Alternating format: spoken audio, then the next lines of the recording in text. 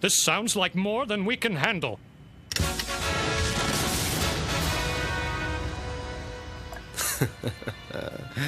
Amusing, yet not without a certain understated omniscience.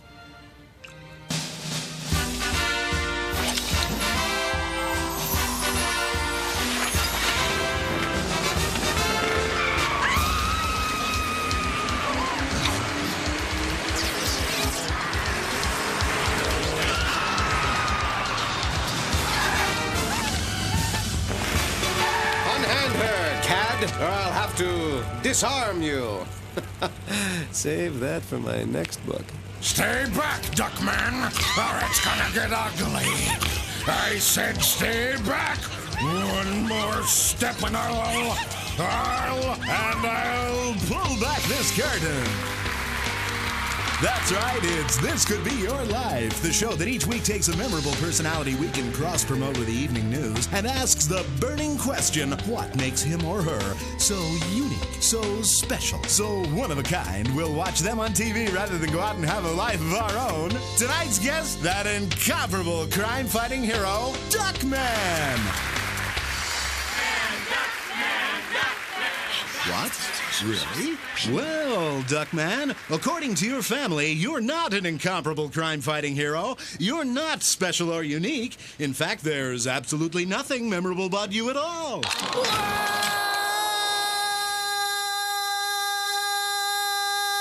Whoa! Smoke!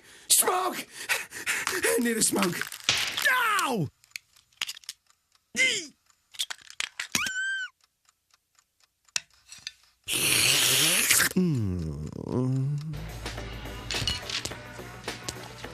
What's the matter? You seem a little down this morning. It's okay. You can tell me about it. I'm here for you. Well, if you really want to know. Uh-huh. I had that dream again. Oh. The one where no one cares about anything I say or do. Quiet, you worthless sack of pillow stuffing. I'm on the phone.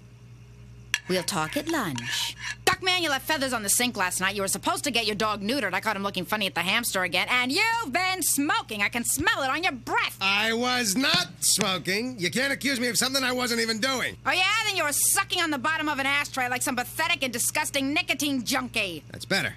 I'm telling you for the last time, Duckman, I don't want this house smelling like one of your stale old cigarette butts.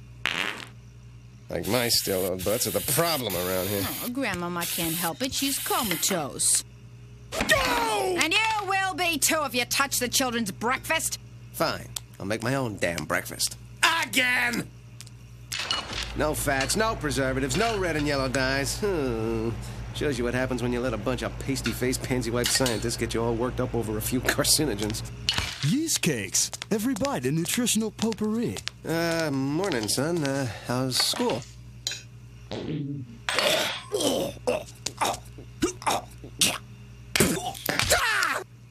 There's my stopwatch. Your theory totally overlooks the ontological side, and yours underestimates the Cartesian perspective on antisocial pathology. Freudian, Jungian. Charles, Mambo, knock it off. You're giving me a headache. Boys, not in front of Grandmama. Yeast cakes! Good morning, Grandmama. All right, that's it. I've had it. For all the response I get around here, I might as well be invisible. I know your mother died. I know she left you in the house to her sister, but I still live here. I'm still the man of the house, and I demand to be heard, to be recognized, to be... So, my sister-in-law is a walking Cuisinart, and my children do treat me like some kind of skin rash. At least I'm freeway close. My tire! I don't get it. I brake for animals if they're big enough to dent my car. I don't pop any zits above the eye line. I treat others the way I'd like to be treated. Same to you, sister! Devote a lifetime to the church. They think they own the road. It'd just be nice for once to be noticed. Get the kind of attention I deserve.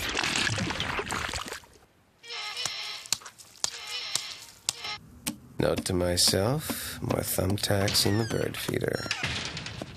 What the hell are you staring at? Hello, Mr. Duckman. Being aware of your little digestive problem, we made you a bran muffin and a mug of steaming liquid grit. Be good to your bowels, and they'll be good to you. We also called your doctor to tell tell him we think you've been a naughty detective. You've been smoking again. And he said, quote, keep it up and his heart will burst and splatter all over the inside of his tar-filled lungs. End quote. So we set traps in all your cigarette packages. Don't worry about Fluffy, sir. That's the good thing about being stuffed. We're very resilient. That Mr. Duckman, he's getting much better at expressing his emotions. So what if they work for free? The last thing I need this morning is a couple of touchy-feely secretaries, some cat coughed up. Fine, thank you. Just peachy. And how are you today? Aces, Duckman. I'm doomed, Cornfed, doomed to live an unnoticed life, an anonymous drone stepped over and unappreciated till the day I die. Is it me, or does your hair have more body? Are you listening to me? I'm invisible, Corny. I'm falling through the cracks without leaving a mark. My own family ignores me, and who can blame them? There's nothing special about me, nothing unique. I'm just one more duck detective who works with a pig and lives with the twin sister of his dead wife, 3 sons on 2 bodies, and a comatose mother-in-law's got so much gas she's a fire hazard. Sure, but there are things that stand out about you, too. Like what? Name one thing about me that stands out, that I'll be remembered for.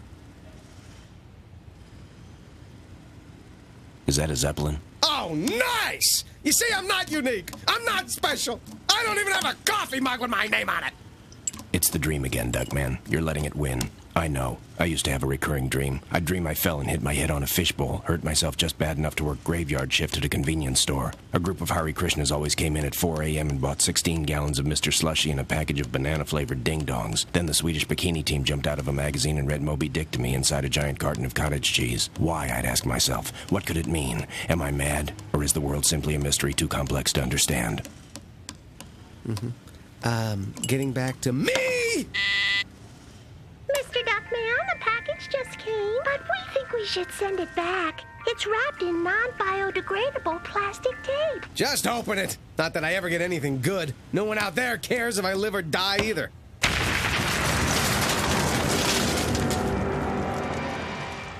Good news, someone cares. It's true, Corny. Someone sent a bomb to me. Someone actually wants me dead. But who? I can't think of anyone who would want to kill me. Well, there's your paper boy, the neighbor with the dog you set the bear traps for, the cab drivers union, the father of that ballerina. Never mind. I know who it has to be. Let's go. 2 of your uncles, Scout Troop 44. Mr. Duckman, if you could find our arms and legs, this radiator's getting a tad warm.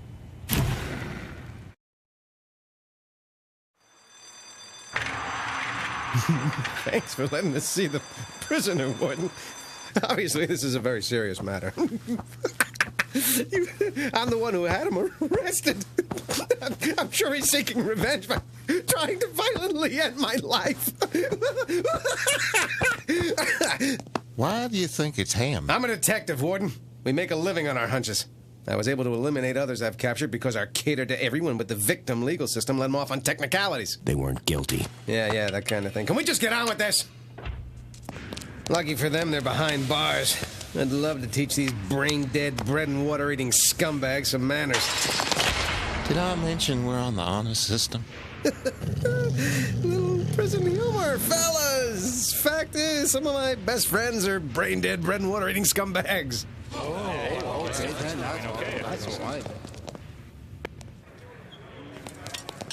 What happens, Warden? What snaps in a man? What makes him sink so low that he ends up spending an empty lifetime in a hellhole like this? Good dental plan. Oh, you meant the prisoners. Who knows? Too many violent cartoons when they were kids. Rehab. We like to acclimate prisoners, not just back into society, but into high society. There are those, of course, who are too far gone to be rehabilitated. The white-collar criminals. There's gang activity brewing. They're wearing their colors today. Inside traders in the red ties, S&L executives in the blue. Zero coupon bonds! Muties! 0 coupon bonds! Muties! It's a very delicate situation. One misstep could cause a full-scale riot.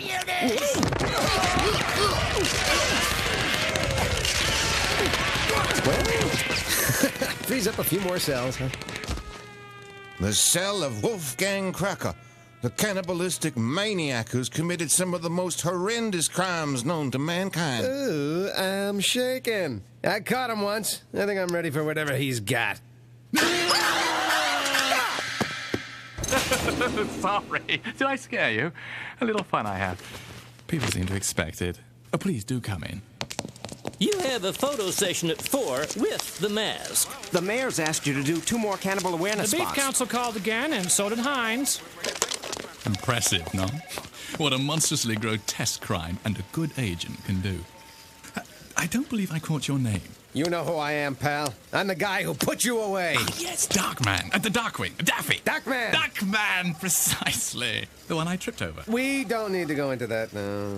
His sister-in-law was chasing him with a waffle iron when he slipped on his son's skateboard and rolled into the street just as Cracker was running to his getaway car, causing Cracker to trip over Duckman flying into a passing police car. You think that was an accident? And now you've sworn revenge. You're trying to kill me. Yes, the parole board called. They'd like to discuss releasing you tomorrow at 2. Can't. PTA's here at 2. Try breakfast month from Wednesday. Getting caught's the best thing that ever happened to me, Duct Tape. I've become rich and famous in prison. I've even helped erase the silly stigma attached to my particular avocation. You eat 20, 25 people, they label you. But thanks to my book, My Favorite Finger Foods, 35 Weeks is a national bestseller. What was once an unspeakable taboo is now a lifestyle choice. Arnold's on One wants to be in your next exercise video. 2's Gabor about your new line of greeting cards. Callbacks. And, of course, I found religion as well. Now I only eat fishermen on Fridays. Only kidding. My success guarantees that I'll be loved by millions while you'll live and die in obscurity. So, with regards to my having you killed, Dark Meat, why bother? A special delivery. I'd say another organ of some kind. Fans, if you'll excuse me. I don't buy what you're selling, Cracker. Every instinct I've honed over all my years as a detective tells me you're the only one who could be trying to kill me.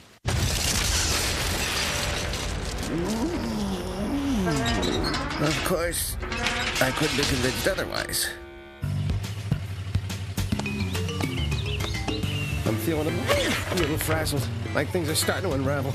I sure could use a chest full of smoke about now. Ow! This bomber's gonna kill me, Cornfed. He finds me everywhere, in my office, in the prison. In your car. Ah! Close one, Corny. But at least this time no one got hurt.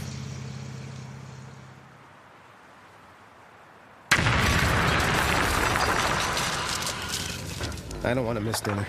I gotta take one more shot at talking to my kids. Connecting with them, you know, before.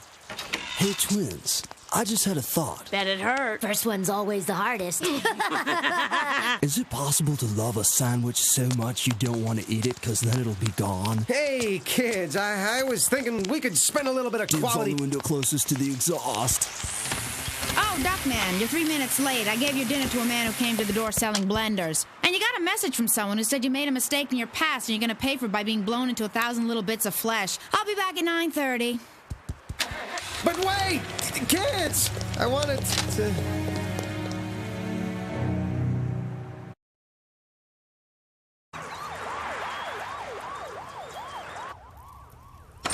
The answer's up here. The bomber said I made a mistake in my past. My whole past is in this attic. What a pigsty. Oh, figure of speech. Yeah.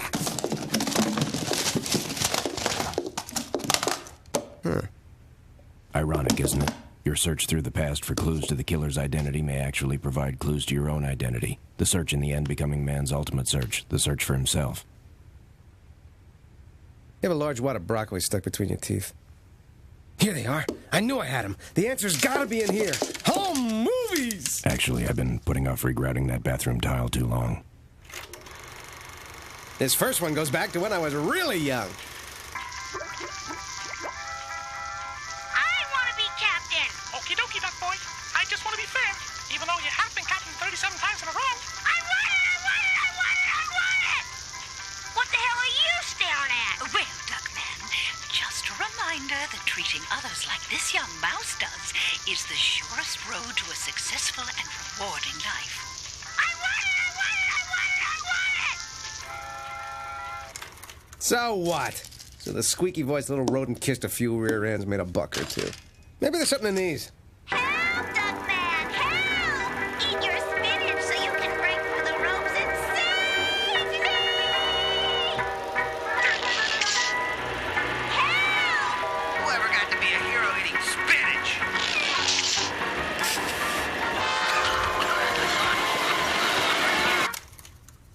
There's got to be something good I didn't hear.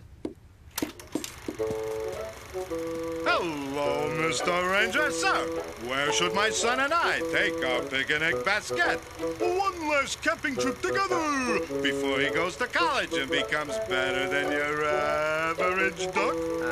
Dad? I decided not to go to college. No college? That'd be a big boo-boo. You're going to college if I have to drag you there myself, eh?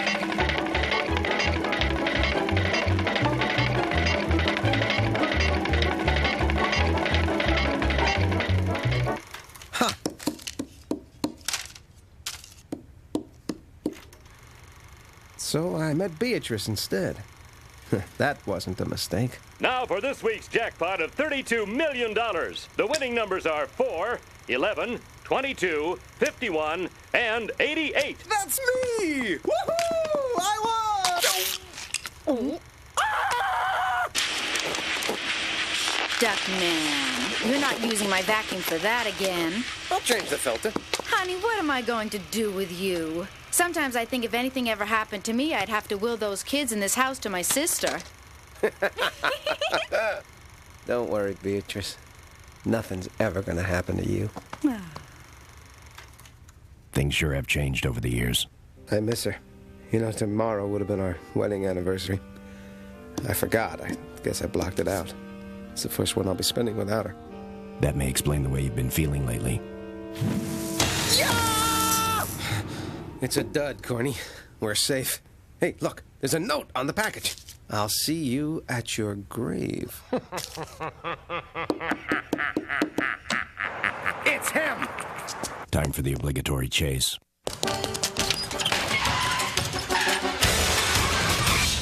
What a yutz. Trying to hide in a glow-in-the-dark t-shirt. Might as well send up a warning flare. Pfft, what, no map?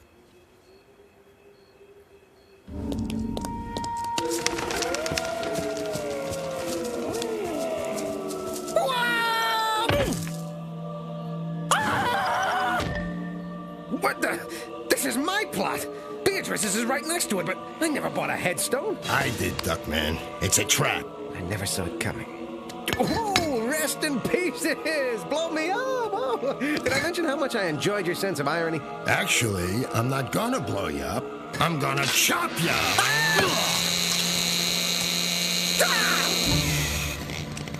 Play with tigers, you get covered in yellow hair. I'm sorry.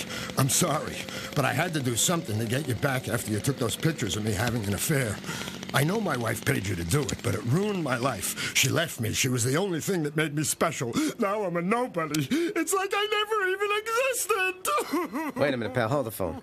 You saying I got paid on this job? Gee, I'd remember that. You know, you're right. You're not the guy. Sorry. It's just that you look a lot like him. In fact, you look like a million other duck detectives. It's not like you stand out or anything. It's an honest mistake. No hard feelings. These things happen. Listen, I'm a little too depressed to take you down to the police. Can I trust you to turn yourself in? Yeah, sure. Boy, do I feel stupid. You hear that, Cornfed? I'm not special. Even my own killer doesn't think so. Get a hold of yourself, Duckman. It's true, Cornfed. I'm just like that bomber. I lost my identity when I lost my wife. But you still have something he doesn't, remember? His chainsaw? Your children. You're still the only father they have. That makes you special. No one else could have created the family you did. I mean that in a good way. Now, what's the point? Their own mother didn't think I was up to raising them. And maybe I'm not. Maybe that's why they ignore me. Beatrice made me a better person.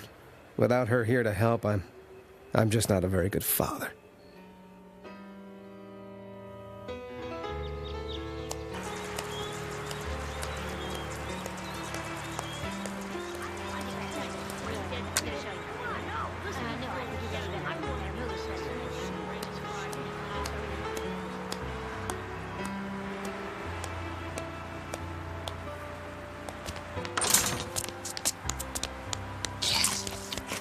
Happy anniversary, Dad. First one without Mom. We know it's tough. We miss her too. I did want to tell you, the twins and me think you're doing a good job, Dad. And we love you.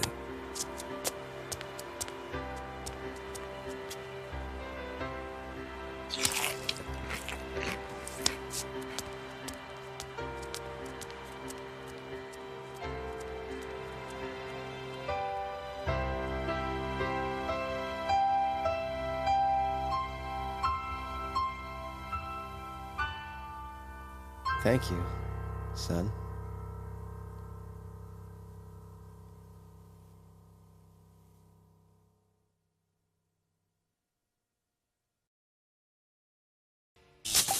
We think it's time you tried Hill of Beans Decaf, because coffee without the caffeine is like sex without the costumes.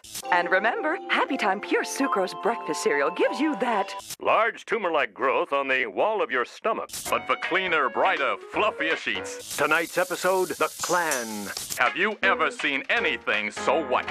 The All Sports Network. The All News Network. the All Potato Cakes Network, the Mismatched Buddy Company Network, The Roadkill Identification Network. the Let's Talk in Pig Latin Network, the Skin Disease Network, the Vacuum Cleaner Bag. Wow, do I have to sit here all day looking for something to watch? Nope, yeah, no way, negatory, not, never, nope, Cannell, are you kidding, forget it, Botchko, nope, no thanks, Miller Boy yet, nope, no chance, nada. Where are the quality shows? The shows that stimulate your mind, that enrich the human condition. Gunfire. For those of you who have just tuned in to tonight's episode of Crazed Postal Worker, this week's disgruntled former employee turned homicidal gunman is holding his hostages behind the stamps-only window. Talk about your entertainment, and no family around to hog the TV. That's right, our organization is Pre-Need. We're teaching people to make ceramic ashtrays with their teeth in case they become handicapped. Oh, sorry, Mr. President. I'd love to talk more about you and the First Lady getting involved, but my favorite show's about to begin. 5 more minutes and we'll have a formula for putting all the nutritional elements a child will ever need into a chocolate ho-ho. But that would mean missing the show. Uh-oh. Yet again, I've loaded Aunt Bernice's priceless Ming Dynasty china in the trash compactor. Time for the show. I'll let Dodd take the blame. An unwitting woman has come into the post office with her mail. Obviously, none of us wants bloodshed, but warning her would violate our code of ethics about media intrusion. Let's watch. Lady, you forgot to use the 9-digit zip code.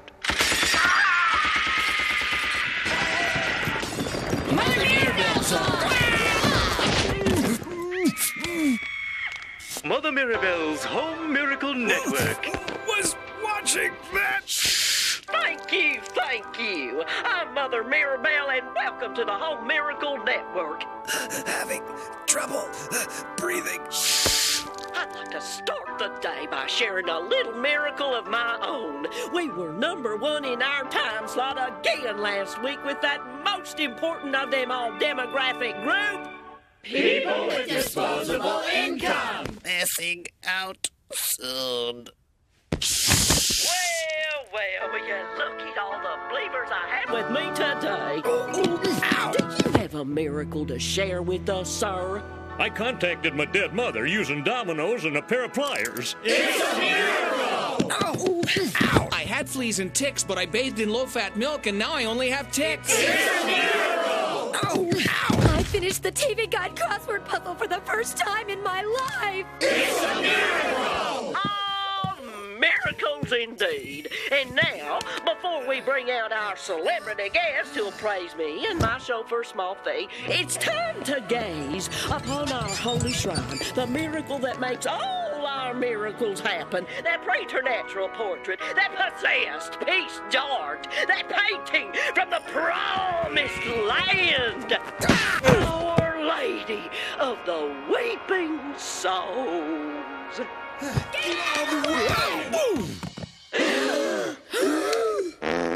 Holy sh**! The painting's been stolen! It's gone. Someone took it. That's sacrilege. What's on the other channel? Duckman! You're a detective. You help her find the painting. Sure. When my butt starts singing show tunes. You have to, Dodd. It really causes miracles. It's the painting of the Blessed Mother of the Weeping Souls. The one where the feet actually perspire. It's worshipped by hundreds of people in this cable district. Duckman, your children are pleading for your help. Besides, it's not like you're ever busy working on other cases. Dodd's a detective? Forget it! I'm not gonna lower myself by helping some pandering preacher find her bogus painting. This whole thing's just one big scam cooked up by an obvious phony who'll do anything to make a buck. She says she'll pay handsomely for its return. Don't wait up!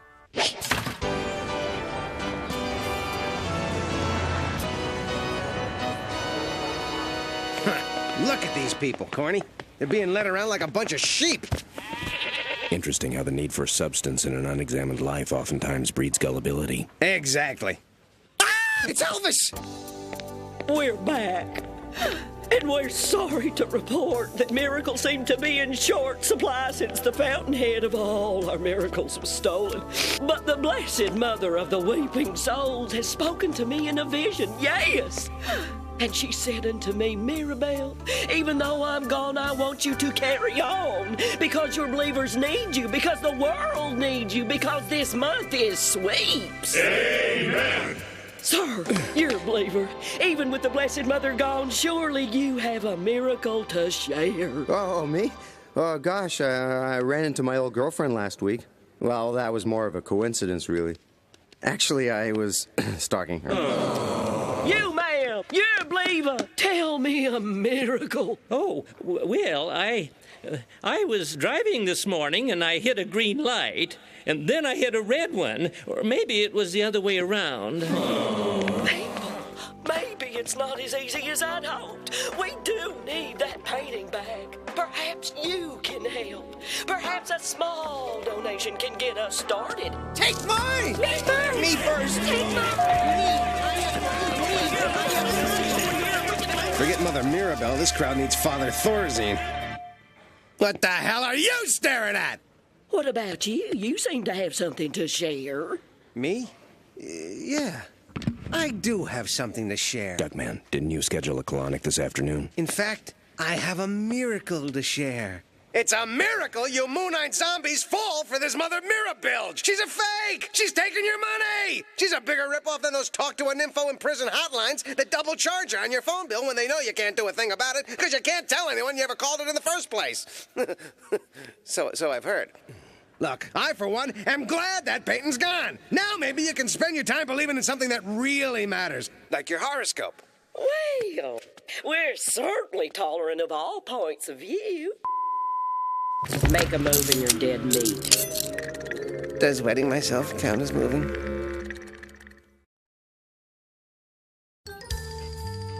Well, since you are a detective, and I do have something to find, I accept your apology. How much do you charge? Well, in order to find out who took it, we'll need to set up round-the-clock surveillance, high-powered telescopes, a parabolic mic, catered meals, 4 buxom assistants, a VCR and a big screen TV, a Barker Lounger, the complete Russ Meyer videos, a 2-year subscription to the sports betting tip sheet. All told, it comes to a daily rate of $400.17. I'll give you $20. That was my fallback offer. What about the thousands of dollars you just collected from those people out there? This imported Italian marble doesn't grow on trees. No, the painting isn't the most important thing in the world to me. It is. And I'm sure whoever committed such a dastardly crime must be some kind of ruthless killer who might very well chop off your heads and put them on a stick. Not to worry. We eat fear for breakfast. You're guessing about the stick part, right? Tell me again why we're doing this. When I inspected the wall where the painting used to hang, I caught a whiff of eau de carpe. It's a cologne so foul it's worn by only one man. A man who happens to be the world's greatest art collector, Big Dada Duchamp. My guess is if we go undercover at his art gallery, we'll find the miracle painting. Miracle schmiracle. I'll bet those mindless pod people who believe in that thing still wait up for the tooth fairy. Why shouldn't they? Because he's rotting in a Turkish jail. Will you hurry up with those disguises? Those mindless pod people are my family. Okay, Mr. Duckman, but may I say I don't think you should just dismiss the notions of miracles. It's a miracle every time a new leaf grows, every time a newborn baby cries. Every time you shut up and do what I tell you. Now turn me into one of those art world freakos or you're next. When you're in a hurry. Nope.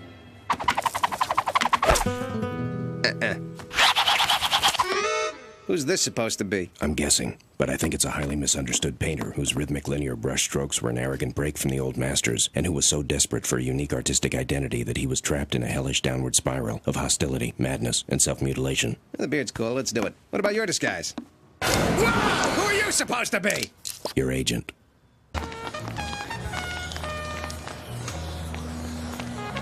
All right, let's mingle, Corny. Keep your eye out for Duchamp, and remember, stay in character.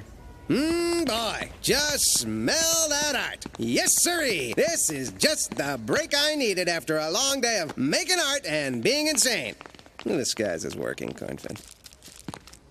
What's he doing with that pink stuff? That's Crisco. He's our greatest rap artist. All right, Duchamp doesn't seem to be out here. We gotta find his office. Remember, take it slow. You can't just barge through his door. My, could I possibly be in the presence of such a great artist? Ha ha! I'm Duckman. I was only pretending to be an artist. Ah, an impressionist. Do I smell fish? What you? I'm Mother of the Weeping Souls. All right, I've come for the girly picture, art boy. Don't try anything stupid or one of us won't leave here alive. I said one of us. I was thinking you.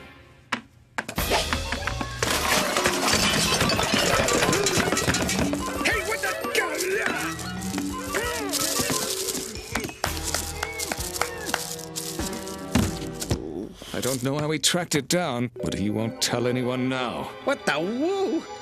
This can't be what I think it is. This will be your greatest work ever, Crisco. And the critics say art is dead. I don't know art, but I know what I liked. Breathing! I can't believe this. I'm actually dead. Plucked from the prime of life. So many things I wanted to do. Climb the world's highest mountain, swim a few channels, invent something that benefits mankind. Oh well, more time to sleep in. Jeez, I didn't even get to say goodbye to my family. Well, at least I'm going up. That's a good sign.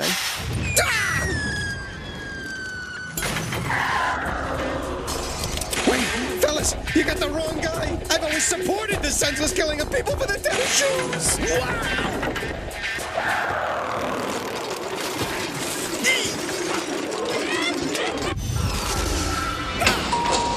Step into the light.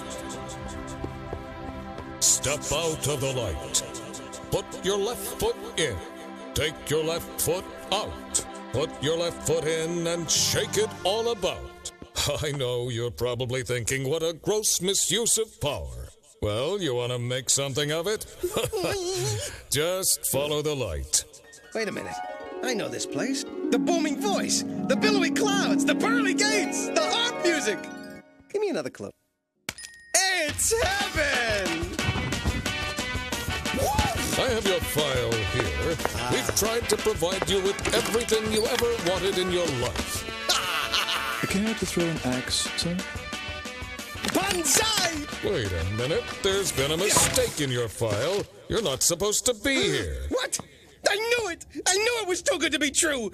I mean, I haven't exactly been a poster boy for religion. Me and Teresa de Lorenzo in the confessional, painting the mustache on that statue of the Vatican. Of course, that one wasn't my fault! I was drunk! All right, fine! That's just fine! Go ahead and send me to eternal damnation. I'd rather laugh with the sinners than cry with the saints any day, Buster! What I meant was, you're not supposed to be dead yet. I'm sending you back. Oh, thank you. Thank you. By the way, I was kidding about that Vatican thing. While I have you here, Duckman, I want to give you something to take back down. What is it? Cash? Next year's Super Bowl results? Hey, how about a picture? Me, you, a few dead celebrities? It's something I give everyone who comes here. You're just one of the lucky few who get to leave with it. It's the ultimate answer to the ultimate question. It's the meaning of life. Oh, no chance of the picture, huh? An Etch-a-Sketch? Don't get me wrong, I'd love to know the meaning of life, but how am I supposed to get it from this? You could have read it until you shook it off. Can't you put it back? Sorry, I'm extremely busy. I promised Cleveland they'd win the pennant. Wait! Could you stamp my hand so I could get back in? Plummet safely.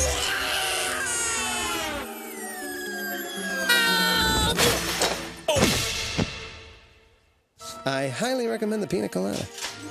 You boy! I think I put out a few. Ugh.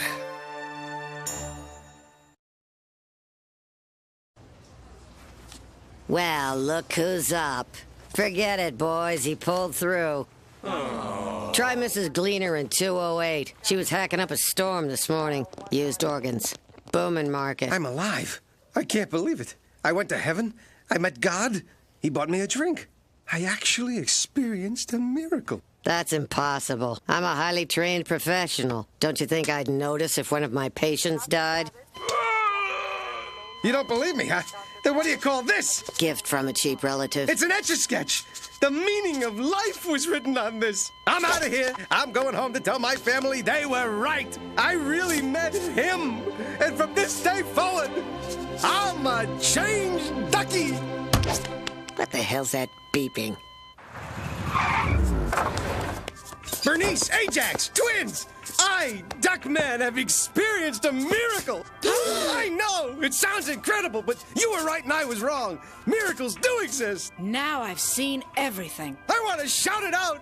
I want the whole world to know what I know! Do it! Pour it on! But for now, it's enough to share my incredible experience with my loving family. The coagular sauce really is thicker.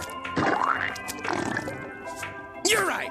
No need to convert the converted. I gotta go out and tell my story to those poor, unenlightened people who aren't yet lucky enough to believe. That reminds me, the painting's still gone. Has anyone seen your father? Me neither. This is great. I've never had such a sense of purpose, doing what all the great religious leaders have done since time immemorial. Excuse me, I'm the prophet Duckman. I'm here to spread... Have a nice day. Hello, my child. Wow! Brother, if I could... Cute little baby. Well, it can only get better. I'm doing something wrong. I'm not getting through to people. How can I get people to listen to what I have to say? We'll return to Mother Mirabelle and her very special guests after a few more words than necessary from our sponsor.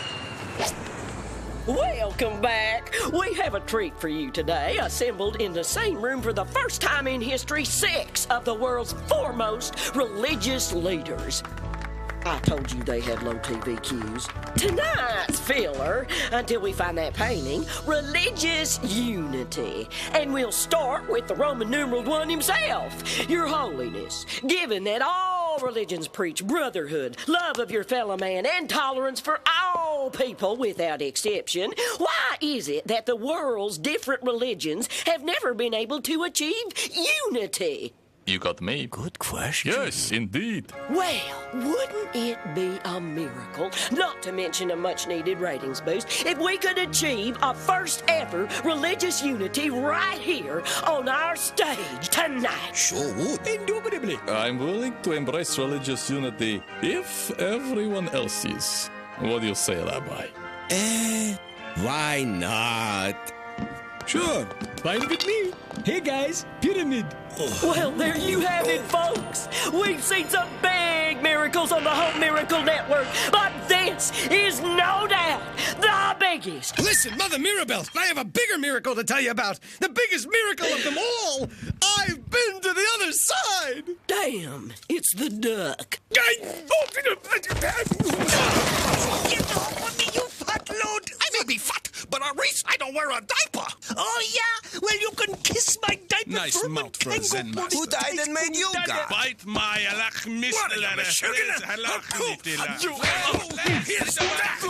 Please, can't we all just get along?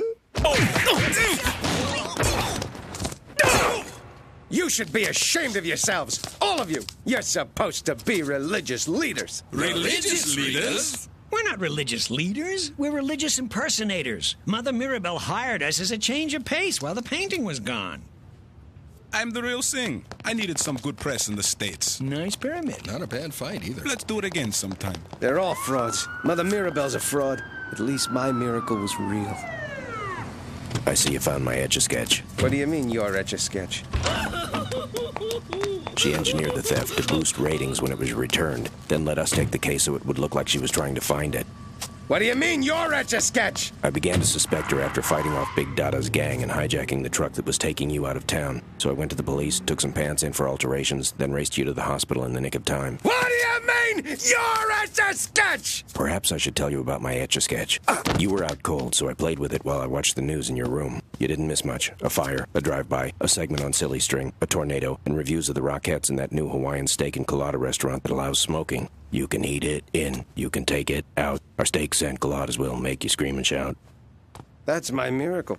Are you saying that I didn't really have one? That I didn't go to heaven? That all those things happened because you were watching them on the news? And because of that pink plastic you were wrapped in. The pink plastic I was wrapped in? Polymethylstyrene. Causes hallucinations. It causes hallucinations? Only for a while. Then it causes you to ask unnecessary questions. Unnecessary questions? Shut up. You want me to shut up?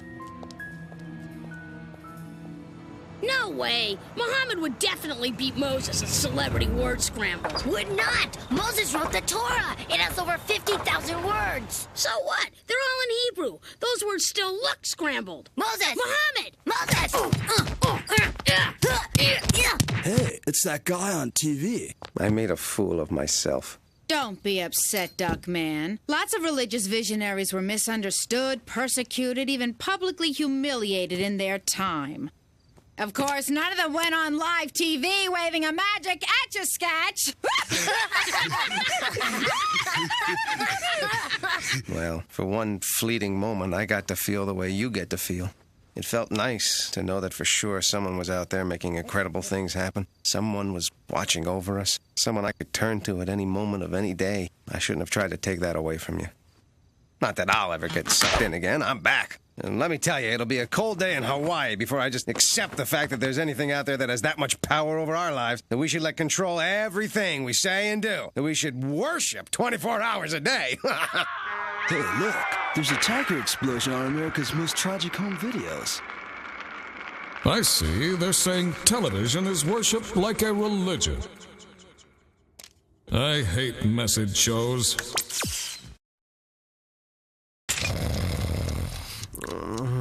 Kim Basinger.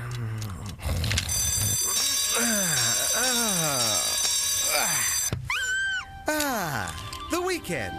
Life's a little truck stop between busting your butt and busting your butt some more. And not just any weekend, the weekend I've been waiting for. The weekend where I treat myself to front row seats in a once-in-a-lifetime event. Nothing's gonna stop me from enjoying this. Duckman, you lazy, good-for-nothing lump. You can't just wander in whenever you feel like it and expect me to cook for you. Breakfast is over, Mr. Man. I'm busy rebuilding the children's go-kart, and I'm spending the rest of the morning trimming Grandmama's nose hairs. Blah, blah, blah, blah, blah, blah, blah, blah, blah, blah, blah, blah, blah, blah. But I did pour you some juice, so take it or leave it. Front row seat. Why, thank you, Bernice. Juice would be just lovely. Orange or tomato? Orange or tomato? Orange, tomato, orange, tomato, orange. Hey, get back! I'll blow their heads off one at a... Orange juice. My mama used to give me orange juice when I was sick, and I'm sick now, aren't I? Oh, dear God, you saved me from myself! Duckman, Duckman, Duckman! Orange, tomato, orange, tomato. Hey, get back! I'll blow their heads off one at a...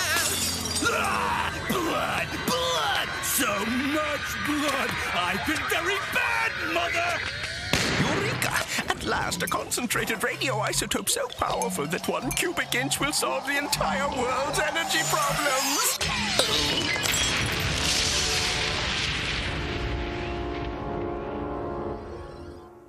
I think I'll have orange.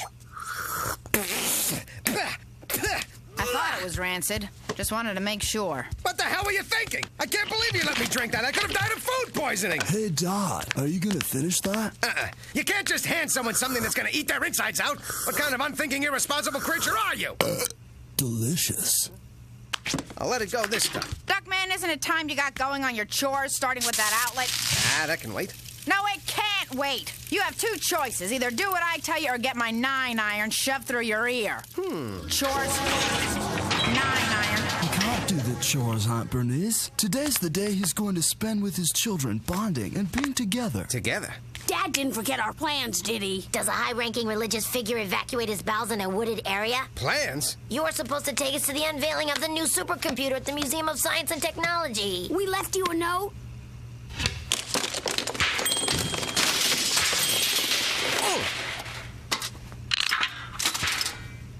You expected me to find that? You found our $50 there last week. I don't care what we planned. I'm not going. I don't even know what this thing is. Perhaps this handy promotional tape given to children who want to lure their unsuspecting parents in will help. Hello, and welcome to the fascinating world of supercomputers. This presentation is sponsored by Flan, the flavor-filled Mexican dessert. What a busy day for these worker bees, each playing a vital role in the construction of this complex piece of machinery. Yes, science is serious business, but there's still time for fun. Last one in is a rotten egg. And speaking of eggs, here's Pepe on his way to market with his father's chickens. Along the way, he stops for some flan, the flavor-filled Mexican dessert. Yep, fascinating stuff. Well, gotta run. Dad, this is the computer that will make all of the computers obsolete. All right, look, kids, I'm sorry. You know, I'd take you if I could, but this, case just came up.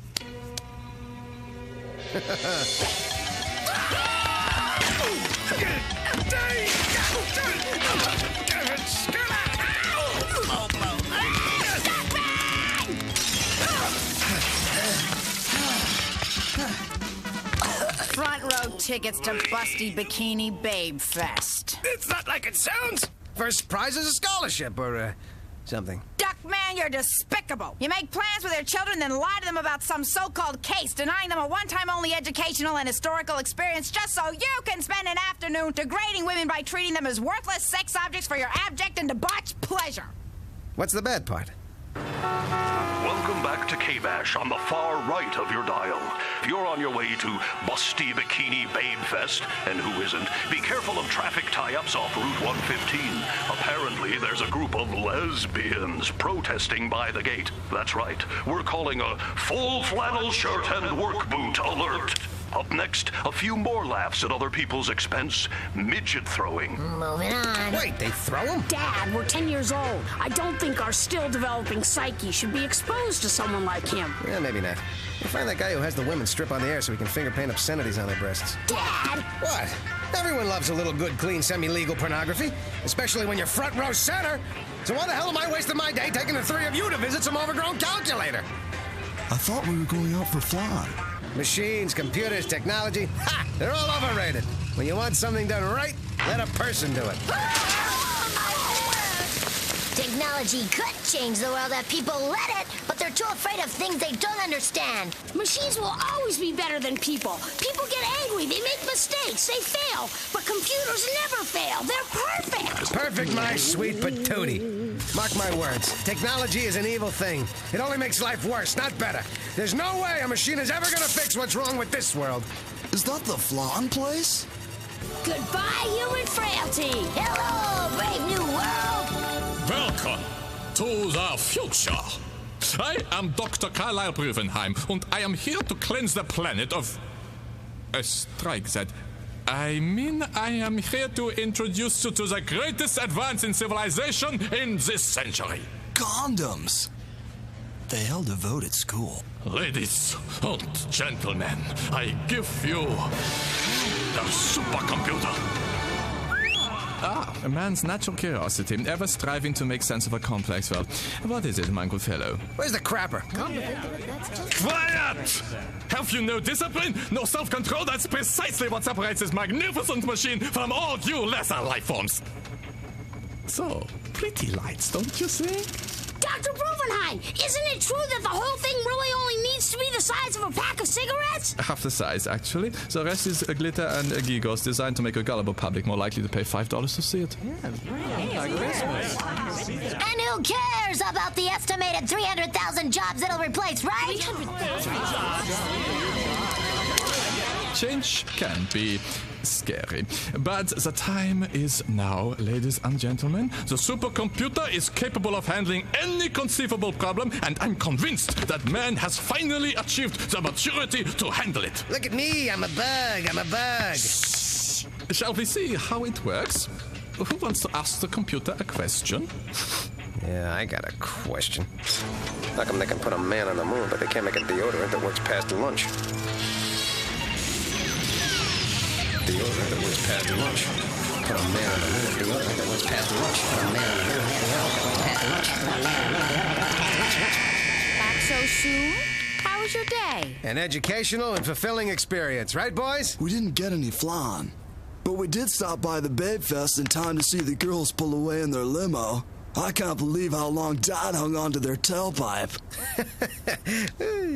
Just checking to see if it was moist, wet, properly lubed. After comparing the marvel of science we witnessed at the museum today with the offensive and all too human behavior of an inferior being, we've come to a conclusion. We'd rather have a computer for a father! You're slug slime, Duckman. Now I have to spend my night appeasing them with junk food and promises of expensive gifts.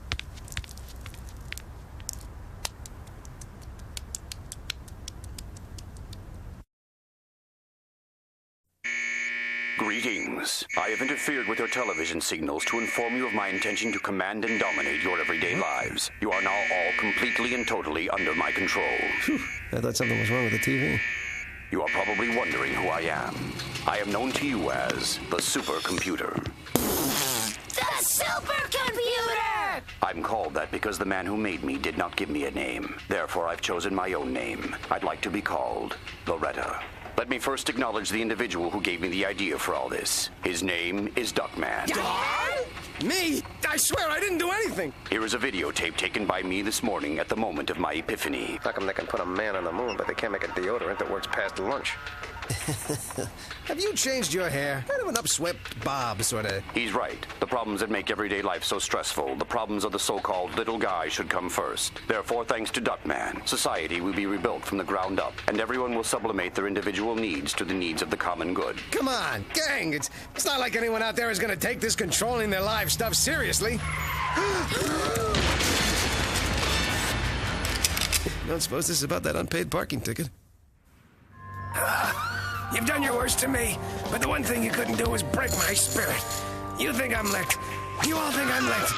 Well, I'm not licked. I'm not licked. I'm not licked. I found something. It could be chocolate. Brunch. A year, 5 years, 100 years. Time means nothing in here. You only been here a day and a half.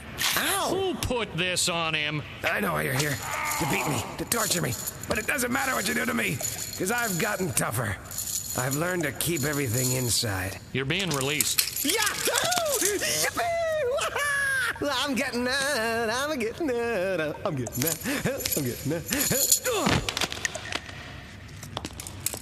Corny! Hey. You got me released? The order came from Loretta. Loretta? She's ordered that all prisoners be released. You gotta be kidding. What about him? I'm here by appointment. He must be my 3 o'clock. Let's go. Wait, I can't go out there. Everyone's still mad at what I did. They'll attack me, string me up. I know what it's like to be part of an angry mob. To beat and hang someone just to satisfy a raging bloodlust. Just once I was in the neighborhood. Change clothes with me, Corny. You can take a few initial blows while I make a run for it. Duckman, there's something you should see. Hi! Hi! Hi! Hi! Hi! Hi! Humana, ha-wah. Either you're babbling, or you just told me in Cherokee that my scrotum is many-colored. How did this happen? It's only been a day and a half. Loretta used her capabilities to solve all the ordinary everyday problems. Shoelaces stay tied, pop-tops never break off, and lawnmowers start on the very first pull. Once all the little problems were solved, services were more efficient, people got happier and more productive, and everybody started treating others the way they'd like to be treated. It's like a dream. Not the naked contortionist on the glass tabletop kind of dream, but not bad. There you are, Corny Poo. That wasn't nice leaving me by myself. I have needs, you know. How did you attract a woman of such pulchritude and allure? I was gonna say hook that piece of sweet meat, but have it your way. Loretta realized that the average man wastes 78% of his waking hours thinking about sex. So she matched up horny men with nymphomaniacs, and, well, you can guess the rest. I don't want to guess. Tell it to me in detail, slowly.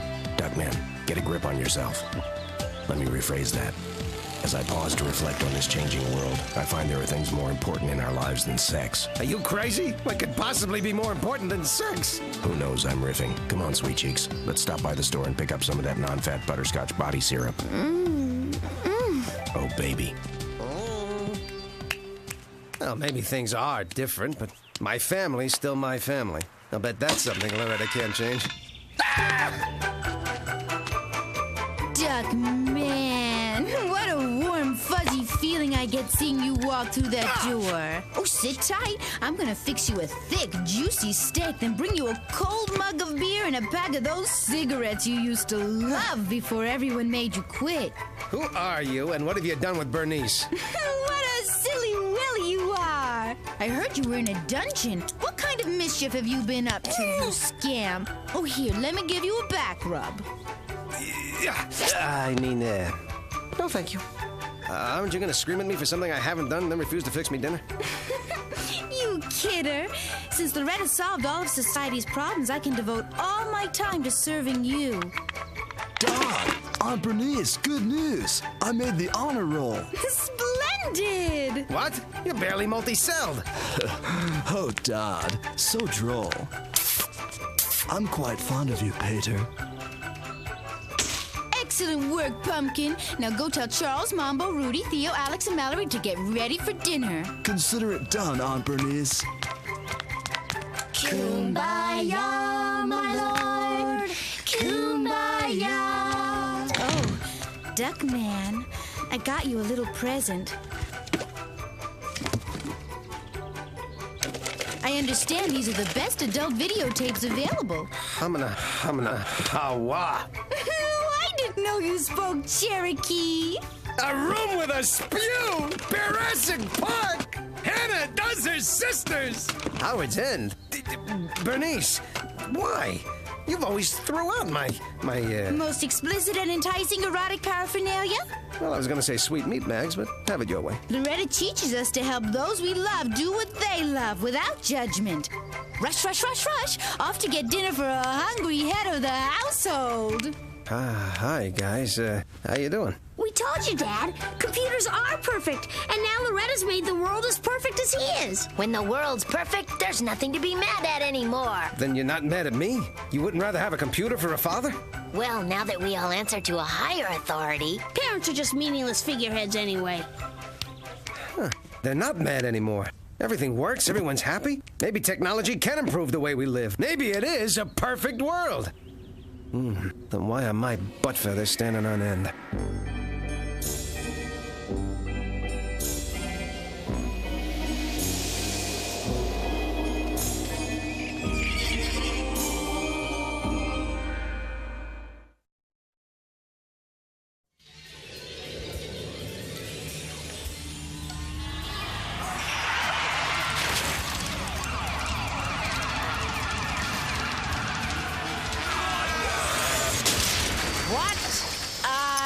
Dump.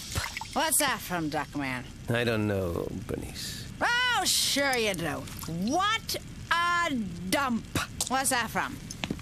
This is a beautiful house. It stinks. It's all my pathetic brother-in-law could afford. Harpy! Here's a guy who gave Loretta the idea for this whole new society. Changed the whole world. And did he make a dime off it? No. My brother-in-law, the failure. The big, fat failure. I'm tired of it, Bernice.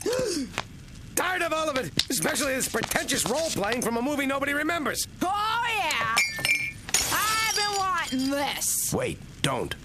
I was gonna drink that scotch. Stay out of this, Porky! Easy, Duckman. I know over 200 ways to kill a man. You could glue an open jar of rats to his face, then blowtorch the other side of the jar, so the rats have to eat their way out through his face. 201. Shut up, both of you! I'm sick of looking at you! You're not sick of looking at Sherry. You spent the last 6 days watching that videotape where she learns what all her vacuum attachments are for. You said you erased that. Erased. Ran off thousands of copies. It's such a fine line. It's over. Paradise is lost. The utopian dream forever shattered and never to be regained. It's a riot! But I could use a new stereo. This happens a lot around here. That enough? Brüllhavenhaken. Prüvenheim. Whatever. You had them drag me here. You invaded my home. I'm outraged. I'm infuriated. You're not armed, are you? No. Good. You're not far from looking. Bruvenheim. And no, I'm not. I'm Loretta. I created this hologram so I could interact with people. I took his form because I knew he was weak and would run away and hide out in some sick, shadowy subculture full of scum and lowlife. Next on Star Search. This should have been the perfect society, but something went terribly wrong. And now it must be destroyed. I have to lay it low. Level your cities, eliminate all life, then begin anew in a world completely barren of the sick perversion that is your civilization. Gee, I'll be pretty lonely, but I guess I'll adjust. You're responsible for this society. You'll be the first to be expunged. Expunge? Wouldn't happen to be German for reward. Wait a minute. Whoa, Nellie, you can't kill me. I can help you think of new societies. I have lots of ideas for societies. How about a society where everyone has to hop? Huh? Or a society where the seats face the back of the car and it's real hard to drive.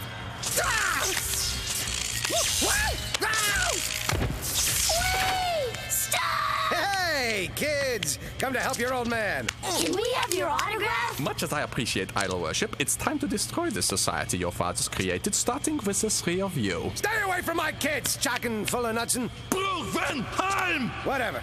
I didn't come up with any society. I just wanted better deodorant. You were the one who made up this whole new world. You screwed up, not me. Impossible! I am infallible! I don't care what religion you are. You made things worse when you made them better.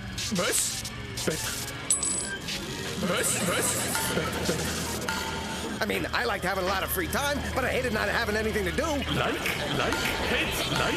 Don't you see? Things were good when they were bad, and they got bad when they were good. People just aren't happy unless they're unhappy. Bad. Happy. Unhappy. Happy. Does not compute, Daisy. What did I say? If I understood a word of it, I'd take it back. Daisy.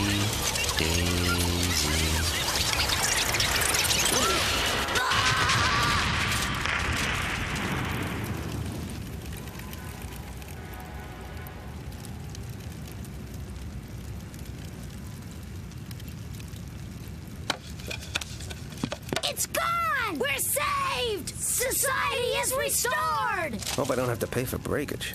What were you kids doing down here anyway? We knew they were taking you to Loretta. So we hid in the trunk. I'm glad we did, too. We got to see you be a hero. You saved the city. And us. Yes, well, once again, I've outwitted a pitifully inadequate opponent by staying one step ahead of him. How exactly did I do that? I believe you presented Loretta with one of the quintessential paradoxes of the modern era. The idea that the most perfect world is an imperfect world, because imperfection creates the drive in people to make things better. The irony being that maybe the most perfect parent is actually an imperfect parent. That's me! Wait a minute. Are you saying I taught you something? I guess so. Don't tell anyone, okay? Ouch! I'm just glad you're not mad at me anymore. Things can finally get back to normal.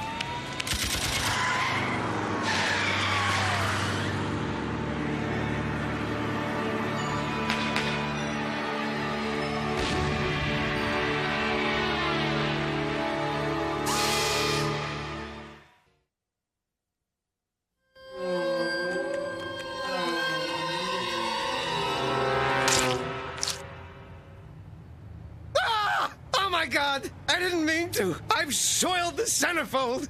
Ruined, corn-fed. The work of all those dedicated professionals coming together to capture a natural woman at an unguarded moment. Interesting use of a spatula.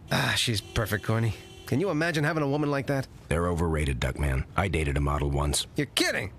Lingerie? Corrective footwear, but they're all the same. The look promises a night of comparing hard-to-find birthmarks in a hot bubble bath, but all you get is a slap in the face and a cold shower. How hard a slap? The letters are a hoot, though. I'm constantly amazed that some pathetic loser is so desperate that he'd write a publication like this for advice. Yeah, can you believe it? Look at this one. Dear editor, I can't get a date and I don't know why. I'm so hard up that I've started collecting Swedish magazines, nude volleyball videos, and inflatable meter-maid dolls. Any advice? Signed, a middle-aged duck detective. I wonder where I put that stapler. Wait a minute. You think that's me? There must be a million middle-aged duck detectives out there. This is just one of those crazy coincidences. Red Zone, you've been a bad boy. The things the former owners left in these closets. Okay, so I've been a little Inactive since, Beatrice died. I've been wanting to jump back in lately. Women just haven't been responding to me. But it's a big world, Corny. There's a lot of possibilities out there. It's only a matter of time before good luck's gonna come my way.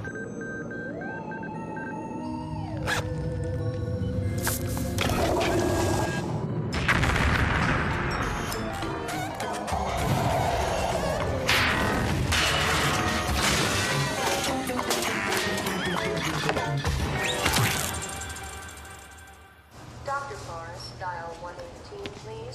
Dr. Forrest, please dial... Oops, wrong thermometer, isn't it? What the hell's going on?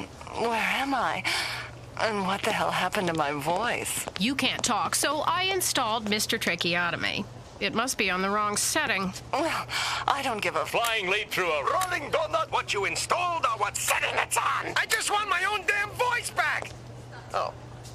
While I'm fixing your bill, I could make some adjustments. Judging by your x-rays, it is a tad on the small side. Small? I've seen plenty of guys with smaller bills than me. I mean, not that, I look at other guys' bills. Suit yourself. I'm sure there are women who respond to a smaller bill. As soon as we get the okay from your insurance company, we'll get you fixed right up. Buy you bills, Gumbo, and insurance. Was the thermos full or empty? Nope, not covered. Oh, get off me, sphincter face! Cornfed, do you think I'm attractive? Sorry, Duckman. I don't date people I work with. No spam for brains? Do you think there's anything wrong with my bill? You mean the fact that it curves to one side, the nostrils don't match, it's covered with nicotine stains, acne scars, varicose veins, and it whistles when you chew? I mean, no, nothing I can see. Ow! Ow! Ow! Hey, Don. You're home late. Homely? My own flesh and blood calls me homely? You know how that makes me feel? It makes me feel the way you must have felt when the other kids voted you the ugliest kid in your class. I can't believe you'd call me homely. Actually, Don, I said you were home late. Oh. I think that Blevins kid is uglier than you. Thanks, Don. Ow! Ow. Hey, kids, let me ask you something. Do you think your old man's attractive?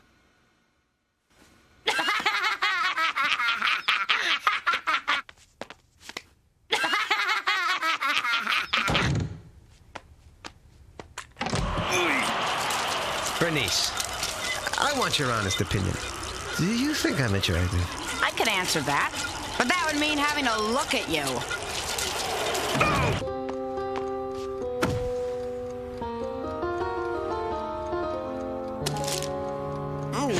I need some air. Are you insecure about your looks? Why would I be insecure about my looks? So you're defensive? Maybe a little. Do your friends think you're ugly? Yep. How about your family? Check. Co-workers? Affirmative. Blind people? Sideshow freaks? And how? People whose faces have been mangled in industrial accidents? Bingo! That's because you are. And nobody likes ugly people. Not in our society. Not in any society. So there's only one thing to do. Take your own life.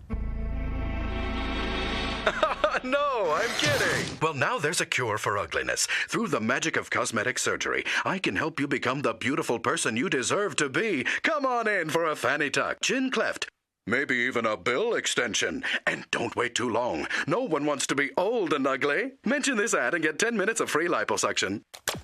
Bill extension, bill extension, bill extension. Women just haven't been responding. It is a tad on the small side. The nostrils don't match. Women just haven't been... The nostrils don't match. Women just haven't been responding to me. What's the ugliest part of your body?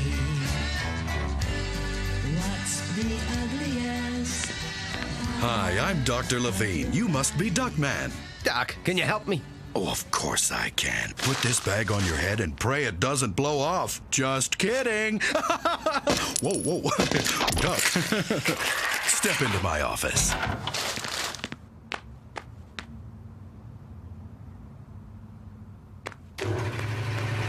Mr. Duckman, one look and I can see why you're here. Pec implants. No, Those massive eye wrinkles. Well, Butt lift. Hey, look! That unsightly flab around the... I want a build job! Had to be, the rest is perfect. Shot in the dark. Kind of guy who wants to see the most expensive models, right? This first one's the Airstream, tends to flap a little, but it is heat resistant and doubles as a lawn chair for outdoor sporting events. The Longfellow, real Corinthian leather, easy to patch. We recommend dry cleaning after Italian dinners. And of course there is the Magnum, but between you and me, I'm afraid it's a bit more than most people can handle. What with all those beautiful women wanting to fondle it in public places and such. I can handle it. Give me the Magnum, please, please, please, please. Wow. Oh, this is just a contract with a little paragraph saying the bill may cause cancer, kidney failure, blindness, deafness, and dandruff. Dandruff? Comes with a special low-cost shampoo. Sold!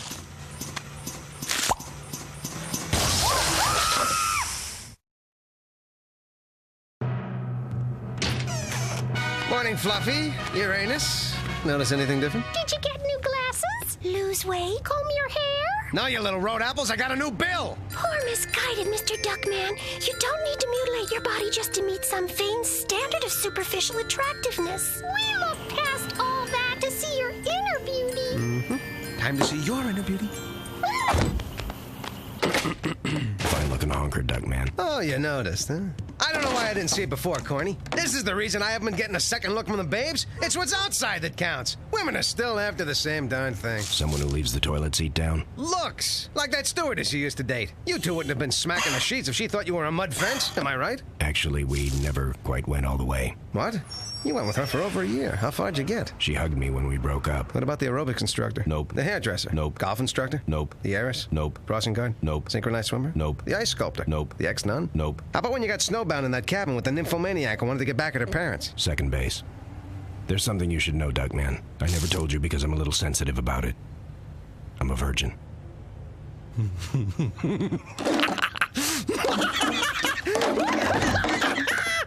virgin! Unbelievable! You! No inski-outski! No bufferino! Never nailed the hammer on the head! Ready to get on with your life now? Look, don't worry about it. This is the new and improved Duckman. I'll take you under my wing, show you how it's done. Maybe even throw you a few leftovers. Just stand back. Watch a master at the top of his game. I'm Fantine. And I'm Cosette. We've been celibate for a year, and we need you to go out with us. Don't worry, we'll pay you.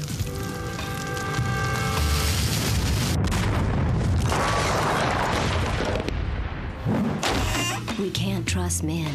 We've always had trouble finding any who will appreciate us for more than our looks. No matter what we do, they just see us as objects of their sexual fantasies, and we need to find out what we're doing wrong. You have a cookie crumb on your left breast. There's a little piece of chocolate on yours. Come in. I'm Duckman, and this is Hooters. I mean, Cornfed. This is Cornfed. Sorry, just a little horny. Tired this morning. A little tired. I mean, can we get you anything? A cup of coffee? A cup of decaf? We're practically bursting to start dating again, but we're afraid we'll attract the kind of man who made us stop in the first place. So we want you to investigate us. Tell us how to change before we attract someone we might regret. All you have to do is watch us closely. Tell us what we're doing that makes men focus on our bodies rather than our minds. Oh, I dropped my earring. Oh, there it is. We just want to be appreciated for the right things. You must know what it's like. People probably come on to you because of your bill. I'll bet some people even ask if it's real. Don't you hate that? Oh, the nerve. Well, off to give each other a full-body hot oil massage. If you're interested in the case, meet us at this address. Say 7-ish? Your skirt is clinging. Oh, when you have some of those lint balls again. We can't go. I'm sorry, it must be the new bill. I thought you said we can't go. I did. We're knee-deep in real cases. We can't just drop our heavy workload and go out on a date. Well, You never know what'll come up when we're gone. Duckman, we have to go. I need to learn how to awaken the sexual beast that lies dormant in every woman's soul, waiting to transform her into a lusting creature of unbridled passion, pulling at me, tugging at me, yelling, "Take me, corn-fed! Make me your love slave!" You know, that sort of thing. I said no, corn-fed. Chicken. Virgin. Chicken. Virgin. Chicken, chicken, chicken, chicken. Virgin, virgin, virgin, virgin. Chicken. Virgin. Chicken. Virgin. Chicken, chicken, Halo. chicken. Virgin, virgin, virgin, virgin. Virgin, virgin. Virgo! Virgo! Chicken. All right, look. I don't want to hear another word about it. We're not going, and that's that. Get these things off of me. Duckman, you think the women will be able to tell I'm not experienced? Oh, will you shut up? No one can tell by just looking. Next up on the first hole, Virgin +3. Hi, Corny. Hi, Duckman. The radiator wears civil cheese. We thought the burlap sacks would be a good idea. Men always seem to respond to our outward appearance, so we didn't want to dress like sex objects.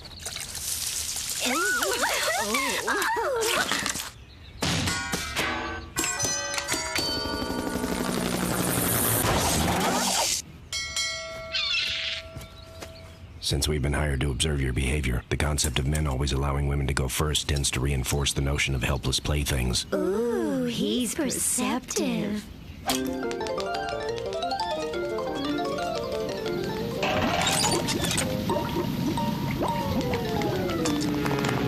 Mini-golf put me through dental school. Duckman, I guess you're next.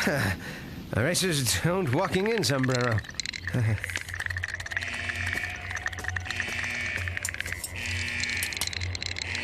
Here, let me help steady your putter.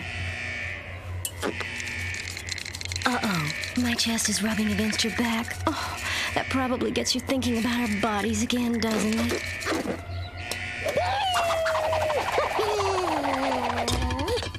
Is it my turn?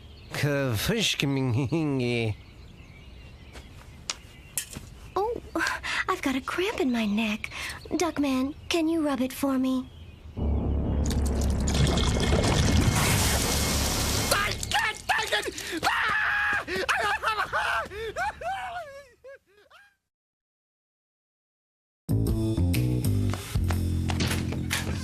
Sorry about last night. I forgot all about that appointment with my periodontist.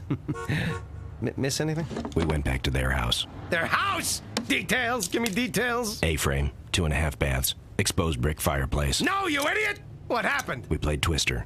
I lost. Beyond that, I am a gentleman. If you'll excuse me, I'm off to help Cosette and Fantine learn why men focus on their bodies while they sponge wash their car in cutoffs.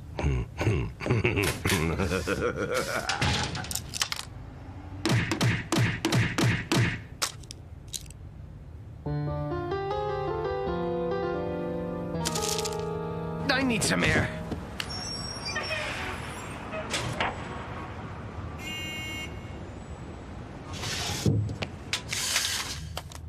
Thought cosmetic surgery was the answer, didn't you? Well, it wasn't, you insignificant worm.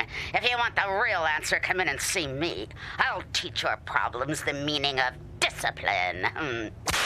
Mention this ad for 2 minutes of free body piercing. Women just haven't been responding to me. Chicken. Here, let me help steady your putter. Imagine having a woman like that. Ooh. No way. This time I'm not going to do something just because a commercial tells me to. Yes, you are. Give me your dirty love. That's all for today, Mr. Cooper. You're making admirable progress. You, Duck, you're next. I don't know about this. It's kind of hard telling my problems to a woman. Don't worry, I used to be a man. Here, lie down on this. Spill it. This isn't nap time. Well, I've been having some problems. Just a second. Okay, so you have some problems. With women, actually. You're not sexually active. I'm very sexually active. With another person. Oh, no. I know exactly what this calls for. You're getting sleepy. No, I'm not. Now? Not really. Let's try the watch again.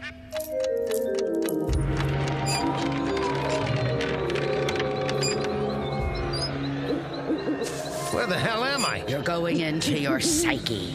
Everyone's psyche is like a house. Some have a 2-story colonial, others have a country cottage, depending on how your mind works. There's yours. Wait, psyche is very difficult to understand. Entering it can be an incredibly complex procedure. Of course, some are less complex than others. Duckman, come back here! Looks like the honeymoon suite where Beatrice and I stayed. A little more tasteful, maybe. You, Ducky. Oh, wow, there they are, just waiting for me, and I can't do a thing about it. Hey, I don't have to be scared anymore. This is my fantasy. Yahoo! Incoming! Gee, Duckman, we're sorry. We didn't plan for that to happen. That's okay. Don't move. I'll get a ladder, put on the tights, be up there faster, and you can say three-way circus. Not working, huh? I'd say the fantasy part of your psyche's been a little overtaxed lately. I think she's right. After all, we've had a little experience being in people's fantasies. And we've found when unfulfilled realities overtake a libidinous subconscious, the disparity between the two manifests in a breakdown of the gestalt. Huh? No confidence. You'd better go find it. Your fantasy will never become reality until you get your confidence back. Okay. Couldn't we try just one little somersault into my lap? Maybe the trollops are right. Confidence is the third door on the left. Hey, Dad, guess who's gonna take care of you when you're old? Me. Duckman, Bubala, come on in. I'll make you some soup. I don't have time! Fine, go. What do you care about anyone else? Play mini-golf with your floozies and just leave me here to die. Don't get her mad. Who said that? I did. I'm your confidence. You! But you're puny, you're scrawny, you're pathetic! Snappy dresser, though. You don't want to know from him. He's been beaten down by your guilt. What do you know about it? I'm your guilt! Did you think you could get away with dating those other girls behind your wife's back? Beatrice has been dead for 1.5 years. Maybe, but I'll be with you for the rest of your life. Don't worry, I'll save you. All right, could just wait over here while you save yourself.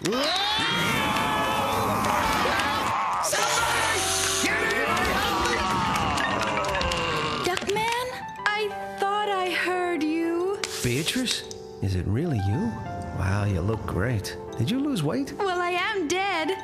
How are the kids? Fine. Look, this guilt is killing me. Can't you ease off just a little? I'm not doing anything, sweetheart. This is your mind, remember? But the guilt is because of you! I haven't, seen anyone since you died. I didn't think you'd like it. Duckman, thank you, but that isn't any way to live your life. Remember staking out that vendor at the parade the day you accidentally caused my death? One guilt at a time, okay? Sorry. The point is I wasn't expecting anything to happen. But when your cigarette punctured the bullwinkle float and he started losing helium until his antler dipped into the clown car and sent it crashing into Puff the Magic Dragon, who bounced off Snoopy and knocked me into an open manhole, killing me, I realized this could happen to anyone.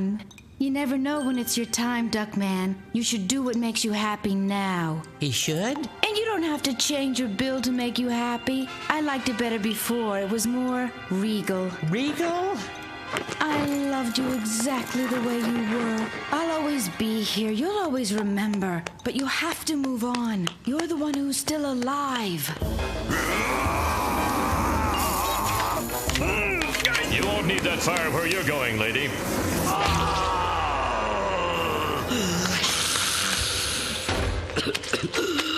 You forgot your son's birthday last week. Goodbye, Duckman. Goodbye, Beatrice.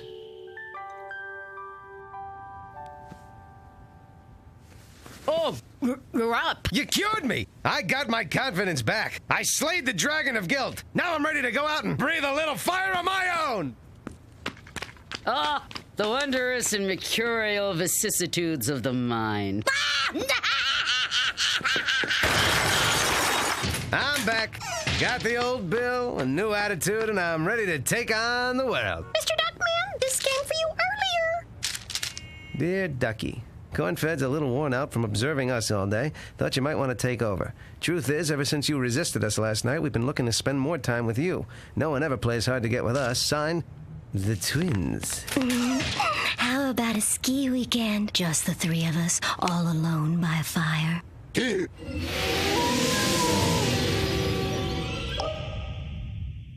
From what I can see, Dave, it's not flowing in at all. There's heavy clogging in several of the main arteries. Well, Tom, I suppose this is an all too inevitable response to the stress of everyday life. Hey, right you are, Dave. Tens of thousands of people escaping the rat race for the stress-free solitude of Castle Kingdom Amusement Park. We're live via helicopter with the KPOV Drive Time Report. Let's take a look at how this blistering heat's affecting things.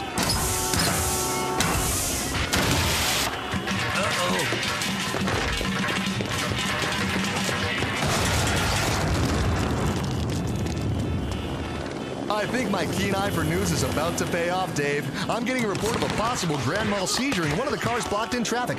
I'll radio an ambulance right after I give our viewers a close-up of something they have no right to be privy to. It's a gas pedal, diaper butt! It won't bite! Move it! Move it! Where's a forklift when you need one? D is for drive, dipstick! Ooh, refresh me. Middle finger straight up mean a Left turn in this state? What the hell are you staring at? I don't know if I gotta be stuck out here. I don't need some busybody sticking his face into something that's none of his business. Shazam! Lady! Those things real? You have to pay to make a point that way. Duckman, pipe down. You're embarrassing us. Embarrassing you? I think you got the jump on me there the day you decided spandex was a good look for you.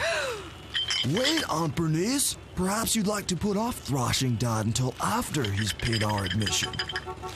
Thank you, son.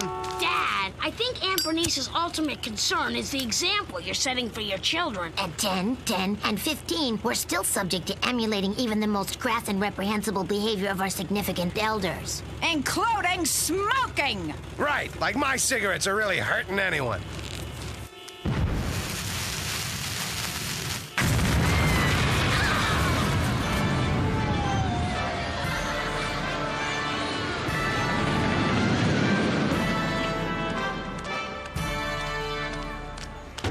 Everyone, welcome to Castle Kingdom, the land of magic, merriment, and make-believe. Remember, no smoking, no littering, no eating on rides, no public displays of affection, no black socks and sandals, no percentage of the gross, no interracial dating, no tantrums, no visible butt cleavage, and no on Proposition 24.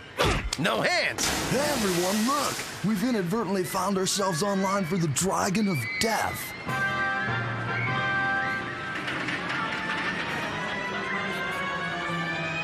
No way! I don't care what it's for, we're not waiting in this line. Oh, why not? Come on, Dad. It's the most popular ride in the park, Dad. The other kids are doing it. And if the other kids jumped off a cliff, would you?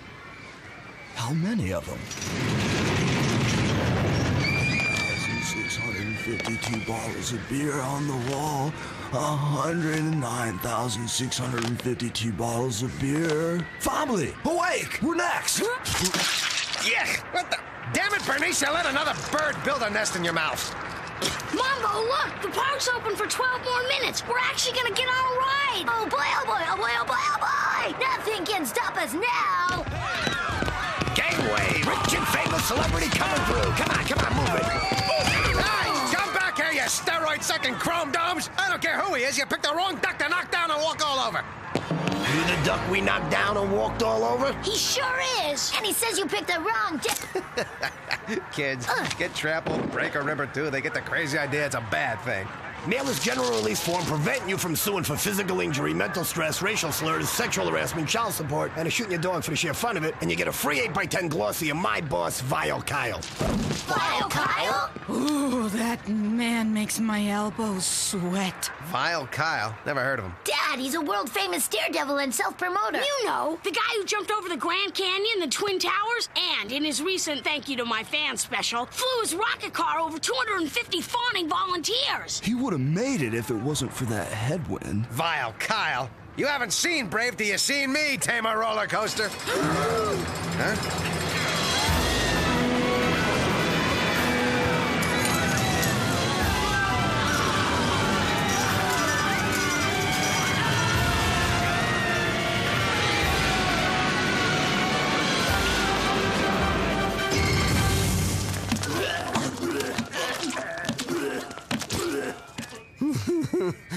you know, these sissy rides just aren't scary enough. I'll just go over there and do something more exciting.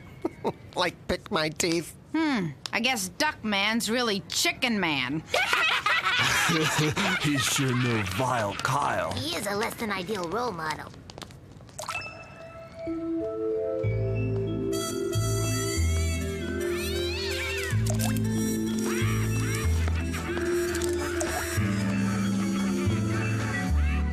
Hey, what the heck? Let me off this thing! Sit back, my child. You don't want to get hurt.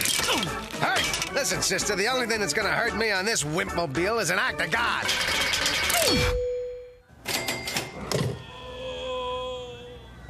Who the hell are you? A doctor. At least until I've exhausted all appeals. Doctor? Oh, yeah, right. I hit my head while rescuing the baby from that, runaway burning thing. Actually, your head is fine, but we discovered you had comprehensive health insurance, so we ran hundreds of expensive tests to see what else we could come up with. The good news is, you don't have a yeast infection. Oh, yeah, you do. However, need an immediate adrenal gland transplant. Adrenal gland transplant? What the hell are you trying to pull here? I want a second opinion. Oh, no. I've been down that road before. Better educated and equipped doctors telling my patients they're fine, and then what? They never come back. I have proof of your condition. Here's your EKG. Here's where I remember to plug it in. I didn't get around to a blood test, but hey, the sight of that stuff makes me blow lunch anyway. I did run CAT scans, MRIs, and urine tests, and as you can see, they are all conclusive. I'm surprised you never noticed any symptoms. Are you, sometimes irritable? What's it to you, butthead? Do you lack energy? No way. After a 3-4 hour nap and some prescription drugs, I'm raring to go. Do you ever want to mud wrestle with sumo waitresses? What? Well, actually, that's not a symptom. I belong to a little club, and we're always looking for new members. Really?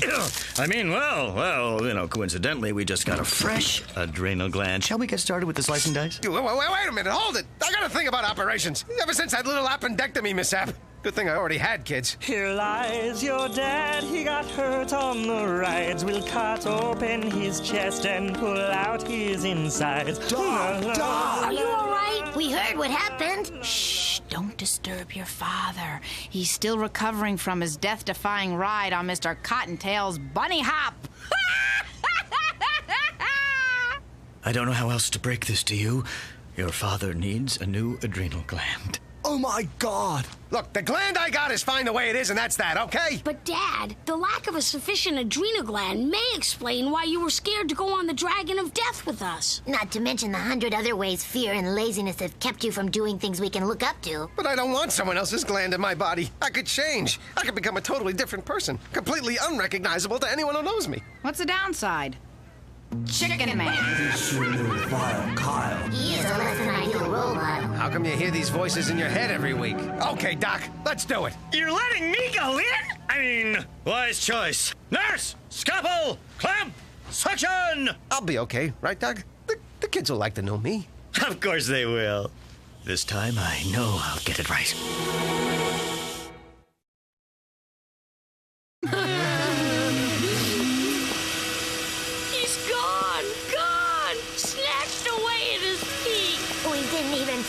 Get a chance to say goodbye. Or tell him how much we really loved him. Hey, don't cry. I came through. I'm okay. Who gives a rat's butt? We're talking about Vile Kyle. He died at the park yesterday right before you got hurt. A bunch of hungry nuns accidentally knocked him into a snack stand. He fell into the cotton candy machine and died in a cocoon of spun sugar. Another senseless religion-based confection death. Wait a minute. Vile Kyle died right before I got hurt? The doctor said there was a fresh donor. That must mean I got Vile Kyle's gland. Wow, the adrenal gland of a daredevil. And you know what? I do feel different. In fact, I'm starting to get the strangest urges. You said you'd see a therapist if those ever came back. Not those urges. I'll be back faster and you can say turbocharge!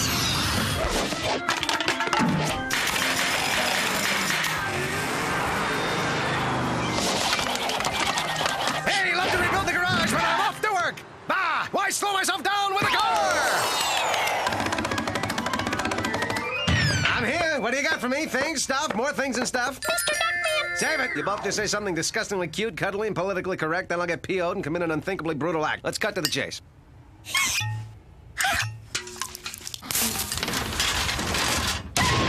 Morning, pig on my heart. It's a new day. Everything's different. Everything's changed. I got an adrenal gland transplant from Vile Kyle. I got all his energy, his strength, his courage. Hut, hut, hut. Ah!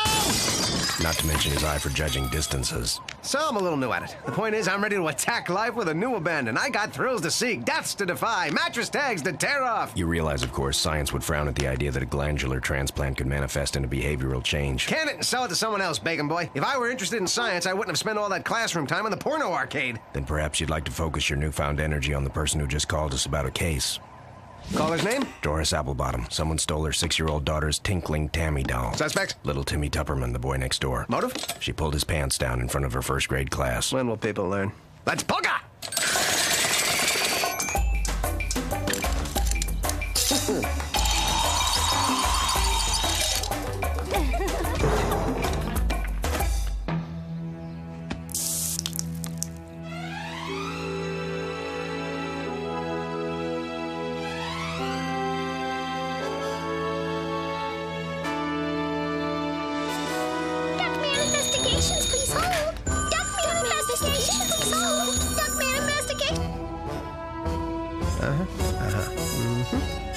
Gentlemen, the murderer has left us his calling card.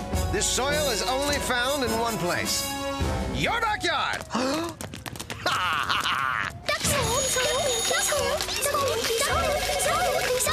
Judging by the hair sample I found nestled in the carpet weave, the culprit is you, Sir Edmund Patton Boggs.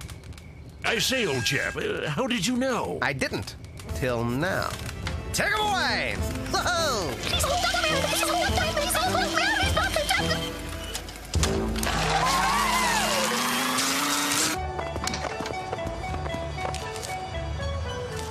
Have a souvenir. Ah, Monsieur Duckman, so good to see you again. Our finest table. Save it for the tourists, Fritz. I'll take that table. The light's better. But they have just been served. Perfect. We'll have what they're having. Literally. Wow, rad, Dad. Killer. Your table, sir, and naturally, we will still bill everything to them because you are Duckman. Oh, yeah. We shared a moment, Fritz. It's over. Made it. But of course!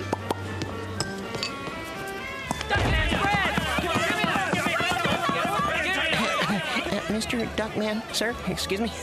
My wife is a great admirer of yours. In fact, she's something of an amateur detective. Zoinks! If you ask me, she's something of an eyesore. Well, would it be too much trouble for you to ask her to dance? Sorry, haven't had my shots. Hey, Zeus Marimba, who's the talent?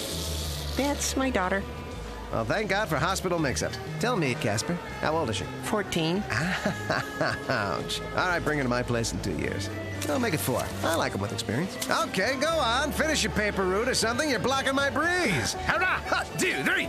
Impressive. Sweet, Dad. Duckman, I'm loath to admit it, but I'm a bit stirred by your behavior. Yuck! You're low. Oh, no! What I mean is you seem to be commanding more respect from your children. Yeah, Dad. Who would have ever thought you'd become a good role model? I can't believe how much things have changed. We're not even ashamed to be sitting with you when you're picking at your underwear in public. Ah, yes. Well, high praise indeed. And let me say how gratifying it is to hear it. For all I ever wanted to be was an ideal role model, a shining example of someone my children could look up to. Fritz! Desert! As much as I appreciate the official and no doubt valuable Duckman Therabus release, it doesn't make up for the fact that these children have been spending a great deal of time in this office. We like the decor. Except it needs more mauve. Early on, I had dreams of being a dancer. Same desk, same chair, same thirst for authority over people smaller than you. Your wife pick out that suit? Duckman, you're half an hour late. And I should be feeling what exactly? Duckman, there seems to be a serious problem with our children. But first, tell us all about your latest case. Please, Bernice. You know how I hate to brag, simply smashing another crime ring for a world that's just a little bit better off because I'm around. Be that as it may, your children have been bullying students, taking their lunches, pinching girls, and throwing money around. I'm a busy man. Get to the problem. But that is the problem. And every time they're confronted, they just say, we can do anything we want. Our father is Duckman. Look, you overpaid babysitter. So what if they're proud of their old man? So what if they think they're special? They are special. They're my kids. That makes them special. If my father had taken this kind of interest in me, who knows? You know what the real problem is? They're bored. There's no challenge here, just like me and my cases. I solve them 1, 2, 3, and then what?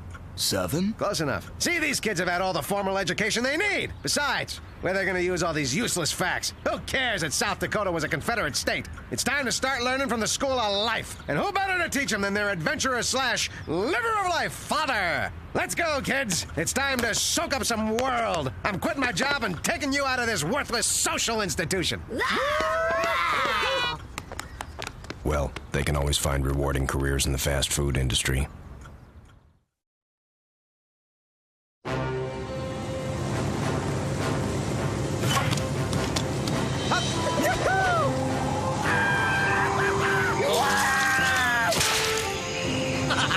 Just wanted a little off the top.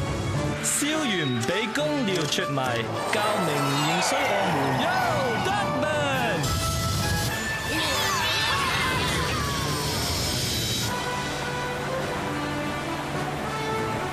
Remember, kids, fear is a word that doesn't belong in your vocabulary.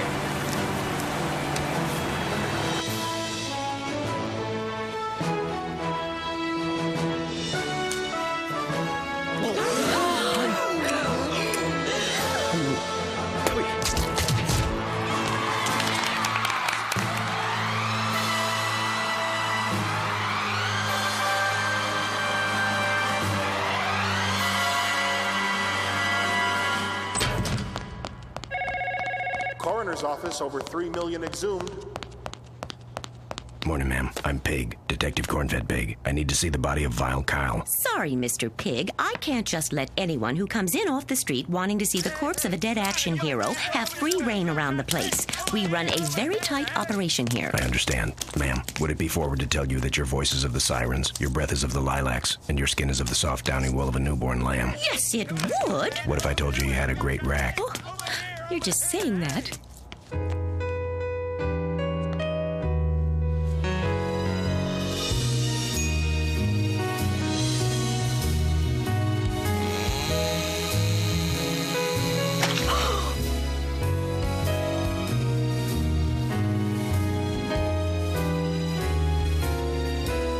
Follow me, you little deviled ham.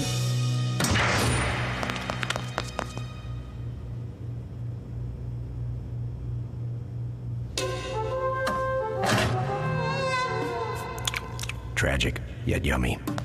No scars. That means he still has his adrenal gland.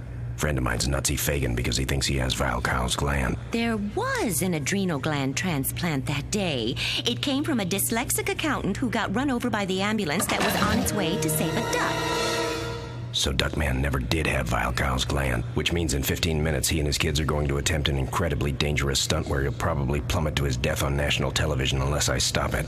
Got time for a quickie? Sure, those things never start on time. Hello, this is Ahmad Hashad Fish Kebab, high atop the tallest skyscraper on the west side, where Duckman will attempt the impossible, riding a unicycle across a 10-pound test line while wearing a lead suit and carrying his sons on a balance pole.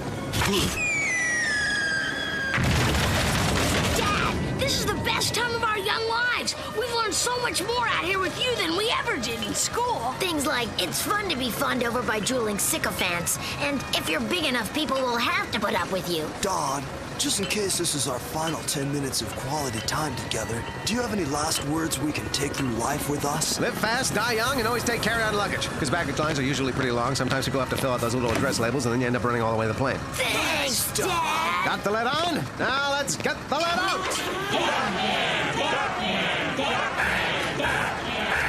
Duckman, sorry I'm late, but the elevator's broken. You ran up 140 flights of stairs? Guess that would have been easier than climbing the side of the building. Look, I have to tell you something important. You have the adrenal gland of an accountant who is dyslexic. Baltish! I'll prove it to you. Vile Kyle died by the grassy knoll at 9:48 p.m. Yet your adrenal gland operation took place at 10:01 p.m. on the other side of the amusement park by the book depository. Are we to actually believe that this magic gland made it from his body to yours within 13 minutes? I think not. That's why I propose the second gland theory.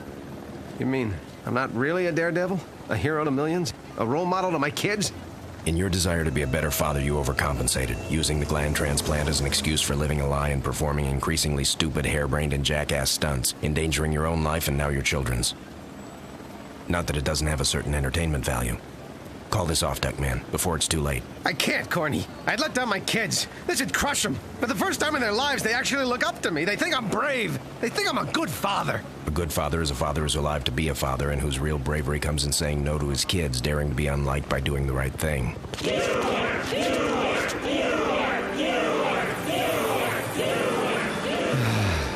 Kids, we're not gonna go through with this. Not going through with it? You can't do this to us! I said no!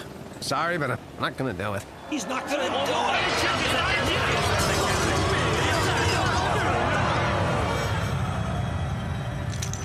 You know, I'm glad I came to my senses in time. This isn't about fans or adulation or blind praise. It's about family. I don't have to kill myself to get the respect of my kids. They'll still love me even if I'm not a daredevil. Right, boys?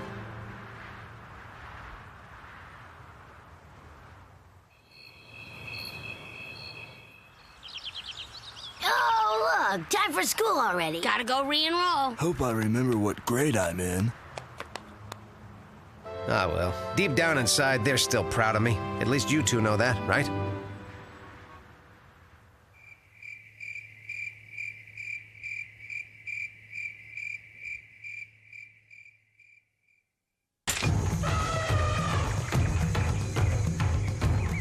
Today, son, I teach you to catch many food beasts. Bring great honor to our tribe. Patience, Wolfie, patience. Embrace the music with love, son, with feeling. That's right, son. Study very hard, and you may be the father of more than just your children someday.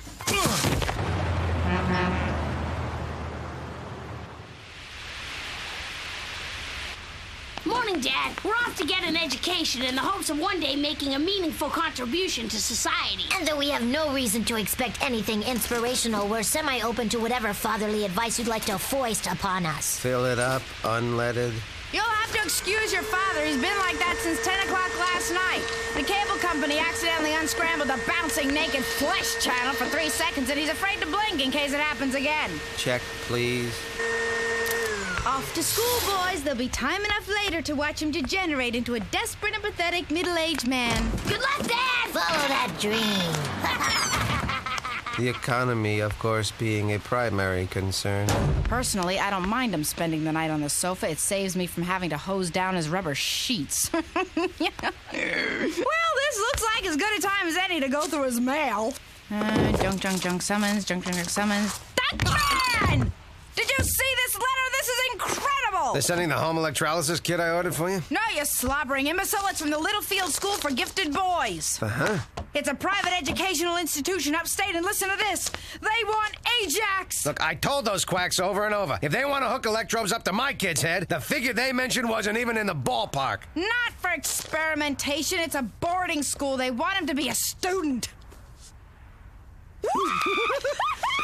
Gifted boy! Gifted! Where's he gonna get the gift?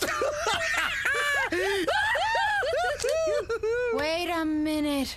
What if it isn't a mistake? What if they really do want him? Maybe he is a gifted student with promise and potential we don't even know about! Hey, someone! The escalator stopped. I'm stuck. Somebody? Well, it doesn't mean the right education couldn't change him. Bernice, the boy is 15 years old. He still hasn't mastered the 4-slice toaster. Besides, I can't believe you're even thinking about sending Ajax away to a boarding school. He's my son. I love him. He's the only one around here I could talk to. No way that boy leaves this house. It's a scholarship. It'd be free. Anyone needs me, I'll be turning his room into a pool hall / babatorium. Not really. It's just a long way to go for a cheap joke. Just think about it, okay? I've got to take Ajax's lunch again. He forgets that yesterday's is gone now. Wait a minute.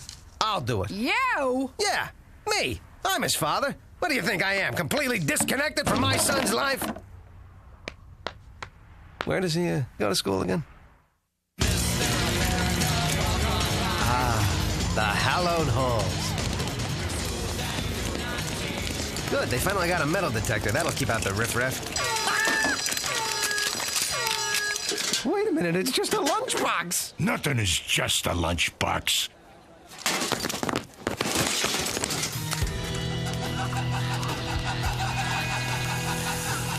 The horror. The horror. Excuse me, I'm looking for my son Ajax. You don't have a hall pass either, do you?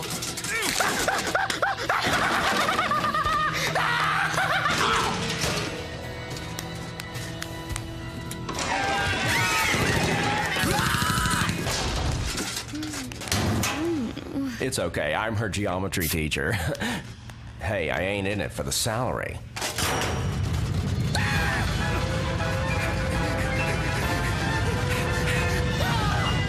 Sorry, mate. Garbage from the cafeteria tends to pile up a bit, eh? Oh, watch yourself. It's the gangs.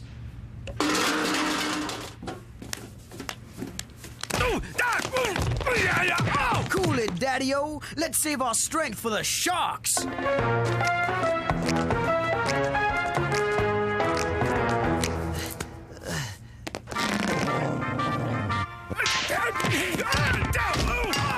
Let's go put on a show, Alfalfa!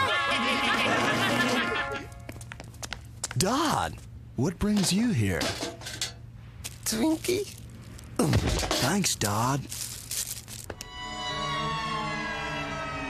Beatrice? No, I'm the one who had the sound judgment not to marry you. Bernice, I was attacked, beaten, left for dead. I warned you not to join a record and tape club. No, at Ajax's school. Where's Ajax? He's in his room watching PBS. Today's sponsored by the letter H. Thank God he's okay. That school is a hellhole. I just don't understand. It used to be such a fine school. What could have caused such a decline? No taxes! No taxes! Who knows? The important thing is that my son can't go to school in that sewer. I hate to admit it, but I think you were right. I think he would be better off at that private school. Could I have a peanut butter and jelly sandwich? Ajax, we're sending you to boarding school. What if I just had peanut butter? It's a wonderful opportunity, Ajax. What's not that we want you to leave, son. It's just that we want what's best for you. You understand. I tell you what, you wouldn't have to leave till Monday. What do you say you and me have the weekend of our lives? Just the two of us, doing anything you want to do. Okay, Dodd. People, let me tell you about my best friend. He's a one-boy, cuddly toy, my up, my down, my pride and joy. People, let me tell you about him. He's so much fun. Whether we're talking man to man or whether we're talking son to son, 'cause he's my best friend. Yeah, he's my best friend. La la, ba da da da ya, ba da da da ba, ba da da da ya, ba da da beep beep, bo bo bye, rubba da ba beep, bo bye, rubba da ba beep, bo ba, whoops.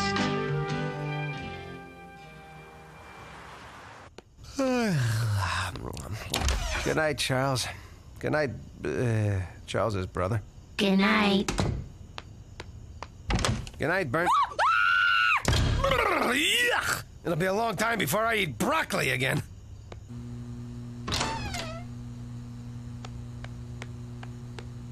Good night, son. I'll miss you.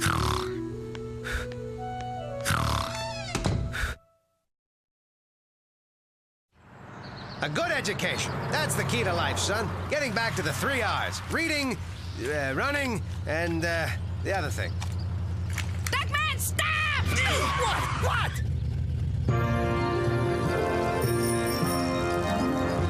Bernice, don't yell like that. I thought I was gonna hit something. Unpack the car, will you, son? Sure, Dodd. Just look at this place. I'll bet in no time at all they're gonna double his IQ. Throw me the keys. Sending it soaring into the high teens. Ah, splendid, you've arrived. Welcome to Littlefield, Ajax. We're most eager to have you in our family. I'm Professor Edwin Byer, headmaster of Littlefield. You must be Duckman, and this is your lovely wife? Don't even kid about that. I'm Bernice, his sister-in-law. Thank you so much for your oversight, graciousness, in allowing Ajax to come to a school like this. Well, every year we select one student based on very strict criteria to come here on scholarship. So what clinched it, Professor? His raw potential, his hidden abilities, his good breeding stock? He scored lowest in perceptible brainwaves and qualified under Project Emergency Intelligence Relief. Congratulations, son. You came in first. Tied, actually. The other one was a Bien Harada Alamp Ohamata who lives in a grass and manure hut in Bangladesh. Ajax edged him out by having a less tolerable living situation. Tell me about it, Ed. She can be a real pain in the... So, shall we see your lovely campus? You can see the Olympic-sized pool there between the tennis courts and the polo field. To our left's the student cafeteria, where 4-star chefs prepare low-fat, high-protein meals.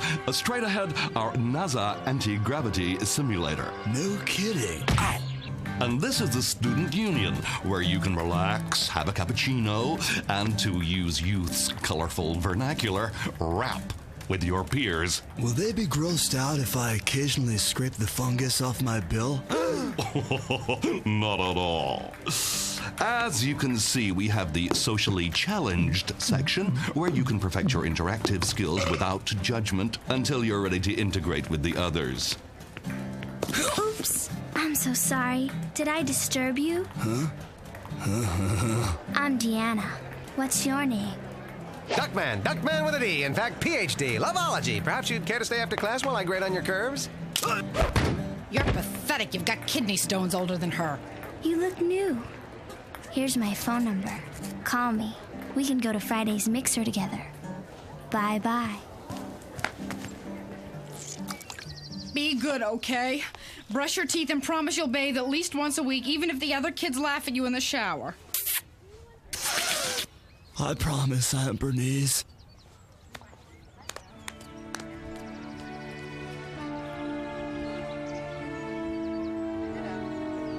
Son. Dodd. Wow. For a moment, we were just like one of those ideal families in those sappy situation comedies. Yeah, the kind where they learn something from each other every week, and then the music swells and they hug. Well, good luck, son. All right, let's go. These candies melt. I can't use them as slugs in the toll basket.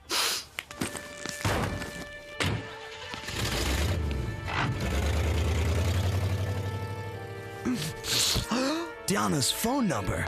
I don't think that's something you have to worry about just now.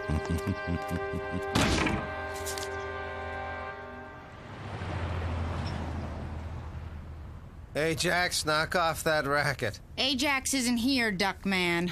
Oh, right. Humor him. This could be the snap the social workers warned us about. Okay. Gee, Dad, it must have been difficult sending your firstborn away from the only home he's ever known. You did your best. You know, it is pretty empty around here.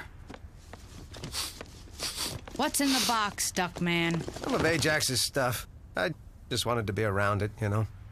Wow, I remember that day. His souvenir program from Sorrow and the Pity, on ice.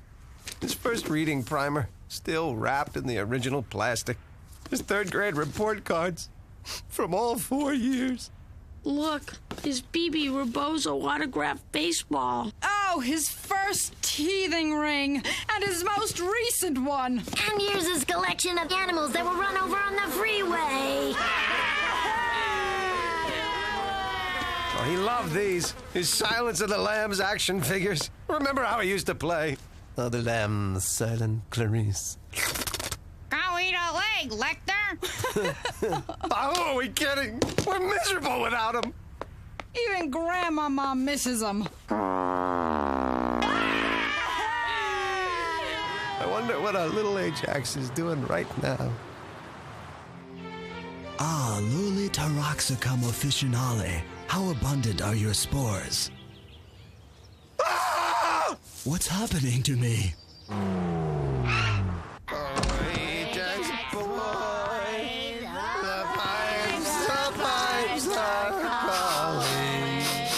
Did you know it smells like decomposing animals that were run over on a freeway in here?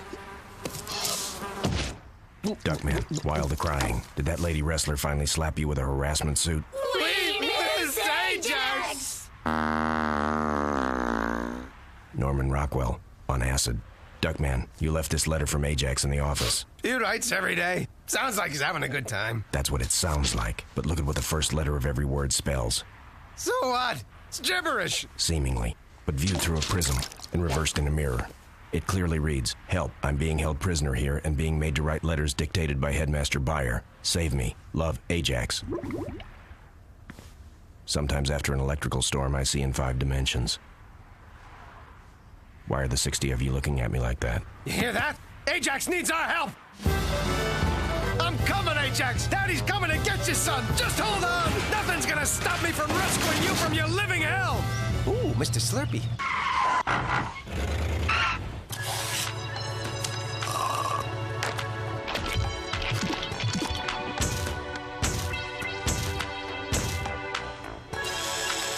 Come on, baby! Free game! Duckman. Yeah? Oh, right. Let's go.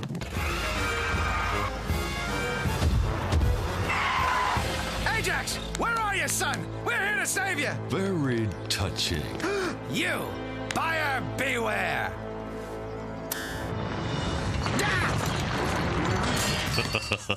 Don't take it personally. I do this to all my prey. Allow me to introduce myself. King Chicken! You remembered. How sweet.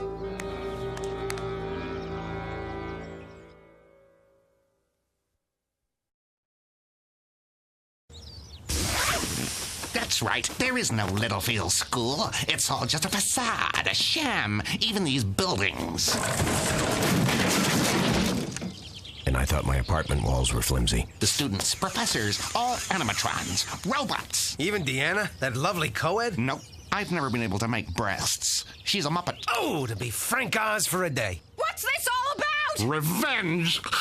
I'm getting back at Duckman by educating his son. No easy task, to be sure, but I'm doing it through renewed focus on the empowerment of learning and a return to traditional discipline. My God, you're sick! You're employing objective standards instead of the coddling of the individual? Why, yes! With attention to fundamentals, drill work, repetition? Oh, yes, yes. Making the slow students catch up rather than slowing down the fast students? Don't stop! And corporal punishment!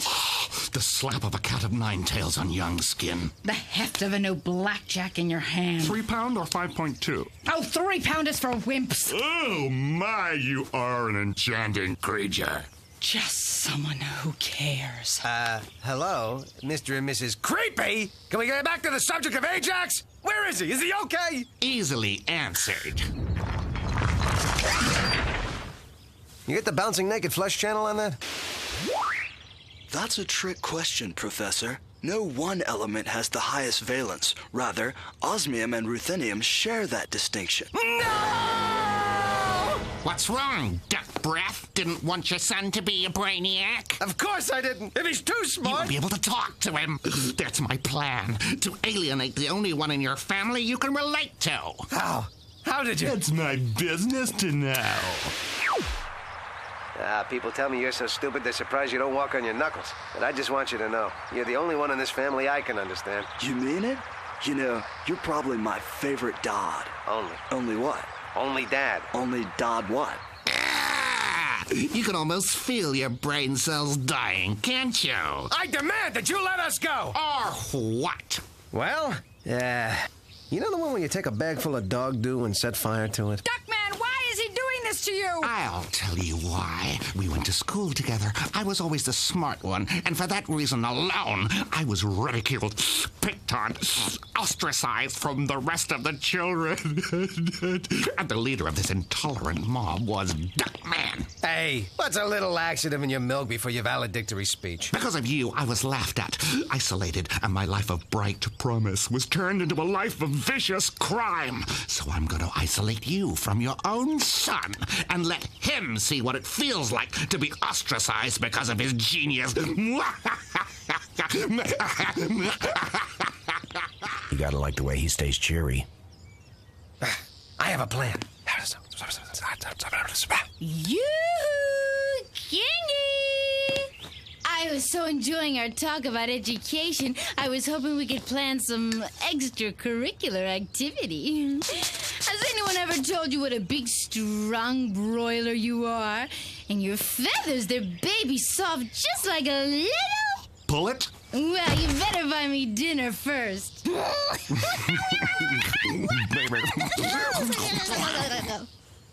Your laughter's like music. Speaking of music, we can perform a whole symphony together, if you'll let me out. I used to play the trumpet.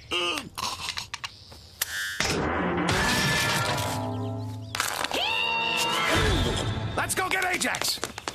In the literary device known as onomatopoeia, words resemble the sounds they describe, i.e., splosh, sizzle, crock, splot, shuffle, riffle, and this tiny ringing sound. Tinkle? No, thank you. I went earlier. Don't worry, Ajax! I've come to save you! Dodd! Unfortunately, due to my newfound intelligence, I have nothing else to say to you. Exactly! It's too late to save you! Oh, yeah? Give me a chicken and prepare to meet your colonel! Look out!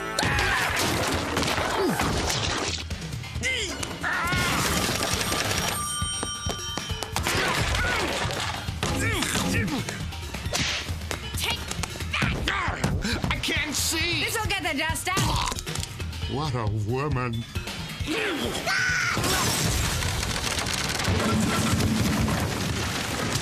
You're finished, King Chicken! Washed up! Don't be surprised if MTV Unplugged calls you! Who's laughing now?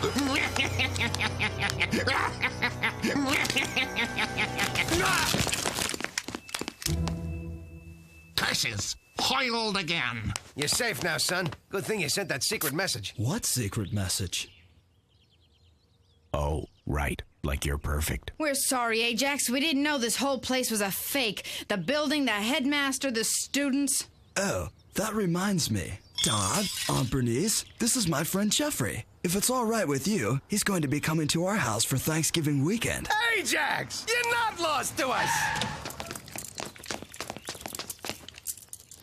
Having nothing to do with a lack of faith in our abilities, I had the foresight to call the police. Let's all go home. It's time to get you back to your old school where you don't have to be smart. They like you just the way you are. Thanks, Dodd. Mark my words, from now on, you're going to receive the same third-rate, violence-plagued, woefully underfunded education that is every American child's right. Don't think you've seen the last of me yet, Duckman.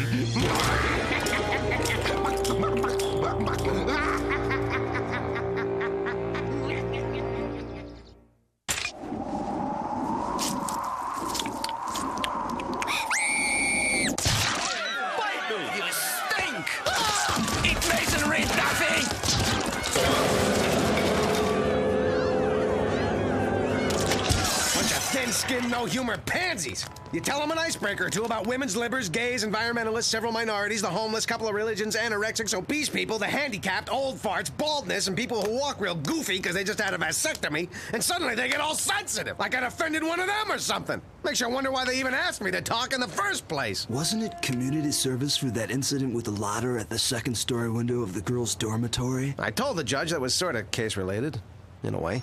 All I know is it's a good thing Cornfed was here to rescue you today. Yeah, that was truly amazing how you ran up on stage, told a few amusing anecdotes, then reasoned the mob into taking the noose off his neck. Not to mention how you got everyone to hold hands, sway back and forth, and sing "Everything is Beautiful" in polyphonic harmony. Hey, any ex-wandering troubadour/hostage negotiator could have done it. Look, I didn't need bacon breath here to save me, okay? I could have handled those panty wastes. I was just waiting for the right moment to wind up the old haymaker and start dropping the bombs. Yeah, right. All we saw you dropping up there was your load. Kids, if I may, you should always respect a parent over a close and seemingly more courageous friend of the family, no matter how moronic, obnoxious, craven, and cowardly the parent seems to be. And don't you forget it! Yo, over here, throw the ball! Here, babe! Now, here's something I have, shall we say, a small amount of expertise at. I bet you didn't know your old man played a little hoops in high school. That's right. I once almost covered a guy whose dad sold a car to the sister of the all-city high school basketball champ. Guess I ought to show these asphalt amateurs the meaning of, showtime.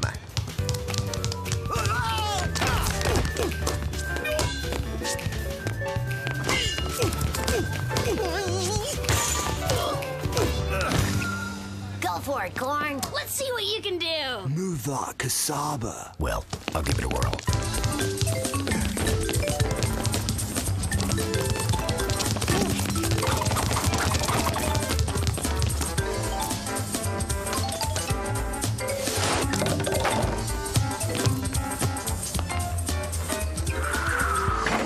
Shucks, caught some rim. Whoa, dude. Dr. C! Did you play in high school, too? No, I was once kidnapped by a cabal of kickboxing ninja who forced me nightly to play a deadly game of steel cage basketball where the losers were beheaded. Yeah, well, I'll bet there wasn't a shot clock. And finally, remember, kids, floss daily to avoid tartar buildup, carpool whenever possible, and overtip food and beverage servers. It's 80% of their income. Why, well, thank you, everyone. I got to admit, since my birthday was last week and no one said anything, I thought you forgot. We did, you fly speck. This is for Cornfed. Cornfed? His birthday's not for another 6 months. We know, but we just couldn't wait. Happy birthday, Cornfed! Oh, by the way, in all the excitement, we forgot to tell you, you got a case! Yeah. All right, let's book birthday boy. Everyone thinks you're so much better than me. Let them watch while I crack this case open like a 3-egg omelet. Let them see for themselves you don't have half the observational skills that I do. Where the hell are my keys? In your right hand. In your right hand. Little bovine pain in the eye. It's a new game out here, Clovefoot. No soapboxes to stand on. No naive kids eating up your every stealing from their father move. This is my turf. I mean, I'm in charge here, and I'm only going to tell you once.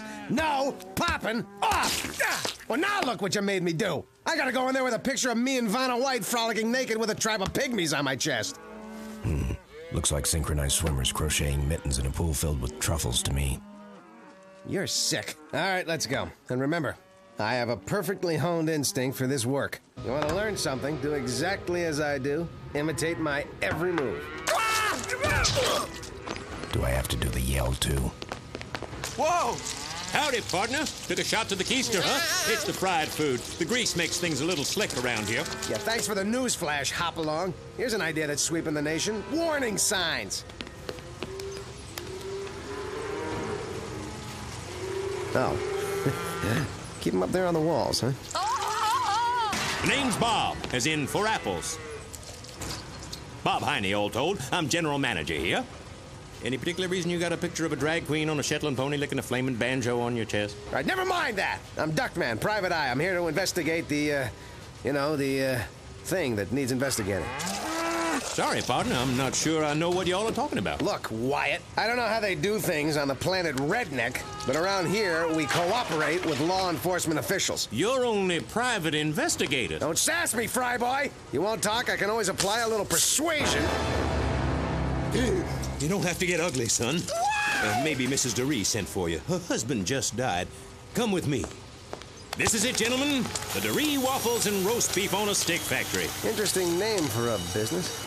What exactly do you make here? Waffles and roast beef on a stick, Duckman. I know that, Mr. Second in Command, who wasn't asked the question. I was just seeing if he was cooperating yet.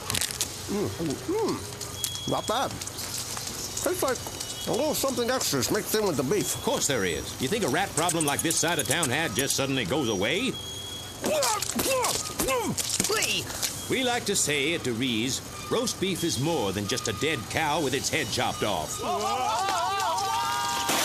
Here we are. Might want to go easy on her. She's been pretty torn up since he passed on.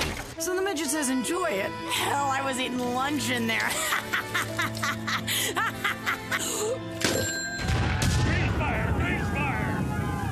Yes? May I help you?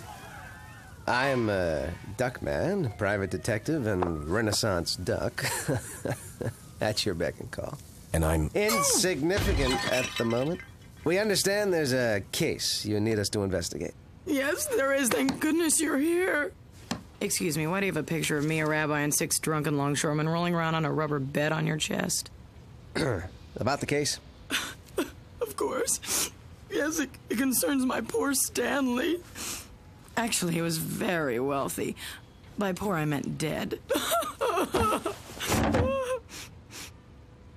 There seems to be a suspicion that Stanley's death involved foul play. Clearly, there's nothing to support that theory, but the insurance company is insisting on an investigation. They won't even let me move the body until it's proven that he died of natural causes.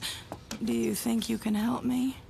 Sorry, I didn't hear you. I was staring at your breasts. I understand. They're very supple, I'm told. Excuse me, Mrs. DeRee. I'm beginning to annoy me. Go on, Mrs. DeRee. Val, it's clear to even the most casual observer what killed Stanley. Cholesterol.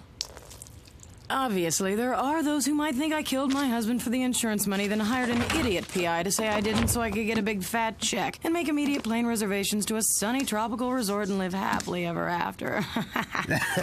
Oh, well, the fools. Oh, here, let me get those plane tickets to Rio for you. Oh, it's clear you need to get your mind off your troubles. In fact, I know just the place. Beer nuts, scantily clad women dancing in cages. They know me there. I could get us a table in front. Duckman, judging by some of the things in this room, I think we should ask Mrs. DeRee a few questions. I told you to stay out of this! What's to be gained from asking this poor, sad, full-figured woman a bunch of meaningless questions? As far as I'm concerned, that's all this is. Just an open and shut case of improper diet. Ooh, pretty parrot. Say hello, Duckman. Stop it, Val! You're killing me! Well, fine, if you can't do it. As I was saying, my years of experience tell me this very rich and refreshingly flirtatious young lady is being needlessly harassed. This was not a murder. Val, put down that gun! You're my wife! Don't shoot! I can't hear myself think! The point being, as this busty and suddenly available one-nighter possibility is clearly innocent of any wrongdoing, it's our duty to do what we can to prove it. Never fear, Val. I'll be tireless in my efforts, for Duckman doesn't know the meaning of the word quit. Apparently, the word clue slipped through the cracks as well. Where do you get off, pork rinds, making a crack about my investigative abilities? Who the hell do you think you are? I'm your partner, Duckman. Maybe I'm out of line and nail me to the barn and call me Hector if I am. But the truth is, you're blinded by lust. You're missing things no detective, even you, should ever miss. Duckman, I think the way you're acting is, well, I'll say it, unprofessional. Unprofessional? After everything else today, you have the gall to criticize me? Well, that's it, bacon fat. You can sit on a spit and rotate. From now on, you're one stuck pig, you hear me? Shove an apple in it, Buster. You're done. And I mean well done. Finished. Bring out the ketchup, folks. We got ourselves some pork chops, and they're going down hard. Are you trying to tell me something? Get out. You're not my partner anymore. You're fired.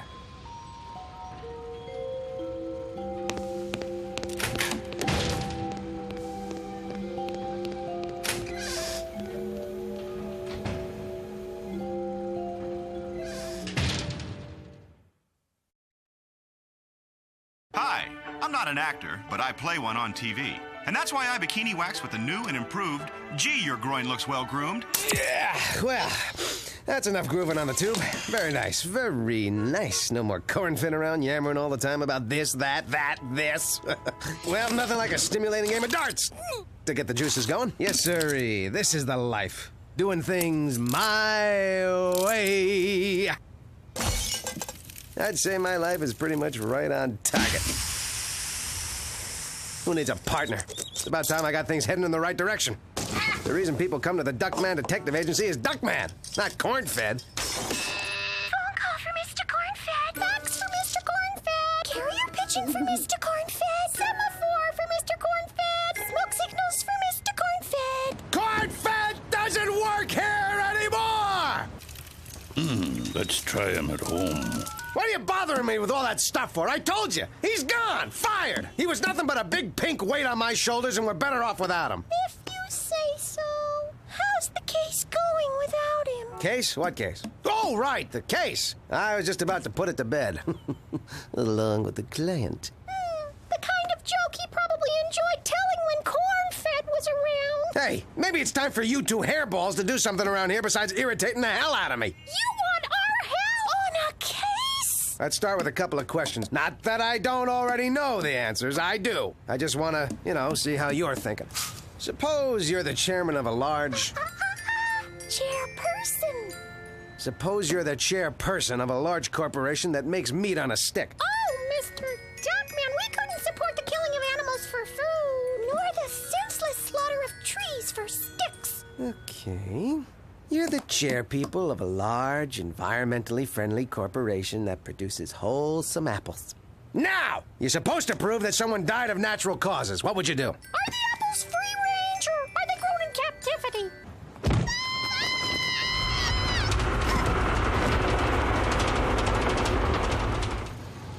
So, Mr. Corn-Fed, I understand you recently joined the unemployed. What makes you think we'd have an opening here? Wild guess. Do you have a resume? I just threw it together this morning. I see you were a member of the Irish Parliament. Sure, and Bigora. And under your interests, you list origami. What exactly is that? Got a matchbook. Impressive. But do you know anything about mail? Postal worker in rural China? Avid stamp collector? Author, So You Want to Be a Mailman? Well, Mr. Corn-Fed, when can you start? No time like the present. Could I use the restroom first? Sure, you can't miss it. Make a right at the cow bones grinding and marrow extraction room, a quick left at the chicken squeezing ovum cracking pit, and then a sharp circle round the gobstopper and gizzard suction chamber. I'll hold it in. Sure, you're starting at the bottom. But like in every big corporation, some of our most promising executives to be are working right here in the mail room. Your job is just to sort the mail, if you can hold on to it. Got any napkins? Napkins? That's brilliant! Great idea. Mr. Corn-Fed, you're going places here. In fact, next opening we get, you're moving out of this mailroom.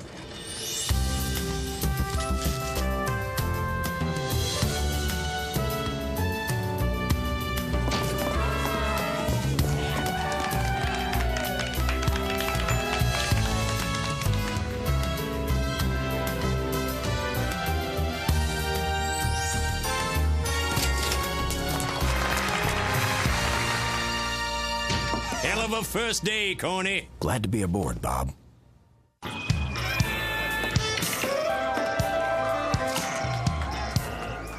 What? I start all my investigations here. Hey, someone here might know something. Hey, the case is almost solved, so I'm 9 months behind. Didn't you ever hear of a grace period?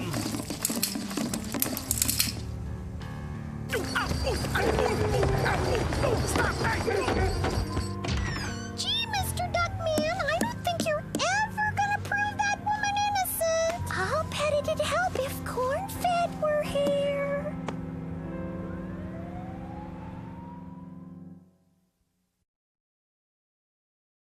We now return to the USA premiere movie. We heard about Corn-Fed. I'll bet you laughed when they shot Old Yeller, clapped when Bambi's mother died, cheered when Danny Bonaducci got busted. Ugh, all I can say is what you did really stinks.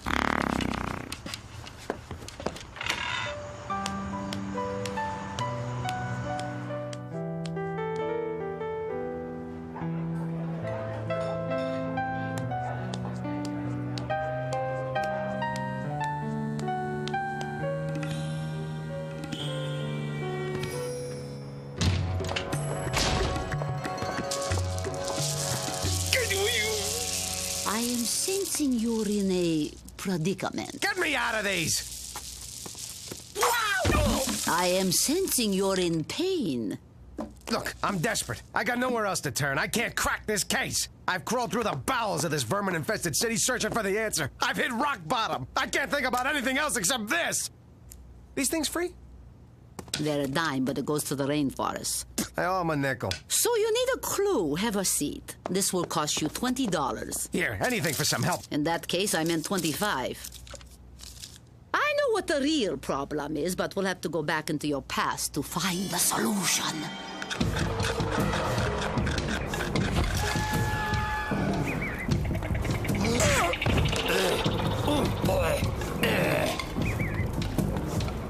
No, that's not it. Psst, boys. If you want the prophet corn-fed, he'll be over at the garden, Gethsemane. Hey, everybody, look at this water I turned into wine. Wow. No, that's not it.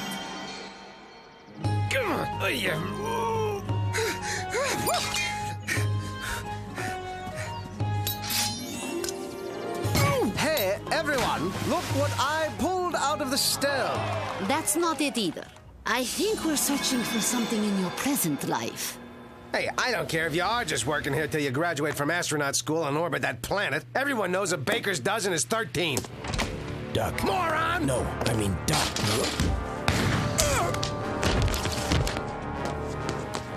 You took a bullet from me? It's all right. I've got another kidney. Who are you? The name's Corn-Fed. Well, I'm Duckman. Want to be my partner? Sure, if I don't die. Ooh, that smarts. You're not gonna die. You're not gonna die. I'll get you to the hospital. It's the last thing I do. I won't think about anything else till I know you're all right. These things free.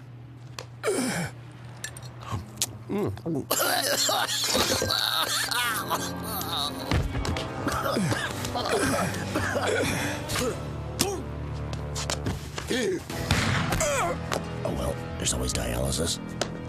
3 times? He didn't even know you, and he saved your life 3 times. Yeah, I vaguely remember that. He's a good person, isn't he? The way he never thinks of himself, always puts others first. He is a better person than me. That's why I did what I did. I'm jealous. I shouldn't feel that way about my best friend. I should be thankful he is my friend. I should get down on my knees and thank my lucky stars that a person like Corn-Fed is even in my life. Which, at the moment, he isn't. I gotta go find him and do anything I can to get him back. Oh, what a magical, mysterious find you are. There's truly nothing else like you in the entire universe. Oh!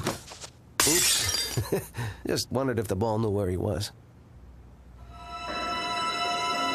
Excuse me, Mr. Reed. Bob's left on his vacation. I need you to sign these productivity reports. Come in. You're here awfully late. Insomnia. Ought to stop by my place. Try it with me sometime. Odd. Take a look at the signature you just gave me. Now take a look at the signature on your trout fishing license. Clearly not the same. However, note the resemblance between this signature and Bob Heine's. Those signatures look nothing alike. Maybe not to the untrained eye, but I graduated first in my class from the John Hancock Institute of Graphology. My. Seems your Heine's in a sling, Bob. You deep-sixed the old man and set up his dame as a patsy, knowing the minute he was tucked in with a shovel, she'd take a powder to Rio and you could disguise yourself as her and take over the business. I just have to know, Bob. Was it the bloodlust? Was it the power? Was it the money? Actually, I just wanted to be her. Wear her clothes. Put on her makeup. Set free the girlish passion that was dying for a voice. That was my next guess. Didn't count on an undercover pig being on me like pee on a bum's shoes. What gave it away? The lavender handbag. Val has better fashion sense than that. You win, Heine. One last smoke. You know, smoking can be deadly. Soaking origami. Nino, great tool. What's that mean? Let's get physical.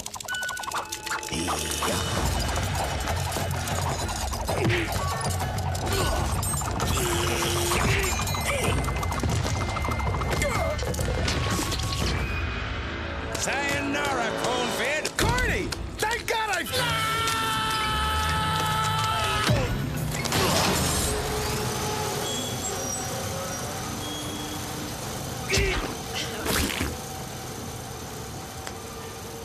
Duckman, you saved my life. Yeah, well, about time I paid you back. Listen, corny old boy, you and I have sort of a history together, and, well, what I'm trying to say is... You want me back? But not at the salary I was paying you. After all, you did run out on me. I had to crack this case by myself. Whatever you say, Duckman. By the way, someone who knew you were feeling bad about things told me to remind you that there are a lot of ways one person can be better than another. Like in providing a home away from home for a partner, and in being the best father you know how. Who told you that? Your kids.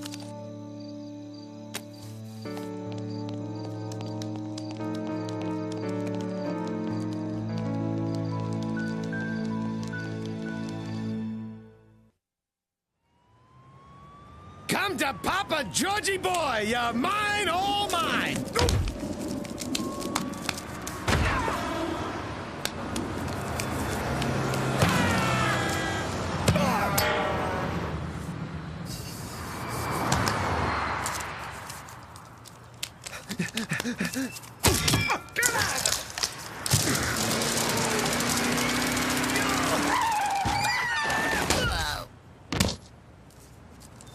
Finally. $1. How cute.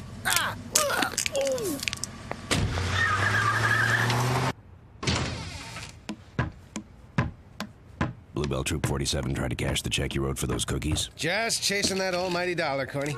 I tell you, it's getting to where the only way you can get ahead in this country is by having some incredible idea, or seeing an opportunity where no one else sees one, or working your tail off dawn to dusk, day after day, until people start paying you for your efforts. Those aren't the principles this nation was built on.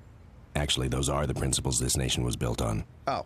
Well, it's time someone made it work better then. Took on the system, stood his ground no matter what the cost. And I'm just the duck to do it. You got a letter from the IRS. I'm out of here. Forward my magazines to that P.O. box in Rio. Duckman, you can't hide from the IRS. They're everywhere. See? Yeah! That could be them now. Hello. No, Mr. Duckman, he's not here.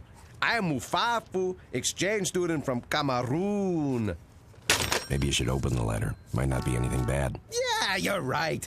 It could be an IRS party. Ah!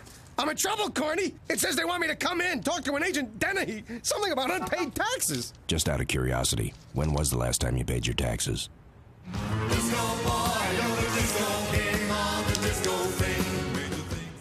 Okay, so I took an extension.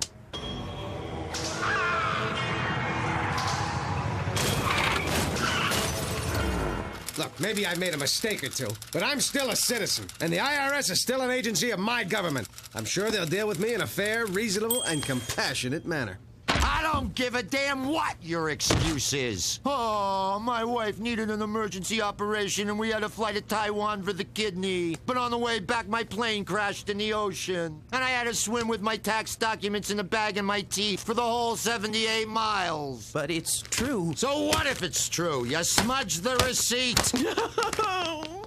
In-laws. Next. Hi, Mafafu think you have beautiful country. Yes, well, Agent Dennehy, I won't take up your morning. You're such a busy man, nailing much bigger fish than me. He's here. It's Duckman. What nerve. Oh.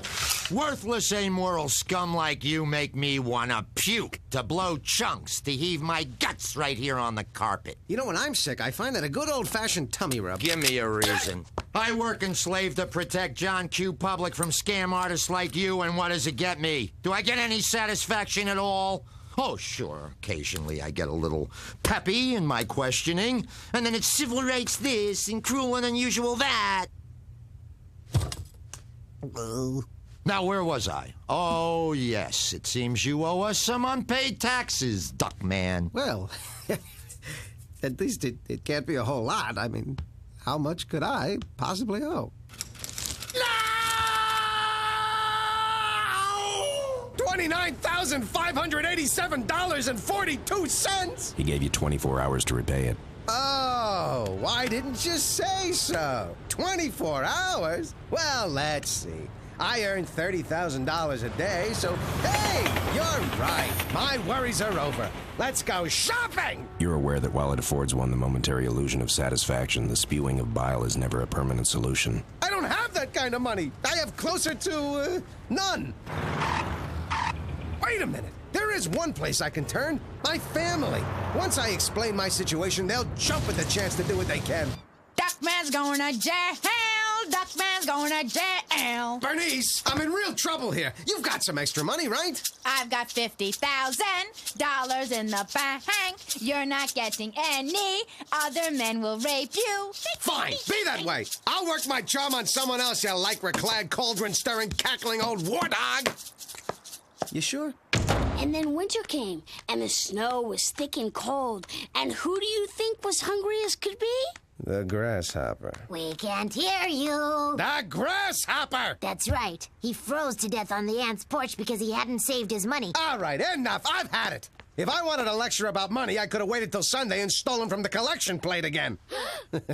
I never really did that. I was just getting change for my dollar.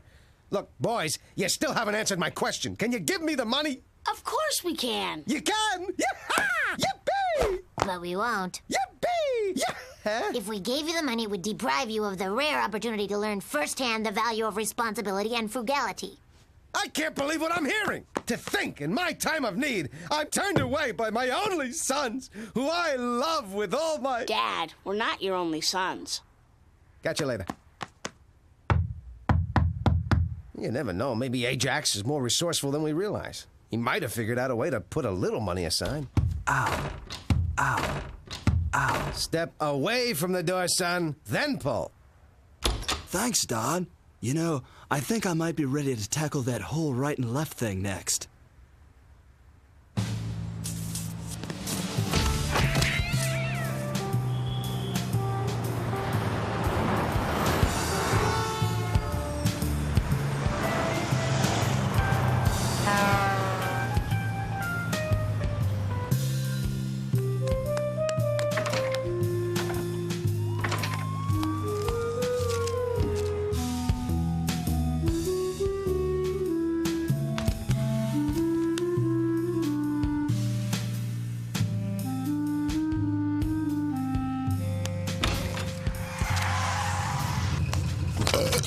I've been looking everywhere for you. You know you're not supposed to donate blood more than once every 2 months. Bunny Rabbit. Duckman, it's me. ATM? Of course, I'm an excellent driver. What am I gonna do, Corny? It's due today, and I don't have the money, and I've tried everything I can possibly try to get it.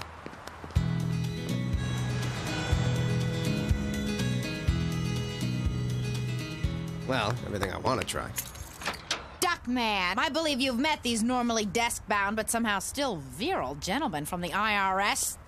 Yes, I have. Hal, isn't it? Hank. Hank, of course. My mother's name was Hank. Listen, Hank, about that little money matter, just a teensy little indulgence. I'd say 6 more years, a small business loan, favorable interest rates, and a handful of repeat customers, and we'll be well on our way. Hands to the sky, duck breath. There's a cavity search with your name on it. Seems like such a waste to go to jail just for tax evasion.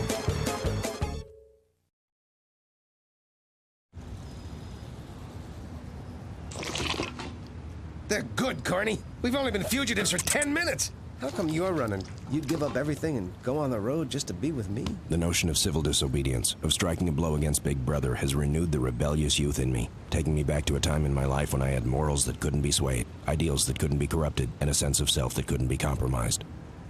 And last year I tried to write off my HBO bill.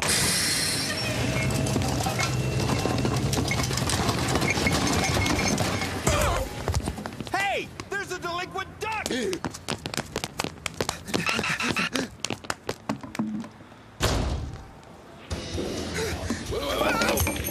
Watch it, jerk! Who you calling jerk, you long-haired, fat-bellied, goofy, tattooed, 60s throwback village people wannabe biker freak?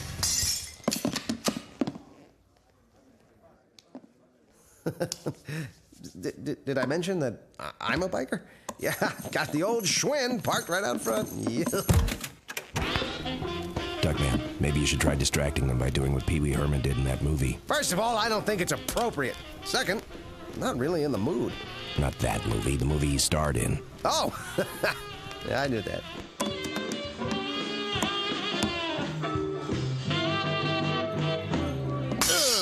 Tequila.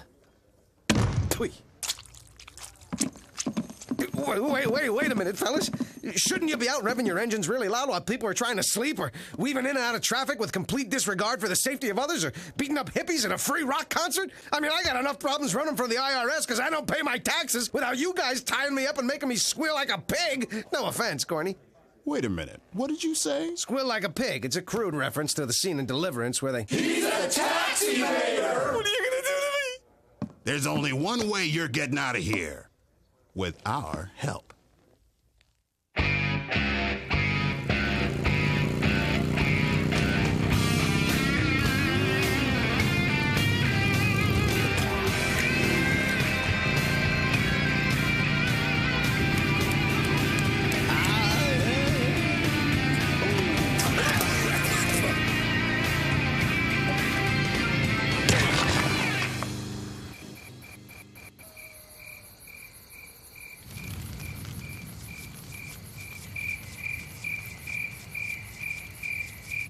Sorry, just trying to add some atmosphere. You know, Corny, I kind of like lying out here. Open air, a bed of pine needles, communing with nature. There's a tiny spider on your neck. Where? Get it off! Get it off!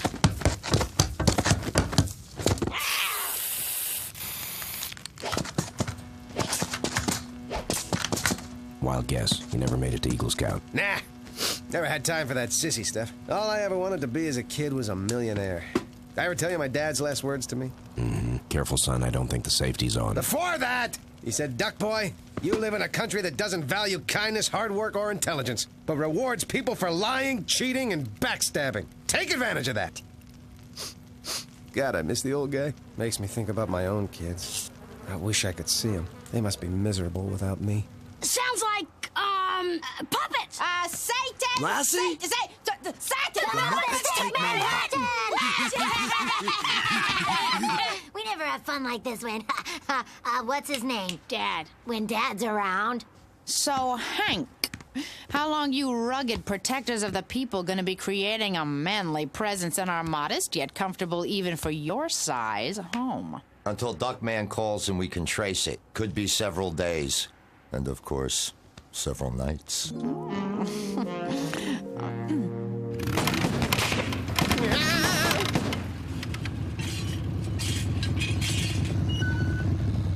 That cheap American-made piece of buffalo droppings? What's wrong with this thing? You bought those fuzzy dice instead of gas.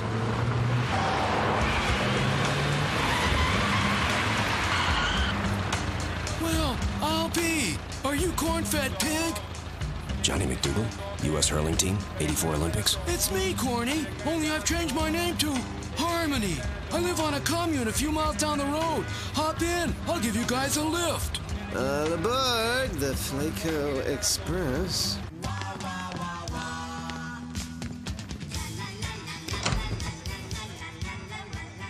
I'll take rock stars who've choked on their own vomit for 40, Bob. The commune operates on a clothing-optional basis. We feel that clothes are merely chains by which we're fettered to the system. Hey, no skin off my bill. I was born naked, but my partner here is kind of modest. Am not. Nakedness liberates the spirit and breaks down the barriers. You see, here on the commune, we all love each other. And what time does that start?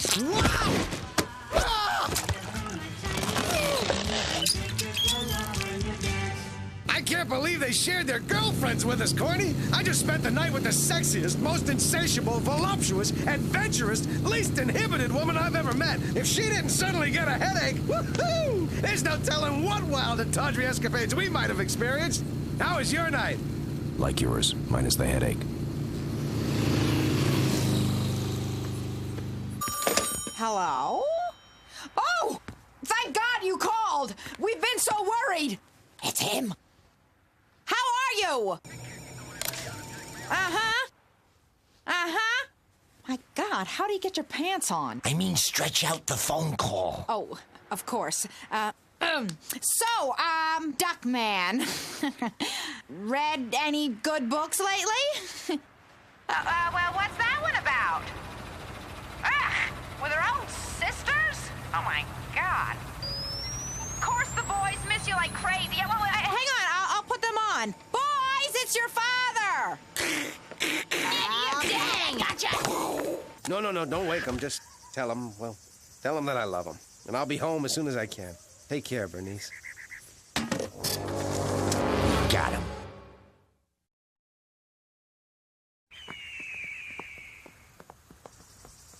Water. Water. Water. Water. I guess I shouldn't have left the bikes unattended with the keys still in them while we stopped for food by that chain gang. Hindsight's always 20/20.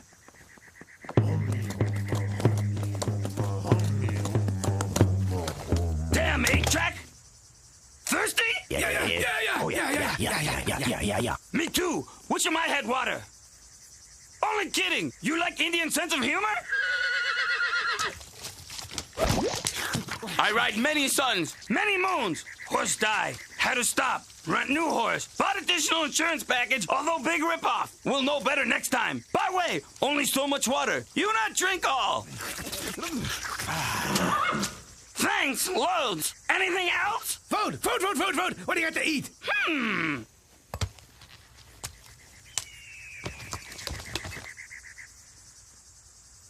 Here, ancient medicine. Guaranteed to take appetite away.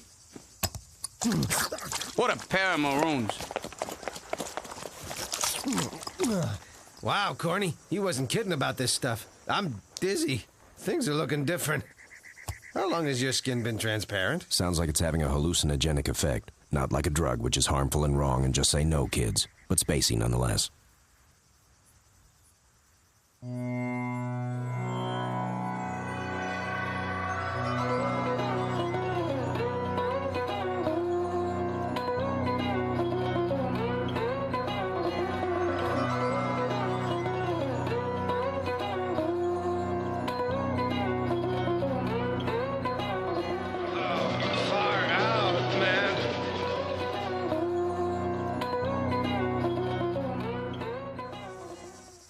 I had a vision. Every evil has been the result of insane, selfish greed. Well, duh. It's not about money and power and material possessions. For the first time in my life, I feel truly free and in touch with the universe. Everything is one. The sky, the soil, this rock, and me. Corn-fed. From now on, I'll live my life in peace and harmony with all the little critters of the world.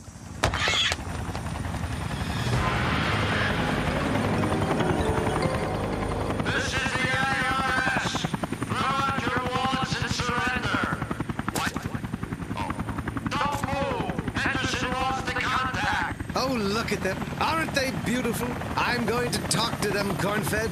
The power of truth is stronger than any government. I'm sure they'll see the error of their ways.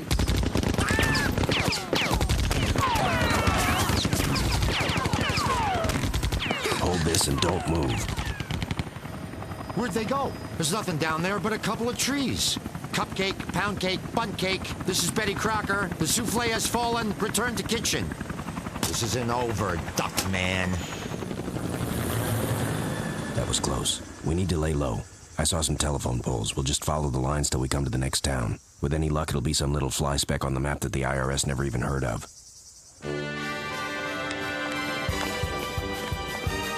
Oh, look at this pagan shrine to excess and greed. It's sad to see people waste away their lives in a place like this. Hey, isn't that the guy who owes over $29,000 in back taxes? Yeah, who'd be stupid enough to come to an IRS convention if he owed that much money? Hey! Let's go.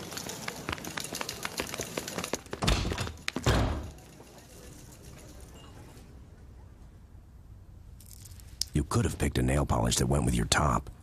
Just try not to call any more attention to yourself. I'll go win us our freedom. Money won't make you free! Fight the system! Liberate yourself! Woohoo! Play it. Papa needs a new set of pumps. 7! A winner! Back it up. Press the 6, 40 on the hard 8, 50 on boxcars, and 20 your way if you can tell me where you got the lace camisole. A gumball. How fortuitous.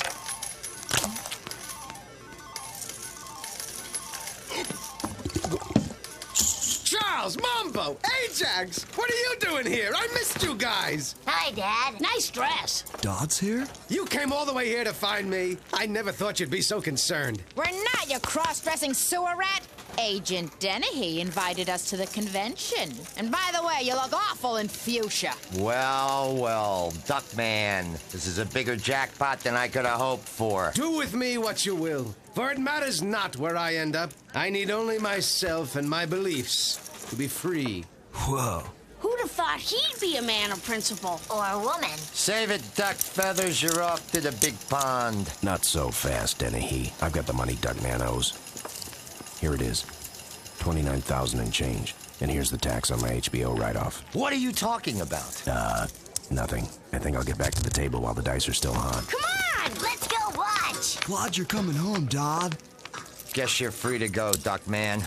But it's only a matter of time before you abuse the accelerated depreciation tax. Your kind always does. Ooh, wait for me, Hank! We can't let a paid-for hotel room go to waste. Wait a minute, come back! I'd rather go to jail than buy my way out. Don't you people understand? I'm not beholden to money anymore. Greed and material possessions mean nothing to me. I'll never again compromise my ideals in the name of the almighty dollar. Pardon me, miss. I find you irresistible. I'll give you $1 million to sleep with me.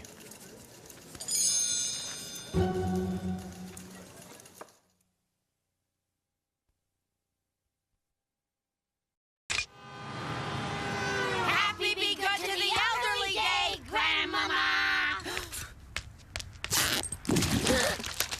Okay, boys, let her rip! Yeah, nice one, Grandmama! Hey, Aunt Bernice, why didn't we wait for Dad and Ajax? Oh, we're never sure if Ajax will get on the right school bus, and I don't give a rodent's rump if your father's excluded from family gatherings. Oh, yeah. We forgot. Charles, Mambo, speaking of Ajax, have you noticed anything strange about him? He has one head. Yeah, save it for the courtroom. We'll see if you're in good humor then. Oh. Little ice cream with your cake? Hello, progeny. Bernice. Sorry I missed the celebration, but I spent a long, tireless day wading through the muck, making an honest go of it. The consummate provider. Putting food on the table and warm garments on the backs of my loved ones. The dog track in Tijuana called you left your sunglasses there today. So I had a little downtime. Well, now that we have the obligatory lies out of the way, I have to talk to you about Ajax. I got a call from the school. He's been sent to the office every day for the past week. That's not a problem. It's just part of growing up, Bernice. He's testing his limits. If any son of mine was behaving weirdly, don't you think I'd notice? It's not just school. He hasn't been himself lately. Who is it? Ajax. You don't have to knock, dear. You can just come in. I knew there was one house I could do that at. Seems fine to me. Duckman, did you see that? He just went past a cake without burying his head in it and wolfing it down until he was choking and had to come up for air. Maybe I should talk to him. Talk to him? You mean like you ask him what the problem is, he tells you, then you say something that helps? What, you think I'm not up to it? You think I'm not a good parent? You think just because I'm a hard-billed detective, I can't relate to my boy like a father? So, you say everything's fine, but we know better, don't we? I thought you wanted to talk to me like a father. Okay, so, son, here's $5. Buy yourself a book on solving teenagers' problems. Thanks, Dog. Oh, sweat, son. We should have these heart-to-hearts more often. Keyhole needed a little oil. I couldn't quite overhear all of it. What did you find out? That if I'm really gonna get to the bottom of this, it's gonna take the investigative skills of a top-notch detective. We can't afford that. Why don't you do it? You said we were going undercover as high school students. What's with the getup? I thought the Grange look was in. Actually, Duckman, that's grunge. Oh, like you fit in. Hey, my parents are in Europe. Want to come to my house for a party tonight? Are you kidding? We'd love to. Ew, gross. We weren't talking to you, old man. I moisturize. Let's go. School's about to start.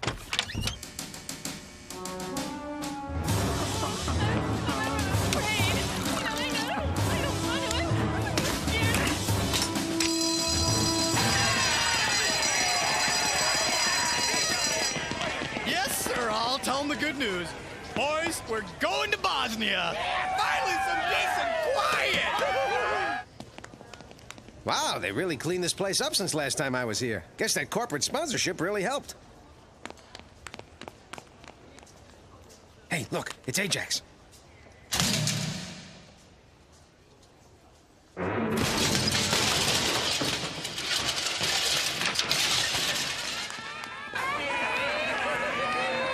All right, Corny, let's go. And remember, we're here to observe him. Be as inconspicuous as possible.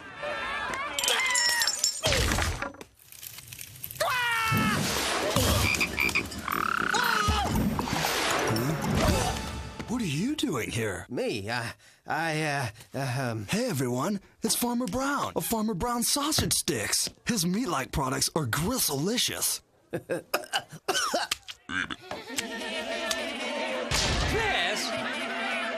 Class? Oh, that's better. I'd hate to have to hurt anybody.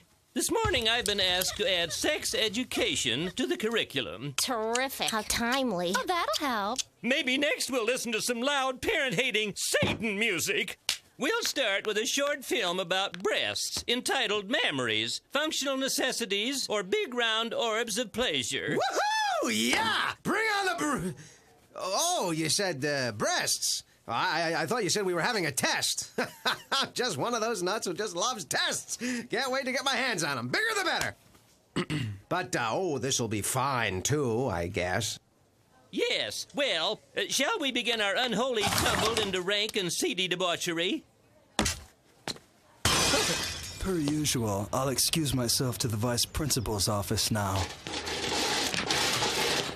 I told them that's what happens when a boy gets a burning in his loins.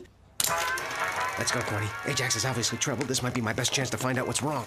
Cave women almost never wore brassieres. And as you can see, those caves got pretty chilly. Of course, we don't want to walk out on the opening credits. Fine, we'll rent it. Hold it, maggots. Nobody gets in here without first being a disciplinary problem. We gotta get in there. They're probably talking about what's bothering them right now.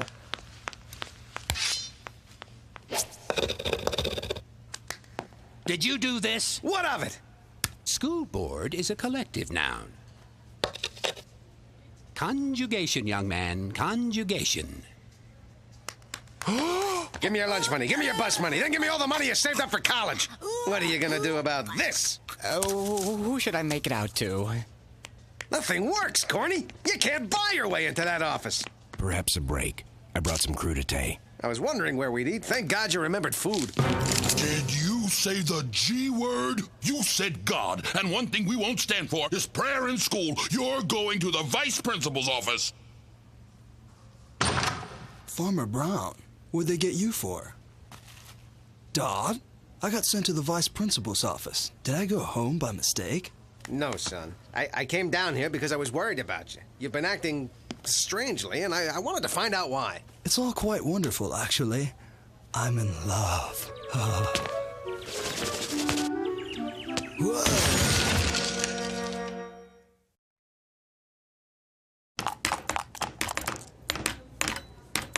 In love? You hear that, Corny? My son's in love. Little Ajax, first of my brood, fruit of my loom. Oh, what a great and glorious day for the Duckman clan when my boy meets a girl and... We, are talking girl, right? Dodd. Yeah, right, of course. So, if you have any questions about handling women, feel free to ask your old been-around-the-block dad. He'll tell you how to turn on the key, how to get that motor revving, how to shove in the clutch. Do I need my driver's license for this? Nah, just gotta know your way around the back seat. Duckman! Aunt Bernice, what are you doing here with Charles and Mambo? That's not Charles and Mambo, dear. The vice principal called me down here to talk about Ajax getting sent to her office again. What are you doing here? Getting to the bottom of this Ajax business, and I'm here to report that it looks a lot worse than it actually is. Not unlike nipple clamps. I'll just go play Yahtzee with the cheerleaders. Look, Bernice, what I'm trying to tell you is all that's bothering Ajax is that, well, for the first time, he's in love. In love? Oh, our Ajax is becoming a man. Now punishing number 132. That's us, Ajax. Can't wait to hear all about your little girlfriend. You are sweet. Let's get this thing straightened out, Bernice. I know how to deal with these power-hungry, child-beating drill sergeant wannabes. Mr. Duckman, Bernice, come in. I'm Vanessa Lappert, the new vice principal. Humna, ha-wah. Very impressive, Mr. Duckman. But why are you telling me in Cherokee that you have raccoons in your pants? We encourage the children to be multilingual. How do you do? Fine, thank you. Nice to meet you. I'm sorry, I'm not as well versed in Persian. Maybe I should open a window. Please, have a seat.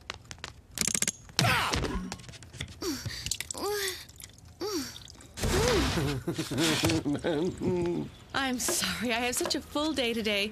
Do you mind if I eat lunch while we talk? Of course not. The truth is, I've got some rather surprising news about Ajax.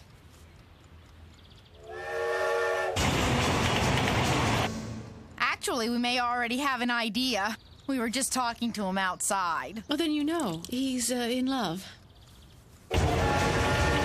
Yes, he told us. We think it's so sweet. Well, judging by your reaction, he hasn't told you everything. I don't understand. What hasn't he told us? Well, he hasn't told you who he's in love with. Ajax is in love with me. I know it's a shock, but I thought it was best that you know. He gets in trouble in class every day just so he can come into my office. Well, it is a shock. Not that I don't remember what it's like to have a crush on an older authority figure. Oh, my, no. When I was a little girl, I loved to play tennis. The summer of my 14th year, when my womanhood was just beginning to bloom, I went to tennis camp.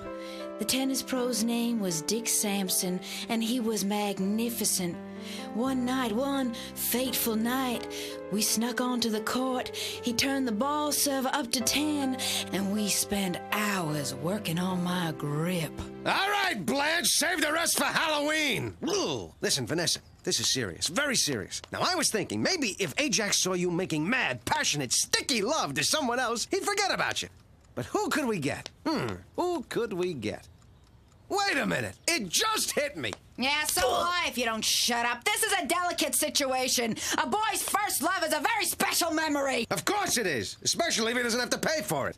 Speaking of which, would a 50 help you decide? Duckman, you're embarrassing me. You're right, Bernice. I'm sorry. Make that an even 100. Duckman! Hey, it's for Ajax. We're talking tax-free. You'll have to excuse him, Miss Lappert. His lobotomy was pushed back 2 weeks. Actually, there's one more thing you both need to know. This is very awkward, forgive me. But the truth is, I love Ajax back. You're in love with Ajax? Don't worry, it isn't a physical relationship. He's just so impetuous and innocent. He's my Stridex-scented Viking, and I want to spend the rest of my life with him. I'm sorry, I have to go. I'm looking forward to talking to you more. Wait! Getting back to you and me. Did I mention I have a friend who could make you a deal on snow tires? Okay, final offer. $500 to do a couple of jumping jacks. And I don't even have to be in the room. Just phone me and tell me when you do it. I'm telling you, Corny, no way a woman of such delicious fleshitude would be interested in a wedgie like Ajax. She has an ulterior motive, and I'm going to do whatever it takes to expose her. Oh, there she is. You okay, Duckman? Just tell me what she's doing, will you? Nothing much. She just took off her bath towel, and now she's rubbing herself down with lotion, giving herself a full frontal massage, and bending over to touch her toes for no other reason than the sheer joy of it. I'll tell you this, without breast reduction, she's gonna have a lot of back trouble. She's not even in the room! Hee, little surveillance humor. Duckman, you are here first and foremost out of love and concern for your child. Of course I am. Why would you even dare to suggest otherwise? Maybe it was the way you said, hey, Corny, let's go get a look at her naked. I can have more than one reason for doing something.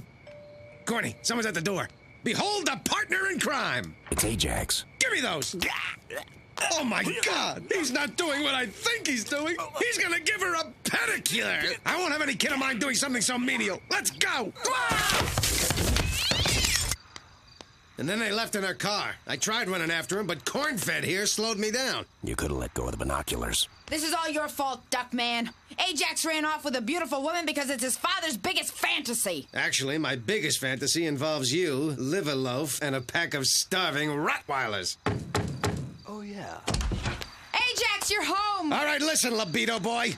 I want the truth and nothing but the truth. Straight, no chaser, no gilding the lily. What's going on with you and Vanessa? We're getting married. Don't you have the common sense to know when to lie about something? Duckman! All right, look. As long as you live under my roof, you'll do what I say. And I say no way are you and Miss Pass up the chance of a lifetime to rob the cradle instead, getting married. I'd hope for your blessing, Don, but I'm old enough to make decisions on my own. Aren't I? Ajax, dear, Vanessa harlot. What Duckman's trying to say in his own barely intelligible kind of way is that there's no rush. You have time. Surely this can wait. Oh, my head says you're right, Bernice, but my heart says don't listen. I love your nephew. He's touched me in places no one has ever touched me before. Don't you even think of saying it. Family, my mind is made up. We're leaving tonight for south of the border to go to Shady Raoul's wedding bed resort. Adios. Isn't he adorable? Duckman, say something! Ajax! Can you bring back one of those black velvet paintings of Elvis? What? He's going anyway.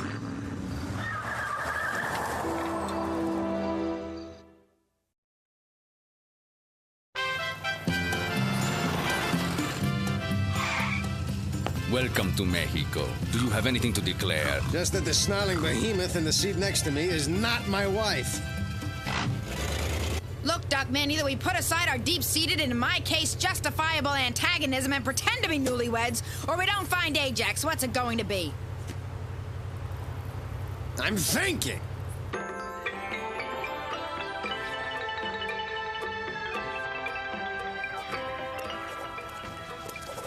Greetings, Mr. Duckman. How are you and the lovely wife today? I'm fine. She's dead. He means dead on my feet, don't you, Snookums? We've had a long drive and my husband is a little cranky. Well, then we'll get you muy pronto to your honeymoon love nest. Any place without witnesses will do. Room 2016. The Jungle Suite. Say, amigo, any chance of getting an extra bed and a couple of rolls of barbed wire in there? My Pookie is such a kidder.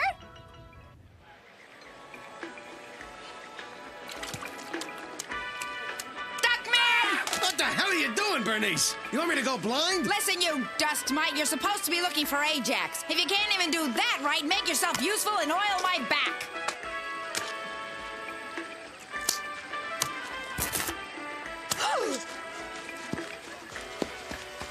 Hi, I'm Kiki, your social director, who got the job because I'm perkier than a ferret.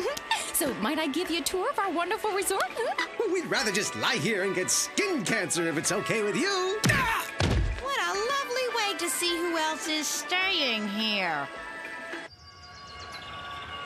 And finally, we have our marriage coliseum. We're able to keep our rates so low because we deal in bulk. Do you take your boyfriend, girlfriend, sibling, parent, pet, or plant to be your lawfully wedded mate? I do! We've seen this place from soup to nuts and no sign of the kid. Where could he be? Maybe he's doing what most grooms do with their new brides. What, you think he gambled away all their wedding gifts and told his wife the room was broken into? Let's go. We're going to scour every square inch of this place again till we find him.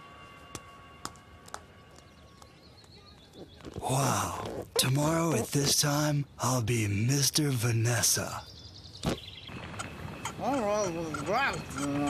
Bernice, the floss. Oh. I said I'm exhausted. We spent the whole day and night looking and we still didn't find him. Now we have to get a few hours sleep and start again. Well, at least we got a hot tub. My muscles haven't been this loose since Beatrice used to... Well, it's been a long time. Nice room, isn't it? There's even a bottle of champagne. Call of the Beast. Must be very rare. I've never heard of Nairobi vineyards. Little bubbly? I know, it's the water jets, plus that damn digestive problem of mine. Hey, you didn't mean the water, did you? I wonder what this does. Huh? Wow, there must be speakers hidden all over the room. I think there's even one under the water. No way. Yeah, hop in, you can feel it. See? It vibrates. You're right.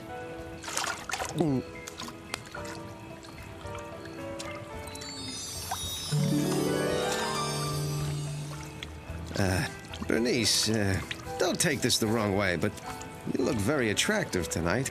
In and I know you're still the shrewish and hateful bane of my existence kind of way.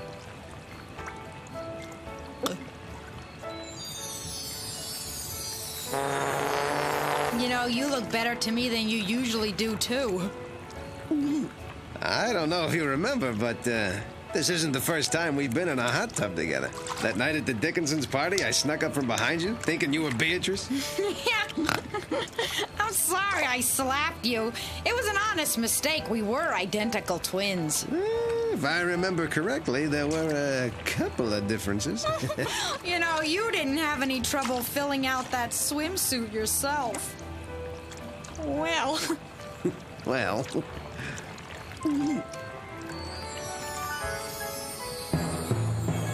Hey, Sus Marimba! Hamina, hamina, ha!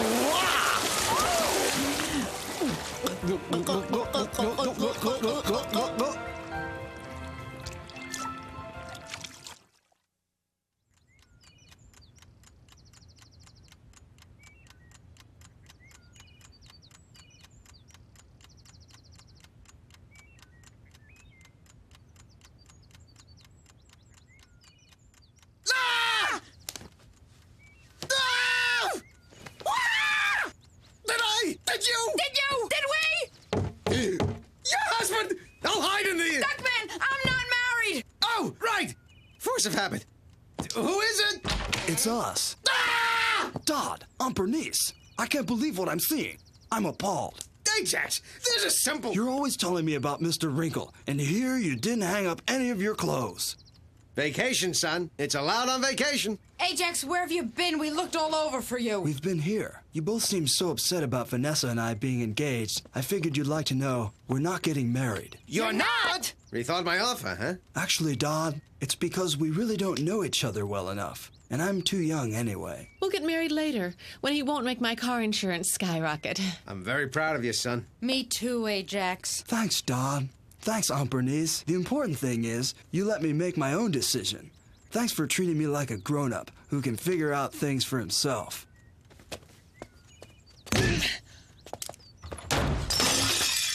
Well, that worked out. Yeah, sure did. Bernice. Duckman. Look, it didn't happen, right? Absolutely, not even in the realm of possibility.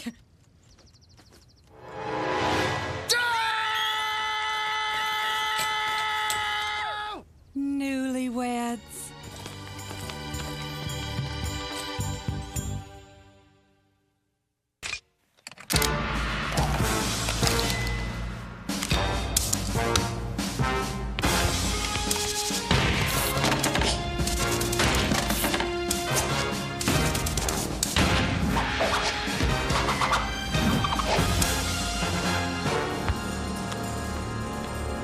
And now, squat thrust. Up and down, back and forth. Squat, thrust.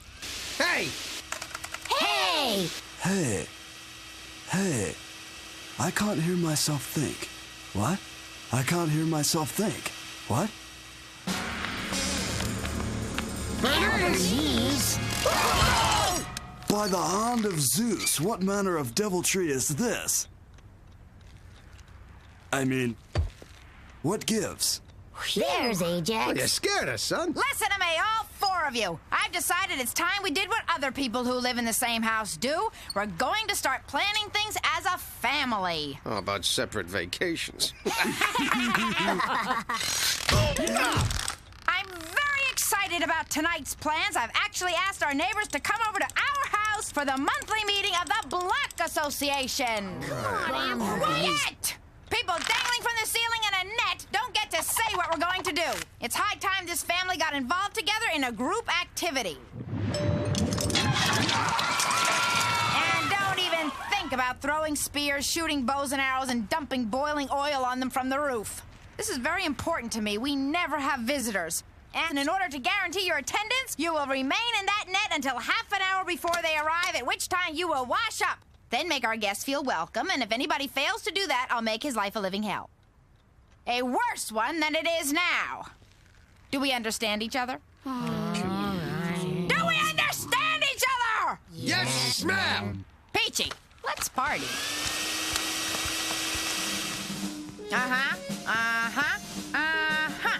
Very impressive. Everything's tip-top. I believe we're prepared to make a stellar impression. They'll be here any minute. Duckman, you fixed that short in the doorbell, didn't you? Seems to be working fine. Oh, that's them. Ajax, comb your hair. Charles and Mambo, fix your collars. Duckman, go pick up some dip in that store just over the state line. Give it a rest, Bernice. I've lived in this neighborhood for 18 years. It's a community. These people know me and embrace me as one of their own. I'll have a Manhattan straight up, bartender. I live here. Kent. Don. Kathy. Elaine. Jean. Ronnie. Edna. Dorothy. Len. Phil. Beth. Rochelle. Dave. Jeff. Jenny. Susan. So nice to see all of you. I don't know why we haven't asked you over before. You have asked. We just never wanted to come. Ever since Duckman came to our son's bar mitzvah, dumped his head in the punch bowl, then came up belching the first 2 verses of Harmon Gala. Duckman, take their coats.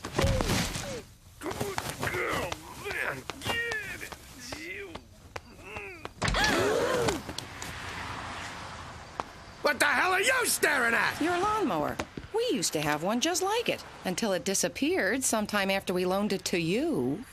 Imagine that. Got a weed whacker that looks a lot like the one I used to have, too. Oh, bought it right after I borrowed yours. Just loved what it did to that crabgrass. And your welcome mat looked familiar. The one with Dave and Jenny Farber on it? I'm a detective. We like to remain incognito, okay? Their TV's a lot like ours.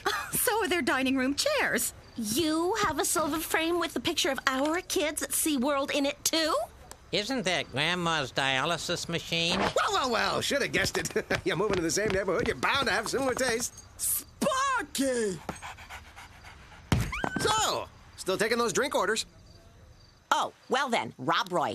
Hey, a 7 and 7. Oh, the strawberry margarita. Blend and brew on shaved ice. Harry Navel! Flaming Tambico and soda. Sex on the beach for me. Oh, just give me a big bucket of whiskey. Flaming this, blend and brew that. Whatever happened to the manly drinks? The kind that made you go blind, puke till you dropped, then wake up 3 days later married to the daughter of some overprotective father who'd pay you to get it annulled. So, Charles, Sambo, got any hobbies? Electron microscopy. Kierkegaardian existentialism. And speaking in a binary-based code only we understand. How wonderfully adolescent. 1001 10001001. True, Grandmama doesn't talk much, but she enjoys delighting others with a unique party trick. Do either of you have a lighter?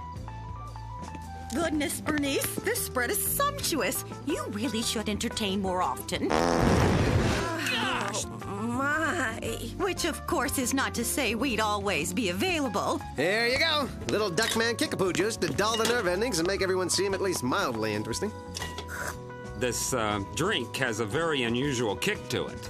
What's your secret? Hey, do Siegfried and Roy tell Copperfield how they do it?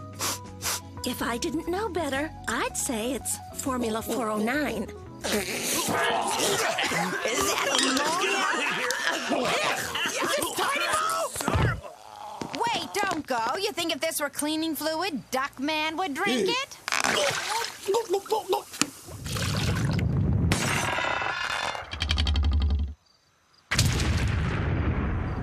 Must be all right. Okay. Well, he got it down. Well, okay. I'll have another one.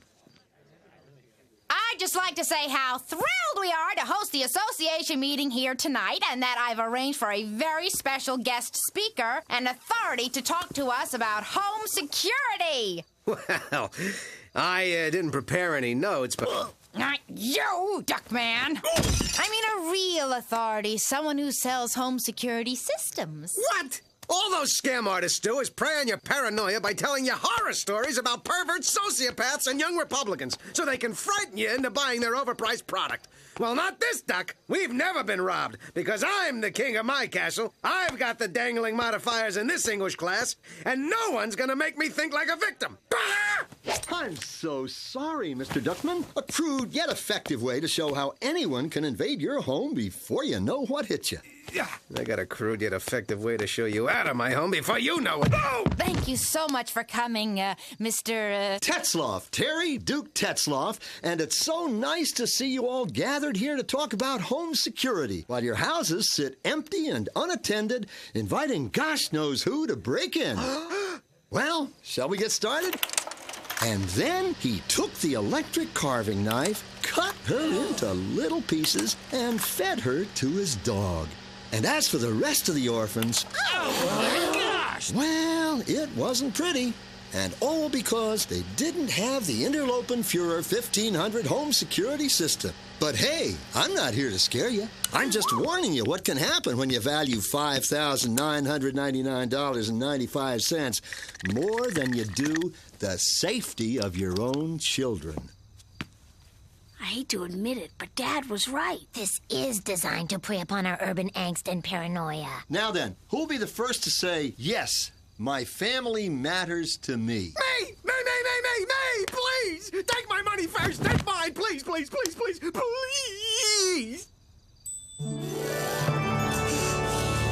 Bernice, say what you will, but as the man of the house, it's my sacred duty to protect my loved ones. And you. And don't worry, I didn't let him sell me that cheapy Interlopen-Führer 1500. I talked him into selling me the deluxe model, the Interlopen-Führer 2000. Deluxe? How much did that cost? Not to worry. Your car, all your clothes, and the kids' savings bonds covered most of it. Oh, what? Hey! You're gonna thank me when you realize it's a small price to pay for complete security and peace of mind.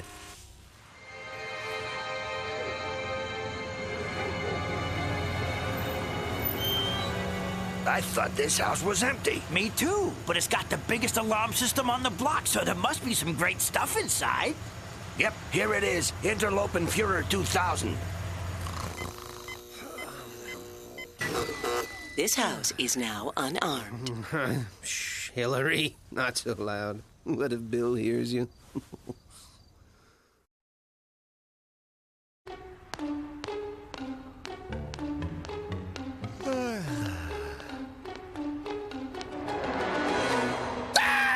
Very funny, compost maggot. I never get tired of that one. If you're done with your imbecilic jokes, Mr. Security and Peace O' Mind, you might be interested to know that we've been robbed.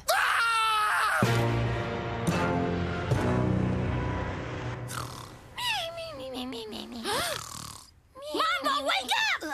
Why'd you wake me? You know I like to see Blade on Saturdays. Ah! Duckman, I think Ajax is in shock. You better talk to him. Ajax? Son? I'm sorry, but you're just gonna have to accept the fact that we've been robbed. Robbed? Then that would mean the TV isn't there. I thought I was stuck on one of those cable access shows where nothing ever happens. Listen, everyone, not to worry. I'll conduct my own investigation. Fine, I'll call the insurance company and tell them we've given up. Hey, they stole my homework. And I was up all night doing my essay for career day. I wish I could crawl in a hole and stay there forever. Ajax, you don't have to get that upset. I'm not. That was the title of my essay. Wait a minute. You were up all night? Didn't you notice anything? Just a Jehovah's Witness in a ski mask who said he didn't want to wake us by knocking. Oh, and I finished the butter. Ajax, how could that happen? I can't believe you're that oblivious to the world around you. Sorry, Dodd. Next time, try to remember. There are other people in this house who might have liked a little butter, too. Will you forget about the butter? Did it ever occur to anybody that Mambo and I have lost almost everything we own? Including our science fair project, the effects of sunlight on electromagnetic isotopes. Hey, Rod, open the sunroof.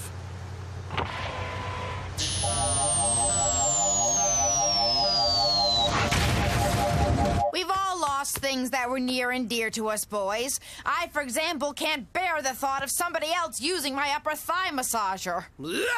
Me neither. However, our things are gone, and I think the only constructive thing to do at this point is to blame your father. Me? How much stuff do you think would have been missing if I hadn't gotten the security system? You're right, Dad. Thanks for protecting the lint that was mercifully left in my pants pocket. And the dust balls that the criminals were too intimidated by the alarm to take from under our beds. They left the dust balls? Terrific. I busted tail feather trying to protect this family, and what do I get in return? Exactly what you deserve. You are the irresponsible cretin who blew thousands of dollars on a criminal-friendly security system, aren't you? Irresponsible? Ha ha! That's a laugh! We'll see who's irresponsible when I fix this alarm. Ungrateful family. Try to keep them safe, and all of a sudden you're irresponsible. Couple of wires, switch or two. How hard could it be?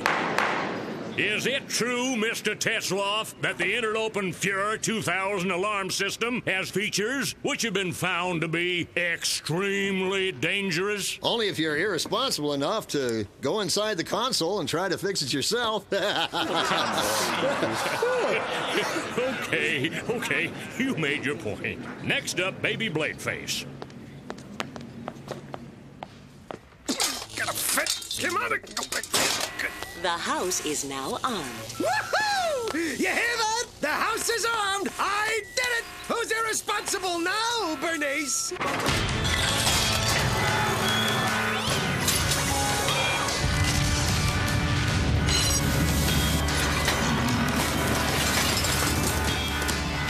For your information, the alarm is now working again. I've done that voodoo that I do so well, meaning this family can once again feel secure and comfortable in their home. Hey, how come there's a bit of hydrochloric acid in front of our underwear drawers?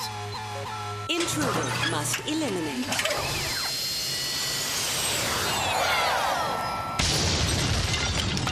I suppose I could tone it down a skosh.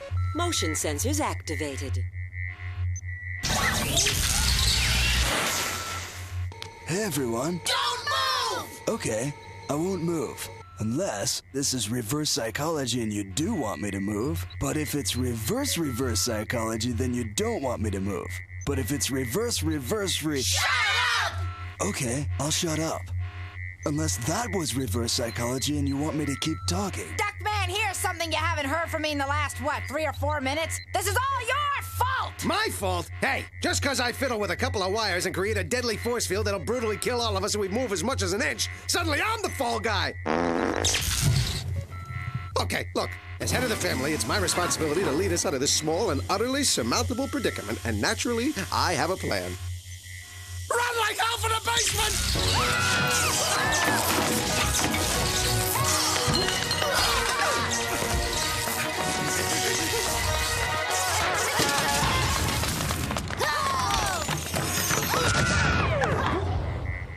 Just goes to show you where a good plan will get you. Don't watch it, Bernice. You're stepping on my head. Like I can do any more damage. Tell me, Mr. Fix-It, what exactly are we gonna do now? Very simple. We count on our neighbors. They broke bread with us last night, Bernice. We bonded. I have no doubt that the minute any one of them notices anything strange going on over here, they'll be more than anxious to rush to our aid.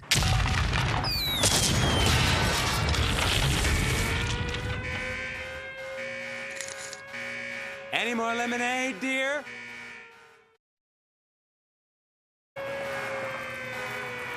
You gotta get me out of here. I gotta get out. It's too much. You hear me? The walls are closing in on me. The ceiling is getting lower. There are strange, gigantic, lumping shapes forming in the corners of the room. Look, I found my old contact lens.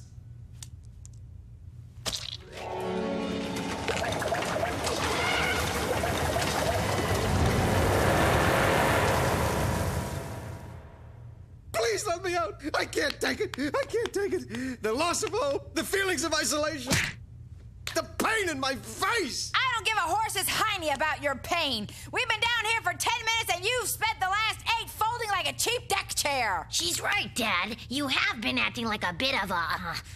what's the word?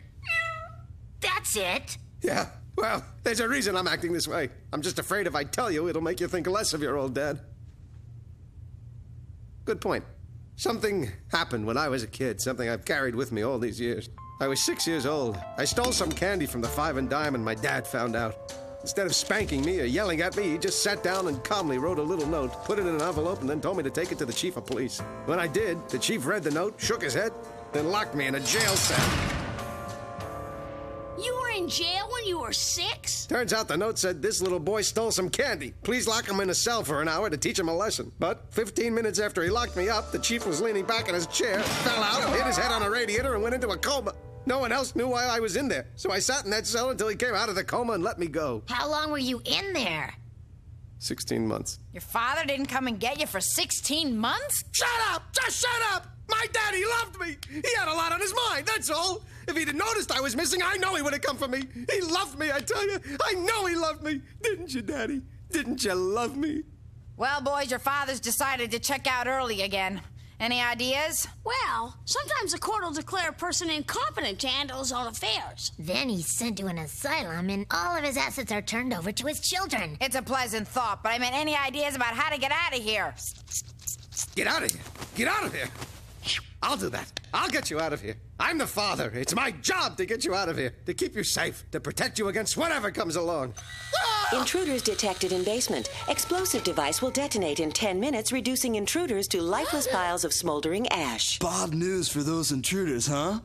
We're the intruders, Ajax. Now listen, everyone. When things have gotten tough, this family's always pitched in together. Like when we smuggled those people out of Nazi Germany into Switzerland.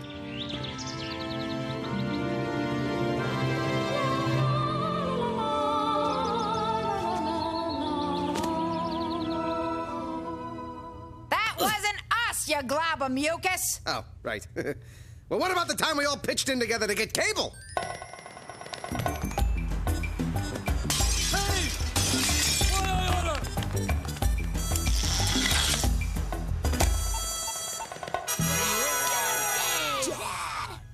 Yeah. True. There was that. And that's just how we're gonna get out of here. By pitching in together. Let's go for it, Dad. Bernice, move Grandmama over here. Ajax, you get on her lap. Twins, you and Aunt Bernice steady Ajax while your old how-could-you-ever-dad climbs up and saves the... You have fallen for the old emergency shut-off lever trick, thereby reducing the 10-minute countdown to 30 seconds. If you're a criminal, you deserve the bodily atomization. If not, thank you for purchasing the Interlopen Führer 2000. Oh, no! Oh, no! We're gonna be incinerated in our own cellar! I can't think of a worse way to end my life! Hi, this is Casey Cash. I'm about to introduce the Countdown to Death. Okay, there's one worse way. But before I do, I'd like to dedicate a song to all those families out there who were trapped together in basements that are about to blow up. Kids, Bernice, this might really be the end. Look, I want to say something I've never said before. Stinky Pinky Bottle of Inky? What? He has said it before? Just listen to me, will you? This isn't easy. I mean, I know I fell short in a few categories, but as a dad, I haven't been the greatest. Provider, head of the household, role model, or anything that can even be remotely confused with a parental figure. Thank you, Bernice. But it doesn't mean that I don't love you, kids. Or you, Grandmama. Or you, brr.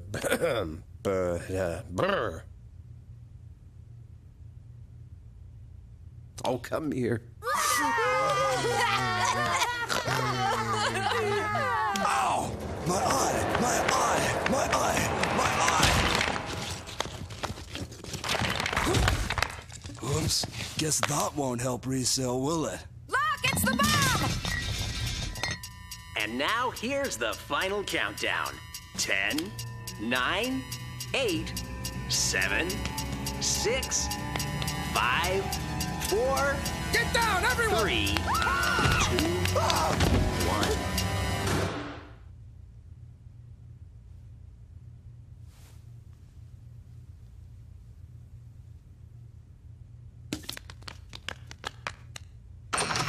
Heidi-ho. Anyone home? What are you doing here? I knew something was wrong when you didn't show up for work today, Duckman. I don't show up for work a lot of days. True, but you always call in with some lame and pathetically inadequate excuse that I pretend to believe so as not to unbalance the age-old fragile employer-employee relationship. Uncle Cornfed, you must have disarmed the system. And just nanoseconds before it reduced us to molecules. Oh, so that was the cord I tripped over and unplugged on the front porch. Gee, Duckman, I hate to say it, but that was uncharacteristically heroic trying to save us like that. Yeah, true heroism. You're cool. Yeah, well, any dad would have done the same thing.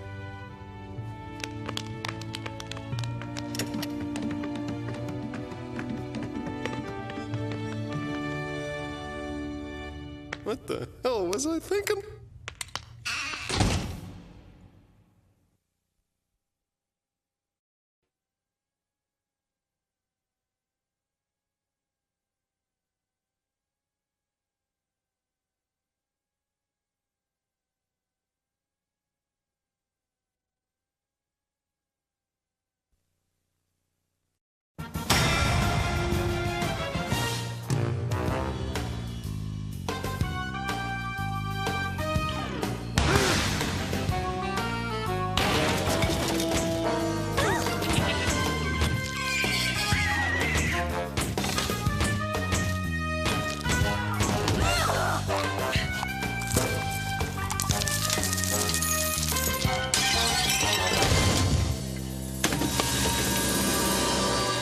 Welcome to this week's special episode of American Dicks. As you know, detectives profiled in this program have solved 99 cases in a row, a perfect record, achieved with only a minimal amount of altered facts, network-funded bribery, and threats of bodily harm to friends and families of the suspects. Tonight, then, we attempt to solve our 100th case in a row.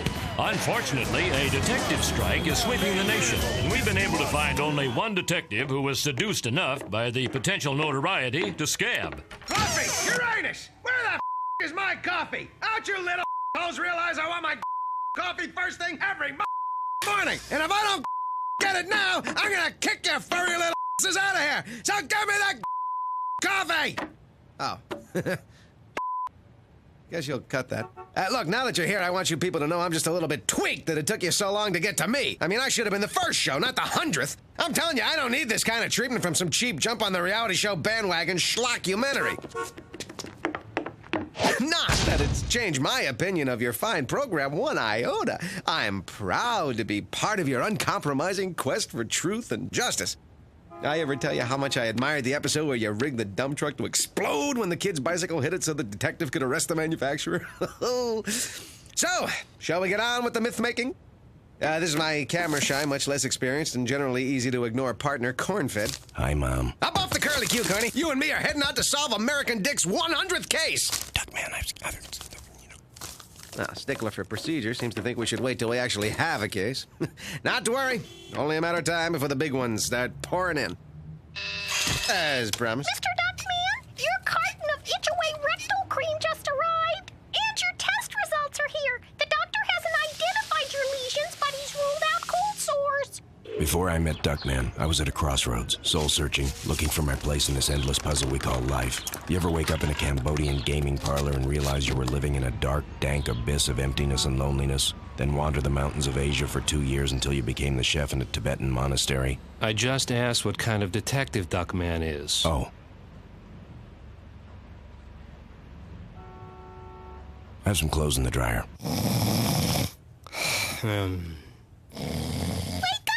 Cameraman! What? Mr. Duckman, wake up! Mr. Duckman, wake up! Not respect you. I brought you the hand towel, didn't I? Ow! Wow! Right! Amazing how fast 2 days of waiting for a case can go by. Mr. Duckman, you've got a case on line 1! A case? Me? I mean, of course I have a case. Why wouldn't I have a case? I was just surprised by the way he said it. Here, let me get that for you. Duckman Investigations, what can I do for you? Solve a murder, track down an international terrorist, recover millions of dollars worth of stolen jewelry? I need you to get my cat down from a tree. I live at 4th and Elm. 4th and Elm. Got it. We got a 405, Corny. Code red. Now, this may seem like a simple case, but with your feline search and rescue missions, any number of things can go wrong. Fortunately, I graduated magna cum and get me from the University of the Streets. And by streets, I mean mean streets. Oops, I forgot the rubber mouse and ball of string. Fluffy, Uranus, hold my calls. I'm about to become the most famous detective in town by solving... Sweetest little... What's that? Oh, it's a kitty cat we found on our way to work. At 4th and Elm? Does that count? How is he as a father? Ha! Last week he converted the twin stock dividends into singles and blew the whole thing at that live nude Amazon's bar by the airport. I knew that didn't quit smoking. You know how tough it is raising kids with a role model like that feathered weasel? Well, the women out there know what I mean. Actually, our audience is mostly men between the ages of 20 and 55. Really? If I get married... my husband will become the man of the house, and that deadbeat brother-in-law of mine will be out on his butt. Oh, did I mention I'm a gourmet cook, and I'm about to have more than half my visible cellulite surgically removed? Sinus itch. So, while we're here, perhaps a lesson or two.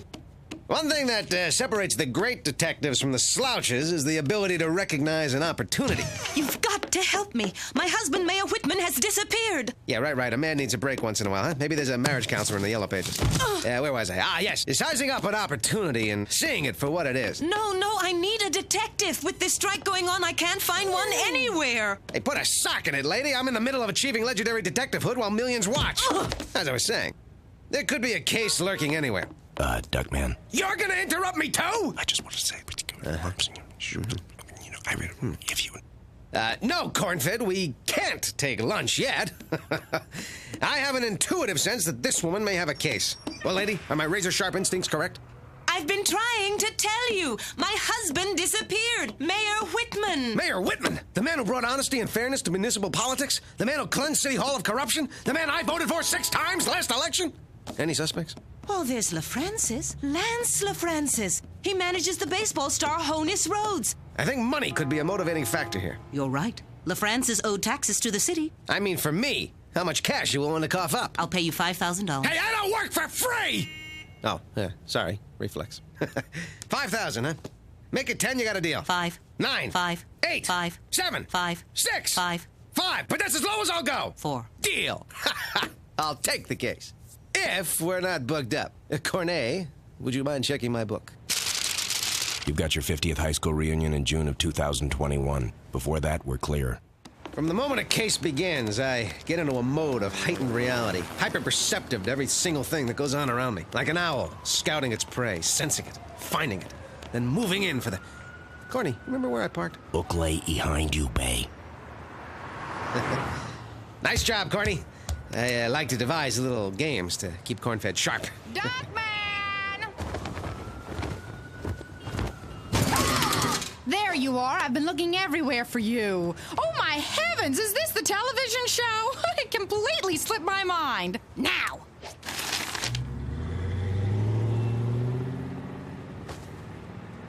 Bernice, what the... Look, aliens are stealing that baby! As I was saying, I was just catching up on one of my many and varied leisure time activities. Favorite hobbies include drag racing, ancient Greek philosophy, and snorkeling, which, by the by, has resulted in an almost superhuman capacity for breath control. When I remembered I had something very urgent to do. I have something urgent to do, too. I'm about to solve the 100th case on American dicks. Tell her, Corny. Define about to solve. Hey, want to see my abscessed tooth? Hey, what are you... What's this button do? Keep your hands off of that, you little... Oh, here, let me get that wire for you. Bernice, don't you realize how much this case will do for me? It'll make me somebody. My kids will be able to be proud of me. I can't believe you'd ruined my moment in the sun. That's not the only reason I'm here. You promised to spend an afternoon with the children. Yeah, sure, before they get married. I mean, they're so busy with school and all.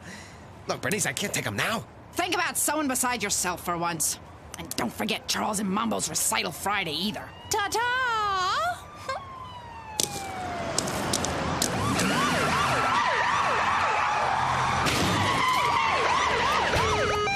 Out of the way, I was here first. Sorry, we got jurisdiction here. We're on a major network. Oh. What the hell's going on? You're under arrest, Duckman. Let me try that again. You're under arrest, Duckman. You have the right to remain silent. You have some other rights, too, which they'll dub in editing. Let's go. Wait, guys! You can't do this to me! It's my chance at the brass ring! My big opportunity! My once-in-a-lifetime shot! Are you goons listening to me? Goons! Just a term of affection from the Latin. Goonar, to like. The nightsticks are just for show, right?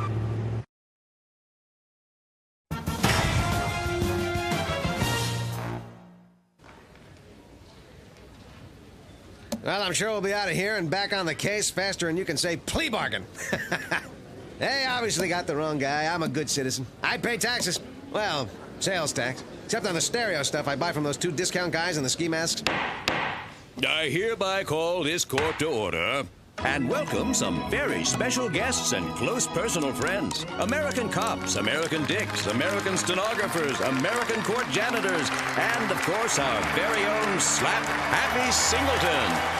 First on the docket, the case of the city... C-I-T-Y, city, city, city, versus Duckman.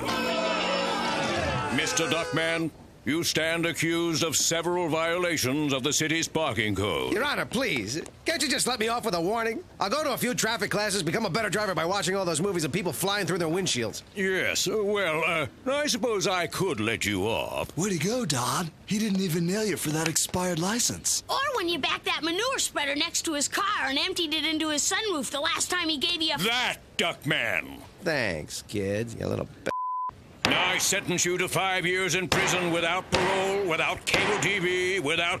Wait a minute. Are you Corn-Fed Pig? Ernie Flipper Davenport, Navy SEALs, 3rd Division. Corny, you old hog, how are you? Same old, same old. You know this clown? He's my boss.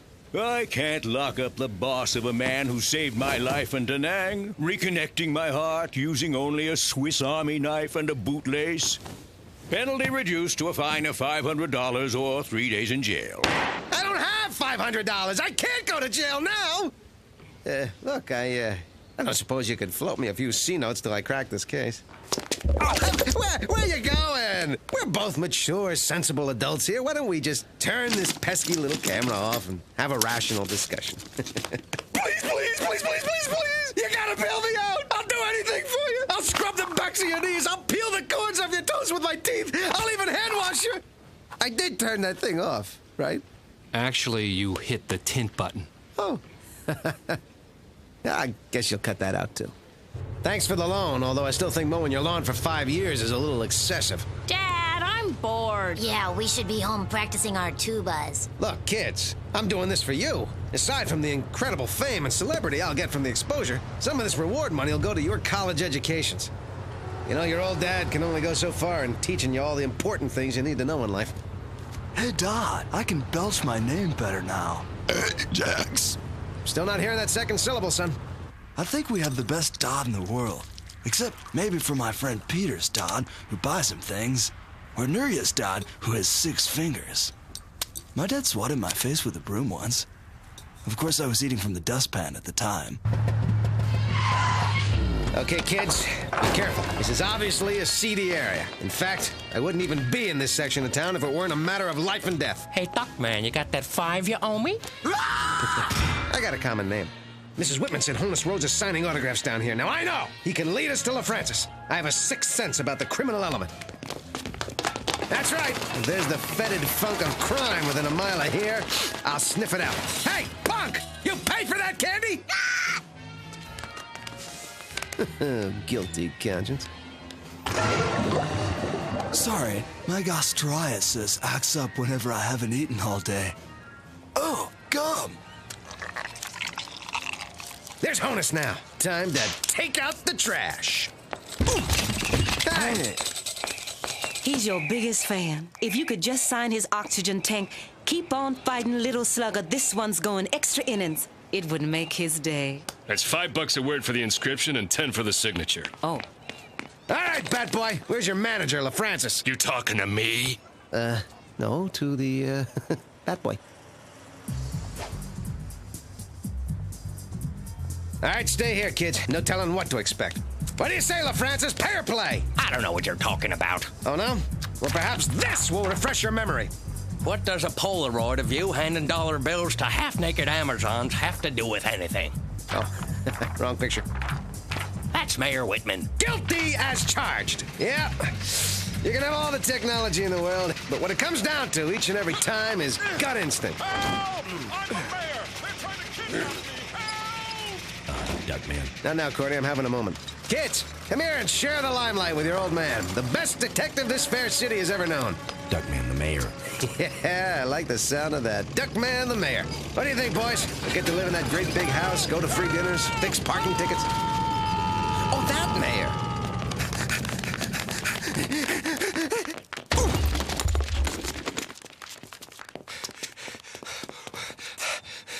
Something's wrong here. Where the hell's my car freshener? Oh, never mind. Here it is. You know, kids, once I solve this case, your pop will probably be the most important detective ever on this show. What do you think about that, Carney? You're working for the biggest American dick ever. Hey, quit pushing me.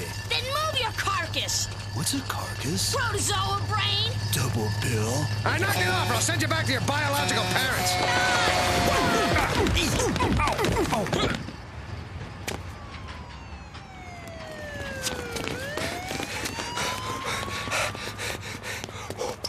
Dot, it's the camera guy. Ooh, look, a chocolate bar.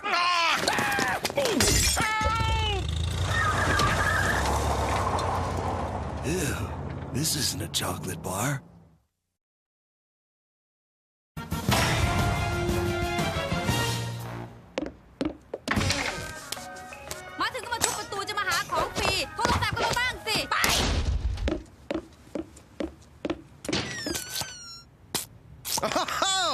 Back from dinner already, huh? Too bad you just missed my kids. Their Aunt Bernice came by to pick them up. I begged them to stay. They're so much fun to have around. Dad, if you're gonna kick us out, at least give us cab fare. There you are, Corny. Hey, why don't you tell him all the great detective stuff I did while he was gone? Well, he interviewed everyone the mayor's ever known, put a phone tap on his house, checked his credit card receipts for the last 12 months, and snuck off to his favorite topless bar and spent our retainer on table dances. Liar! You're right. He didn't do those first 3 things. Okay, so we're out of leads. It doesn't matter. We masters of the craft find leads where none exist. What? You didn't think I went in there to get a lead, did you? Kidnapper's a Scorpio. Yes, Mrs. Aronson? Yeah, I'm doing a little survey. Do you happen to know where the mayor is? No, huh? Okay. Yeah, is a Betty Abigam there? Those Sudanya comrades is... I'm through, Corny. Ruined. Kaput. A has-been. A won't-be. A loser. I let my kids down. I let you down. I might as well throw away my detective's license. I can't believe it. Don't you ever knock! Duckman, take a look at this. Oh my God! I can't believe it! I've been drinking expired milk! I was referring to this picture of the mayor bound and gagged with LaFrancis behind him holding a gun to his head, leading to the conclusion that LaFrancis kidnapped the mayor and is keeping him at the dairy he owns. The same dairy that the mayor wanted to shut down because LaFrancis wasn't paying any taxes. Uh-huh. One question. Can you get sick from drinking spoiled milk?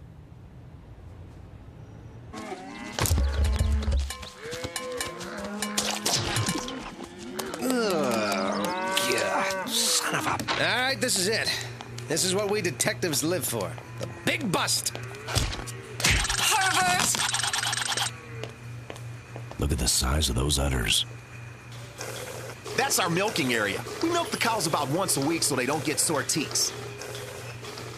Can I help you with something? We're with the American Milk Society, and we're doing a film on milking. Mind if we poke around in areas not usually open to people looking for a kidnapped victim? Nah, go ahead. All right, there you have it. Superior detective skills. That's what separates the true detectives from the pretenders. The ability to assume a new identity, to move in secrecy like a prowler in the night, leaving no trail, no scent. Phone call for private detective. That's me! Hello. Bernice, I told you never to call me. Anywhere! Yuck. No, I won't whisper that to the cameraman. Duckman. I know about the recital. I don't want to miss it. If you get off the phone, maybe I could solve this case and get there on time. I got a hunch I'm onto something in this dairy. Bernice, I don't want to let them down. I know I'm their only father. I'm also the only person in the world right now who's able to save the mayor. See if you can stall the recital for a few minutes. I'll try to find the mayor. When I do, I'll be able to buy the boys 100 pianos. Right, tubas.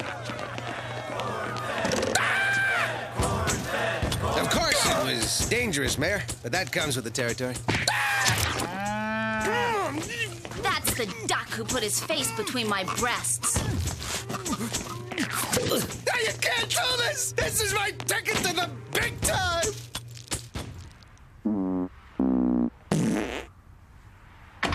Hey, that was great! It's like I never missed your recital. I tried to make it, kids. Honestly, I did. You guys know I love you. And to prove it, I got you something. I hope it's the right size. A sweater! Who should we thank? You or the midget who left it at the bus depot? I can't breathe. Where's Mambo? Well, the mayor's back in City Hall, and Lance LaFrancis is behind bars. And even though I didn't officially solve the case, I had my own reward. Today, I learned the importance of being a good father. And that means being around when my bogs need me. Bogs? That should be boys. You misspelled that on purpose, didn't you? You're trying to humiliate me. I tried to have one moment here, and you took it away from me. Yoo-hoo, Mike. I'm ready to go. And bring the camera. And now you're going out with my sister-in-law? Don't you have any ethics, any morals, any taste? Well, I've about had it with you. Ever since you got here, you've been trying to make me look bad. Well, here, how do I look now? Mike! Mike! Duckman! If he can't walk out of here on 2 feet, you won't be able to either. Duckman!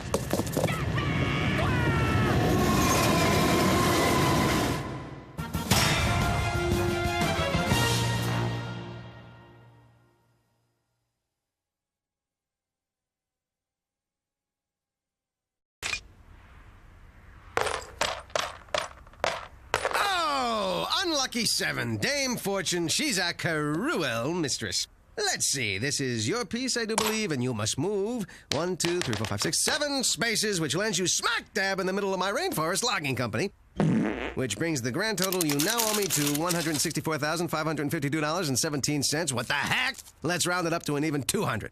What's that you say? I couldn't pay that back if we played 100 games? Oh, my goodness, what to do? Wait a minute! A simple X on the dotted line, changing a few irrelevant clauses in your will, dealing with... Oh, Duckman!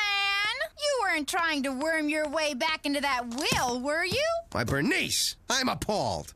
Good, because I've been given power of attorney, and any effective plan to do so would have to begin with my sudden and untimely death. Where did I put that flak jacket? You want to see our project for the corporate-themed science fair? Tarmaster Cigarettes, Vein Burster Beer, and Splatco Handguns are sponsoring a category called Alcohol, Tobacco, and Firearms. Other things kill people, too. Hence the Titanic. 1,503 non-smoking, non-drinking, non-gunshot deaths. I thought this kind of blood-sucking corporate greed and hypocrisy makes you boys sick. True, but there's a cash prize. I'm going. Maybe I should just get a sitter and you can come with me. What? You're inviting me to have an evening out at the movies with you and your friends? No, I'm inviting you to circle my car around the block for 2 hours. Parking's miserable at that theater. Oh, too late. They're here. Make sure the kids eat a balanced dinner, Duckman. Don't just order them some fat, cholesterol-soaked pizza, then fall asleep on the couch watching the string bikini volleyball channel, allowing the 3 of them to have the run of this place like some masked terrorists in a Middle Eastern city. You worry too much, Bernice!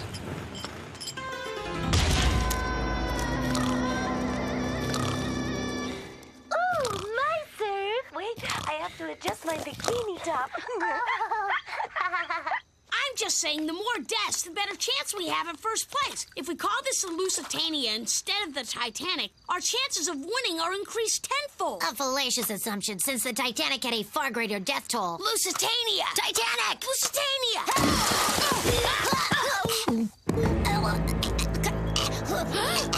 Dad, wake up! Hurry! What, Bernice back already? No, Dad, it's Mambo. I suggest you call 911 unless you want me to spend the rest of my life attached to a gangrenous lump of flesh. Hello, female fantasy hotline. Must have hit redial by mistake. Hello, 911. This is going to sound really far-fetched, but somehow the Titanic has become lodged in my son's throat. Don't worry, sir. Just stay calm, and we'll save your son. Paper clips, ping pong balls, Quincy, scripts, Pekingese dogs, RuPaul, ships. Andre Doria, Lollipop, Minnow, Poseidon. Here we are, Titanic. Can you get a hold of some ice? Ice, got it. Now what? Pour the ice into his throat, making sure to hit the starboard bow of the hull below the waterline.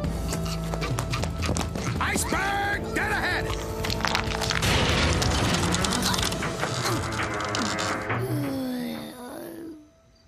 It worked. He's okay. I'm so glad. Listen, before you go, I have to tell you, you have a beautiful voice. Well, I sort of talk to a lot of women on the phone, but I've never heard a voice like yours. Thank you. Actually, you have a very nice voice yourself, and you seem to be a wonderful father. Well, goodbye. I just talked to an angel. An angel? angel, Cornfed. One phone call and I was swept away. She is everything I ever hoped for in a woman. Low standards. I'm keeping my fingers crossed. It was incredible, Corny. The way she made me feel things as I listened to her. Excuse me, if this is gonna get sordid. Emotions, okay? I felt emotions. The kind I never feel anymore. And it's all because of a voice. That sweet, willowy reed of a voice. I want to do things with her, Corny. Fun things, exciting things. I want to paint her living room. I want to go to the tar pits. I want to surf. So are you gonna spend the rest of your life waxing your own board, or are you gonna call her back? I tried. The supervisor won't give me her name. Some lame excuse about a serial killer who's been following 911 operators home and chopping them into thousands of little pieces. One more overly cautious reactionary in a position of authority. Exactly. I gotta find her. I gotta figure out some way of tracking her down. If only we knew someone who was an expert at that kind of thing. Duckman, take a look at the sign on the door. Did we get evicted again? You're incorrigible, you big downy galoot. I mean the sign that says private investigator. If you want to track her down, why not use your detective skills? Don't toy with me, Cornfed. Why the hell would I want to rely on those? Touché. Too bad it's against the law to make dozens of 911 calls till you find her if you're not actually reporting a real emergency. Fluffy! Uranus! What can we do for you, Mr. Duckman? An impersonation.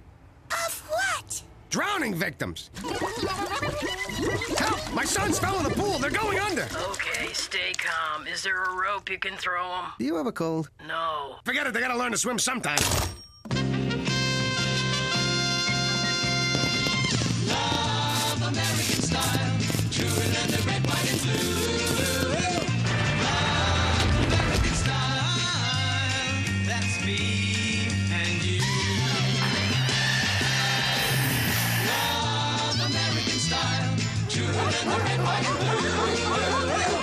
Love American style, that's me and you. So what if I quit? Light it! There's nothing to lose. My angel is lost to me. Hi, Dodd. What you doing? Throwing my life away on an overpriced marketing phenomena that'll leave me bedridden, tumorous, and politically incorrect. Oh. Wish I had a hobby. Yeah! Hello? Yeah, he's here. Dodd, it's someone named Angela. Angela? I don't know any Angelas. She sounds like a rather young, angelic woman, if her willowy reed of a voice is any indication. What? Hello? Hello, Mr. Duckman. This is Angela from the emergency hotline. Angela. I'm sorry to bother you.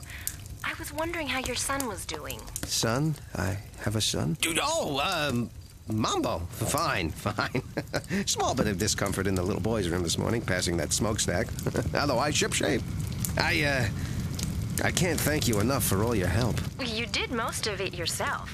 You know, a lot of people don't keep their heads in an emergency. Oh, it was your voice. It made me feel like everything would be okay.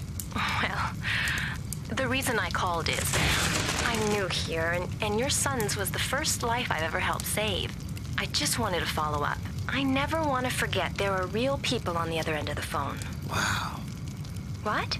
Nothing. I was just glancing down at my bicep. At the risk of sounding like a pimple-faced schoolboy, I was wondering... sorry, I'm just not very good at this. I was wondering if, well, you'd like to have dinner with me tonight. Dinner? You only have to buy your half. Just think of it as a way to say thanks for saving my son's life. Well, you sound nice. Okay, I'll do it. You will? There's a little Japanese restaurant on 3rd Street. Do you know it? Yeah, I think so. Just down from Vic's Flesh Pot and G-String and... I'll find it. I'll find it. Shall we say, half an hour? Half an hour it is. She said yes! This little ducky has a date! Oh, happy day! Galoo, galay! I'm going out with Angela!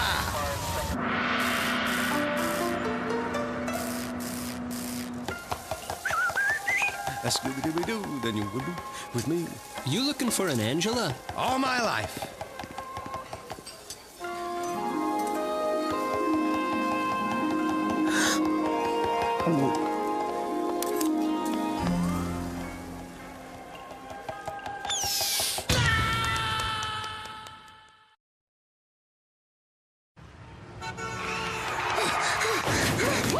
That was close. Wait, no one could be that ugly.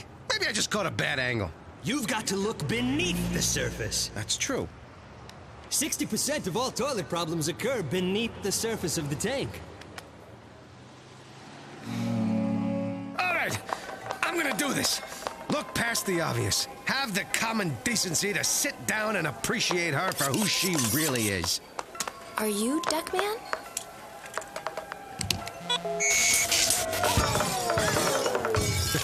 I'm a sucker for ambiance. Hey, I can't see. We fix in minute. Have to serve while still fresh. Ah, you cut off my finger! So, Angela, could I buy you a face? A drink? White wine would be nice. White wine on the way.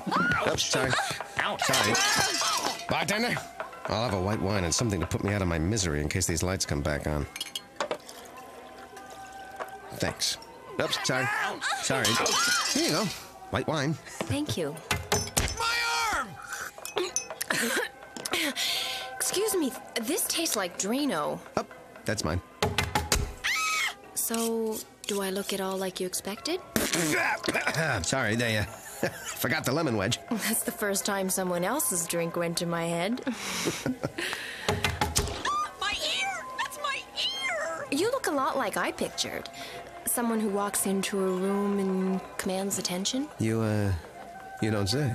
Well, I'm the only living heir to the throne of Sweden. I hold the world record in the mild, and I just got a medal for taking a bullet meant for the president. Actually, that's not all true. What part? None of it. I always kind of take a small truth and embellish it into, well, a huge lie. I don't know why I did that. I've never admitted that to anyone before. Would it be forward of me to hold your hand? Not at all. It's a little larger than I would have expected. My hand's over here. Then whose hand is this? Mine! Throw it back, will ya? Ah, where was I? Oh, yeah, I was just about to tell you. I didn't know what to expect tonight, but I'm enjoying it. You wouldn't happen to be doing anything tomorrow night?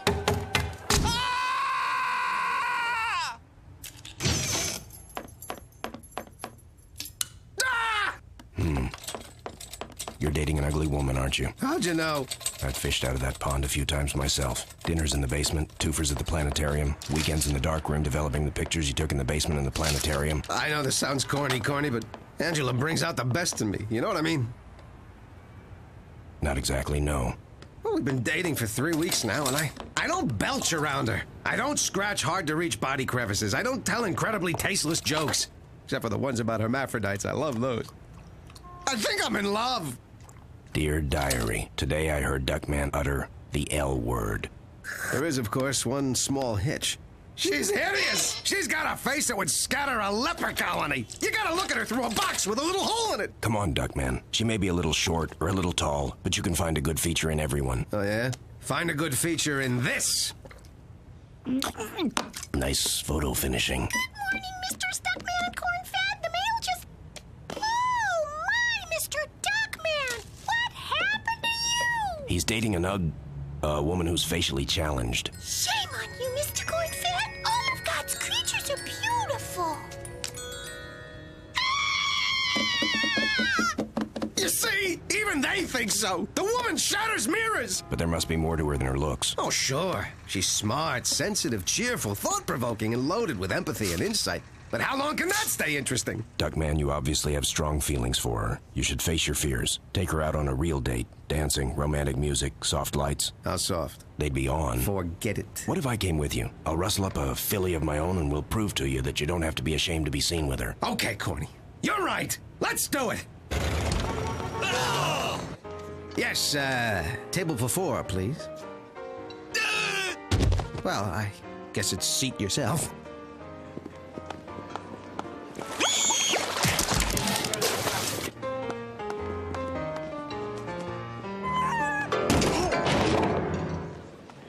How's this table?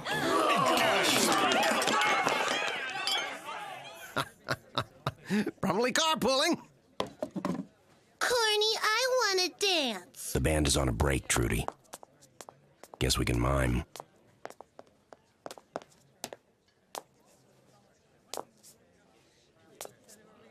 Your partner seems nice. I hope he likes me. How could he not like you? You're sweet. You're funny. You're, Did I mention sweet and funny? Oh! Maybe we should dance.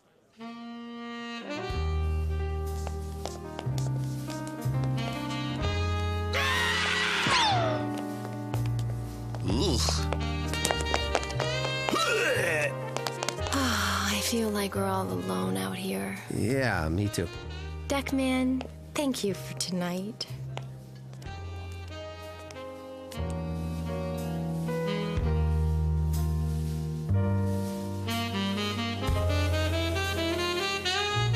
A rose for the lovely lady? Whoa, or maybe a cube of sugar, huh? Nobody insults my girlfriend! Wait a minute, where are you going? Duckman, I've had a lot of years to get used to the fact that I was born with colorful features, but you haven't. I hate to see the look on your face when you see the looks on everyone else's, and I think it's time I did something about it. If it doesn't work, you'll never have to see me again.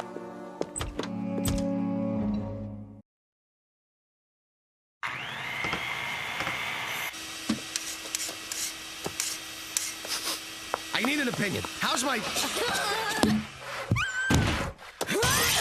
cologne?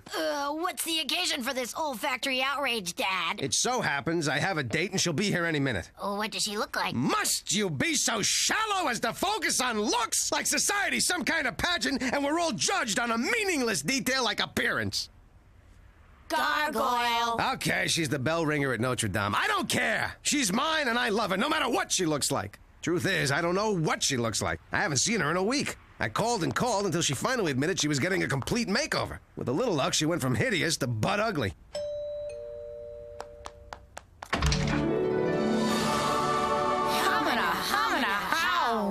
Look, lady, whatever you're selling, I'll take 200 of them. I don't care what they cost. Duckman, it's me, Angela. Angela?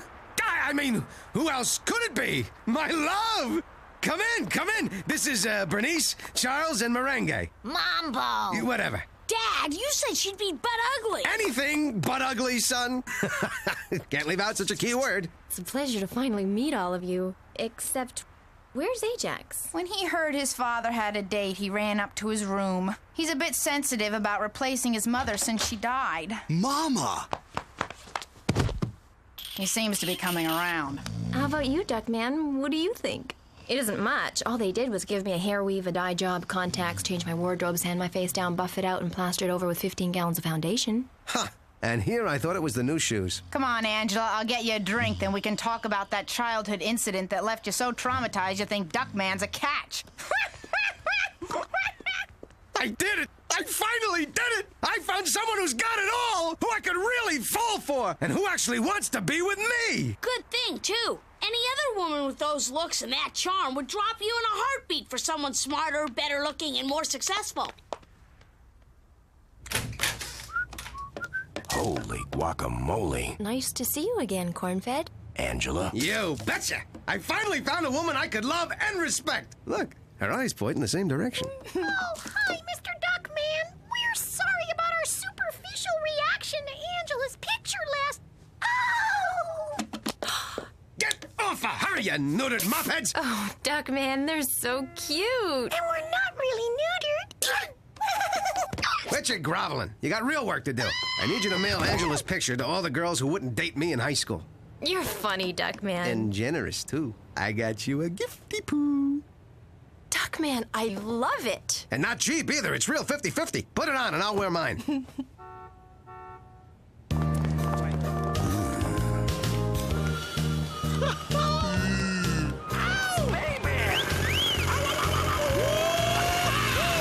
It's okay. You have to expect that sort of thing from construction workers.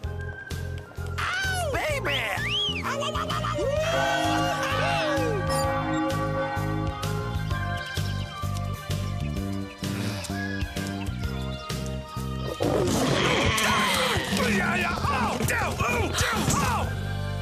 She's the one.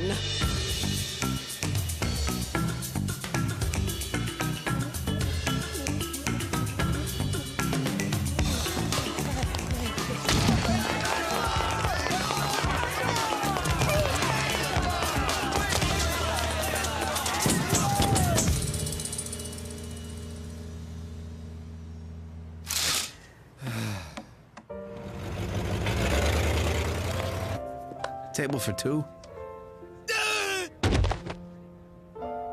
Let's sit at the same table. I want tonight to feel just like our first night here did. We'll dance, and we'll feel alone again. Just you and me. It's Angela, our woman of the hour. Welcome to your very own night, Angela, where hundreds of people you've never met and couldn't care less about have gathered to tell you they love you. So, let's sit you down and let the fawning begin.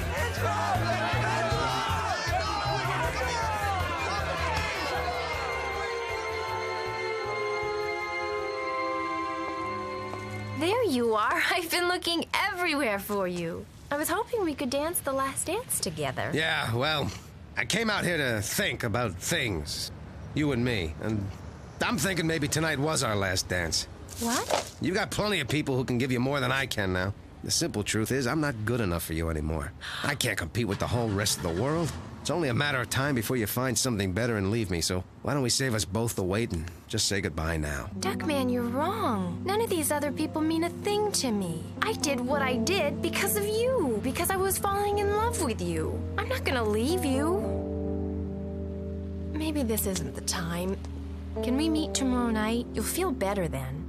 Maybe at the Japanese restaurant where we first saw each other? I'll be there at 8.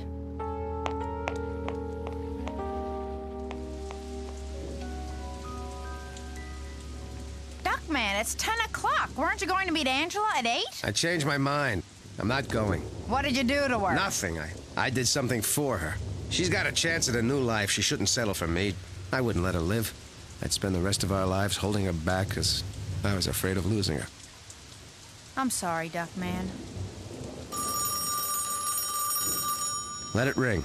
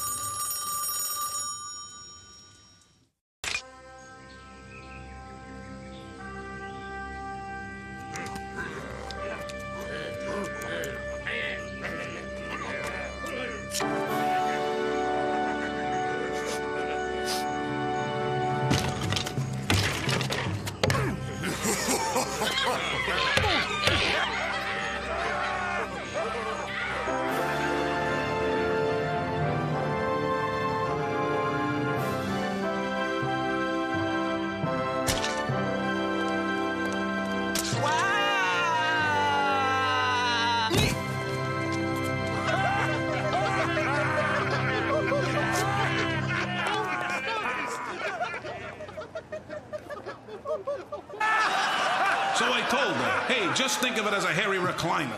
Oh, thanks a lot, you're beautiful. Except you, lady, you're a freaking schnauzer in pumps. I'm serious, is that your face or did your butt open a branch office? Oh, bada bing, bada bang, bada boom. Thank you, ladies and jerks. Hey, we got a guy up next. I'm looking at him now. And that reminds me, my doctor needs a stool sample. Oh, fake an orgasm for Iggy Catalpa.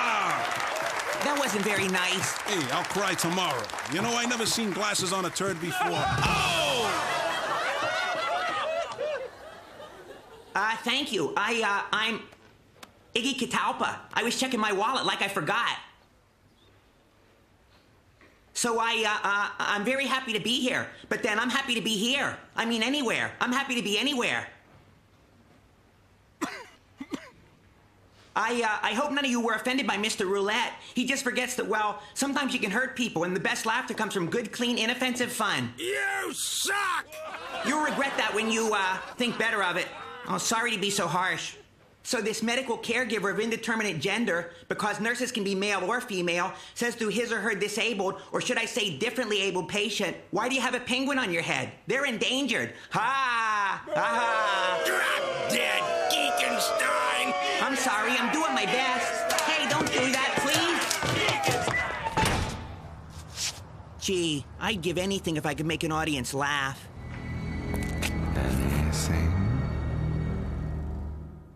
Talk about an outrage! outrage! My life insurance is canceled! Why would they drop me? Could it be because you attempted to defraud them 10 times last month by falsely reporting your own death? Don't guess at things you can't be sure of! There's good news, though. I may have found an answer. Life is cheap. Tell me about it. Just last week I was in a bar talking to a white slaver and... No. Life is Cheap Insurance Company. This was on my doorstep. Listen. Complete and mail the enclosed do-it-yourself physical to qualify for the most easy-to-afford and erratic life insurance available. Beats the heck out of some quack charging me through the bill just to grope a bunch of places I don't even touch. Hardly ever. Says I need another person's help, though. Someone with at least a minimal amount of medical knowledge. I graduated with honors from the Universidad de Medicino in Peru. But you're the son of poor Okie mountain pigs. How'd you afford med school? 2 words. Vivisection volunteer. Sure, it hurt, but I'm told as a result of banging me on the head with a large hammer and then slicing open my stomach and digging around in my insides, they were able to rule out 2 theories on why fat people perspire. Worthy cause. So, shall we get on with it? Bend over, grab the desk, and grit your teeth. Wait a minute. Does it say we have to do this? Never mind. It appears that you suffer from high blood pressure induced by stress. High blood pressure? Induced by stress? That's terrible news! I hate getting terrible news! I hate it! It says here, in case of stress-induced high blood pressure, take enclosed pill. Then relax, kick your webs up, and have a few laughs. A few laughs? Yeah. If only there was something to bring a few laughs into my life. Mr. Duckman, 4 comedians here to see you. If only there was something to bring a few busty, leather-clad, thrill-seeking ex-nuns into my life. It was worth a shot. Hey, yo, Cornfed! Look! My 4 favorite comedians and one of their marginally talented husbands. What are you doing here? That's the second time I heard that today. The first was when I woke up in bed next to my wife. I don't believe it. Corny, this is roulette. How you doing? You remind me of a chick I once porked. Oh! I love it. He offends everyone. This is Dennis Schanberg. He finds humor in everyday lives. Why do they call it porking? I mean, when pigs do it, do they call it peopling? Get it? It's funny because it's obvious. This is Roxanne and her husband. What's his name? John. How you do? See, John, I told you men were pigs. She's right, Corny. When you think about it, we all are pigs. And this is Marvin. He played the street-smart yet non-threatening black surgeon married to a corporate lawyer living in Beverly Hills with his garbage man father and overweight mother on the sitcom Ain't Life a Bitch. What up, what up, what up? Look, white skin, black skin, pig skin, we all after the same thing. Making bacon. So true, so true. We need you to solve a case for us. Us? Solve a case? That's a good one. Boy, that's absurd. That's really... Oh. You're serious? Well, then you've come to the right duck. Who's the pile you want me to scoop up? Iggy Catalpa, comedian. He's stealing our audience. Huh? He's too good. No one wants to hear us. What we want is for you to dig up some dirt on him. There's gotta be something you can find to get rid of him. Look, gang, I don't know. I mean, there's no law against someone being funny. Maybe he's just got something new or special or different about his humor. It's clean! Clean? I can't let a low-down scum like that put you guys out of work! This world's depressing enough without a few insults, slurs, and good honest laughs at other people's expense. A case like this, you take for the principal. And any favors, freebies, and groupie phone numbers you can throw my way. We'll give you some fake vomit and a whoopee cushion. Throw in an ice cube with a fly in it and you got yourself a deal. I love these things. I can't wait to meet this guy, Corny. I'm gonna give his past a once-over he'll never forget. Get the dirt beneath the dirt. They don't call me the Dustbuster for nothing. Who calls you the Dustbuster? People. Who? Okay, no one, but after this they will. Who will? Never mind! Wow, you hear that, Corny? Those guys were right. This guy must be incredible. Let's go see. A differently able person goes to a medical caregiver of indeterminate gender, and the caregiver says, "Why do you have a penguin on your head? They're endangered." Funny. This must be some kind of joke, because that sure wasn't. It's all going according to plan.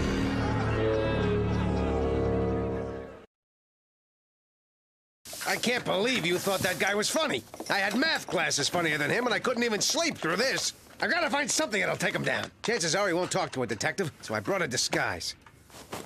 Voila! Not bad, huh? Hey, where'd Duckman go?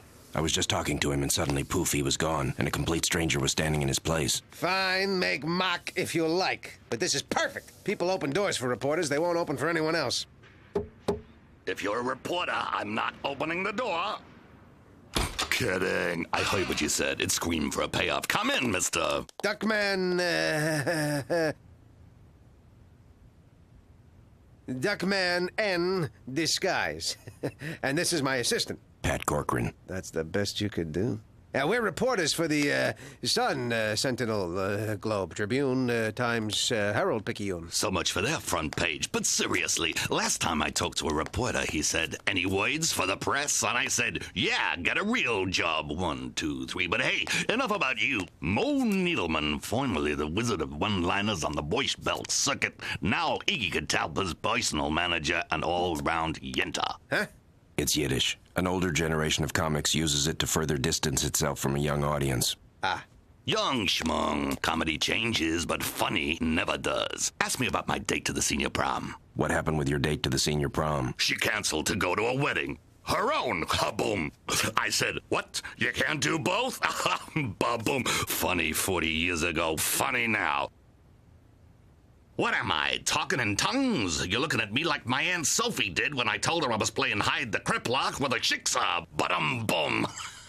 Which reminds me, can you believe those airlines? Needleman, take a breather. We're here to do a story on Iggy. You never heard of warming up a crowd? Igala, we have people. Come, join. Hi, everyone. Look what Mo got me. It's a robe with my initials on it. Gee, this is the best gift I ever got, assuming no animals were killed to make it. Of course not. The ones they used was already dead. But I want to tell you, Iggy, this is Mr. Corcoran and Mr. Disguise. They're reporters, and they want to do a story on you. On me? That's even neater than the robe. No offense to the gift, of course. There's no reason to praise the story by tearing down the robe's self-esteem. Such bilk as I get from him, couldn't you just plot? Yeah, all over the carpet. I've got some questions for Iggy. Subtlety is the key to getting the dirt we want, Corny. So, Iggy, it must be a bit heady basking in all this glory, especially after your earlier days as a male hustler, was it? What? Not to mention those run-ins with the authorities over that baby-selling ring. I don't know what you're talking about. And what about that story linking you to the international drug cartel? Mo, what's he doing? A smear job, kid, but he's wasting his ink. He lives as clean as he works, Disguise, and that's why he's going all the way to the top.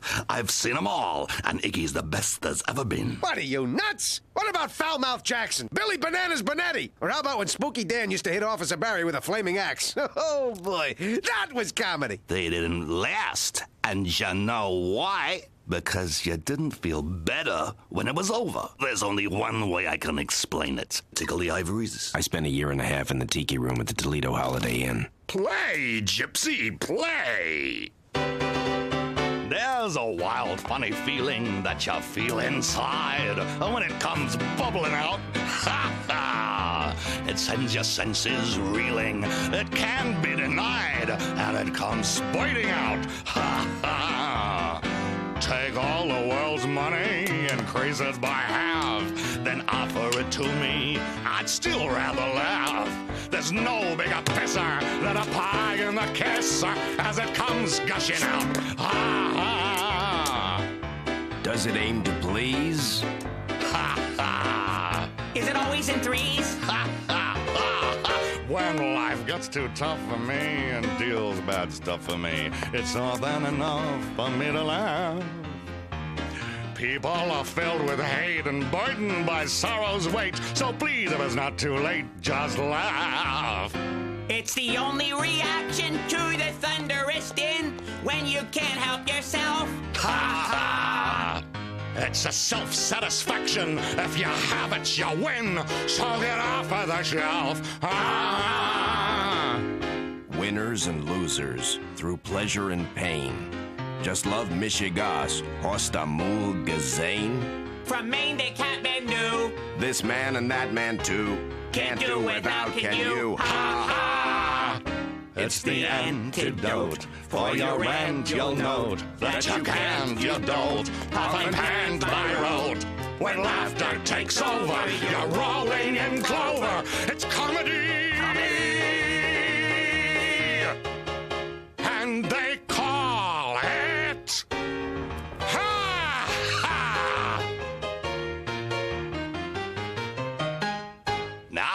Get it. Hi, Duckman. You're home late. That's it? No zinger about what a lousy father I am? No one-liner about how either I just walked in or a garbage truck overturned in our living room? Iggy Catalpa says insult humor's passé. Two, Bernice! What's happening here? This guy's taking over. He's everywhere. Excuse us, Mr. Disguise? I'm even starting to hear his voice in my own home. Iggy! Howdy, pre-adults. I love performing for young people, especially if they're duly capitated. This is where you say, do you know what time it is? And I say, time to get a new lock on your door. Try to keep up. But seriously, forgot to give you these back at the club. 2 backstage passes to my boy's maiden appearance next week on Drum Roll, please. The Late Night Tonight Show. All right. Mr. Catalpa, may I say what a joy it is to see someone like you succeed using humor that doesn't degrade anyone who's the slightest bit different from himself. All right. Like I was the only one to laugh at the joke about the gay midget with a cleft palate. Morris Needleman, Iggy's mentor, but you can call me Mo, as in Mo Knows Comedy.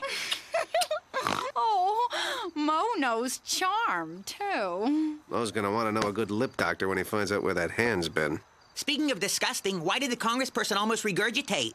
Because he or she got inebriated on power. I usually don't do satire. Pardon me, Tsatskala. May we use your bathroom? That joke usually does so well. The joke's fine, you're just running a little low. If you think I'm so funny, how come I gotta drink this stuff? Audiences are stupid. You gotta force them to like the right things. Now get out there and murder them with laughter. And speaking of laughter, the last laugh's gonna be on you, Duckman.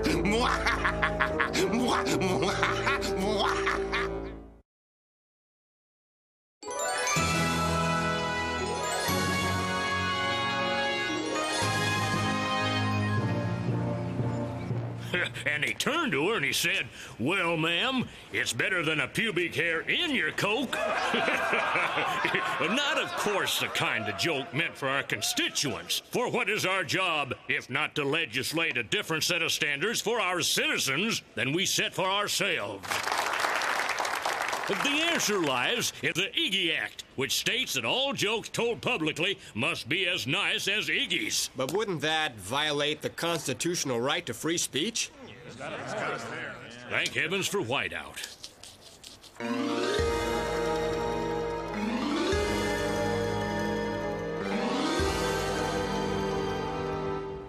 Iggy! It's driving me out of my mind. Every single person I know loves him, and he isn't funny. Funny as a wiffle ball bat in the gazongas, or a little super glue on a toothbrush, or this all-occasion pocket insulter. Put a sock on it and slam it in a door. Put a sock on it and slam it in a door.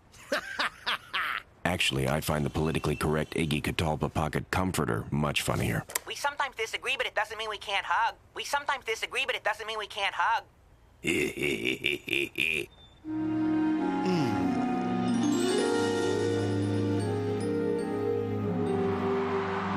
It's over. Without laughter, I don't know what's left. I might as well go backstage, wish him luck. Maybe I could learn to like him. Why's that penguin on your head? They're endangered. Oh, boy. What's the use? I still don't get him. I never will. Eagle, go autograph some pictures for those orphans. So, Duckman, now that you've seen my secret, it's me, your arch nemesis, King Chicken. Whoa! Why are you strapping me down? What are you gonna do to me? Relax. You've got the best seat in the house. Well, I appreciate the compliment, but I don't swing that way. No, you simpering idiot. You still don't see, do you? I did all this for you. When we were school children together, it was you who taunted me, who humiliated me, who got the other children to laugh at me. But things have changed. You're the outcast now. After tonight, you'll know what it's like to have the whole world laugh and to not be able to laugh with it. But how? Do you ever wonder what makes someone funny? Hey, what happens? Likeability! I created a formula that gives its user instant charisma. One gulp, and that walking oatmeal seemed like a comic genius. No one could resist him, except you. Of course, because I was too worldly and sophisticated to be so easily duped. No, because you were such a moron. You took the antidote for the formula. Only you would fall for that idiotic do-it-yourself home physical I sent for that phony baloney life insurance company, taking that so-called pill that did absolutely nothing for your high blood pressure. You mean I'm not insured? God, but you're an imbecile. Well, 3 minutes to showtime. Consider this concert one last bit of misery before I come back and finish you off. Hope I like the warm-up act. Mind if I sit with you, gorgeous? Help! Help! Help! Help! Let me get you out of there. Wow, yelling help never works. I'm non-union. It's time for the moment you've all been waiting for. Iggy, wait! Hey, Mo, Mr. Disguise told me everything, and I don't think it's very... Get out there, you schmendrick!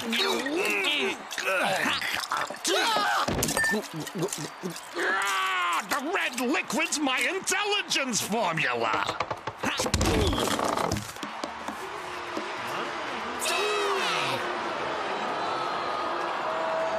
I know you all came here to see Iggy Catalpa because you think he's funny, because you like his style, because you're just plain like him, right? Yeah! But you just think you do, because you were manipulated into thinking you do. By him, King Chicken. He did it the same way they manipulate us into buying toothpaste, car wax, even politicians. All prepackaged, the least offensive, most appealing alternative. But it's precisely when humor is offensive that we need it most. Comedy should provoke. It should blast through prejudices, challenge preconceptions. Comedy should always leave you different than when it found you. The rebel seems roused. Sure, humor can hurt, even alienate. But the risk is better than the alternative. A steady diet of innocuous, childproof, flavorless mush. Demand to be challenged, to be offended, to be treated like thinking, reasoning adults. And raise your children to be the same. Don't let a comedian, a network, a congressional committee, or an evil genius take away your freedom to laugh at whatever you want.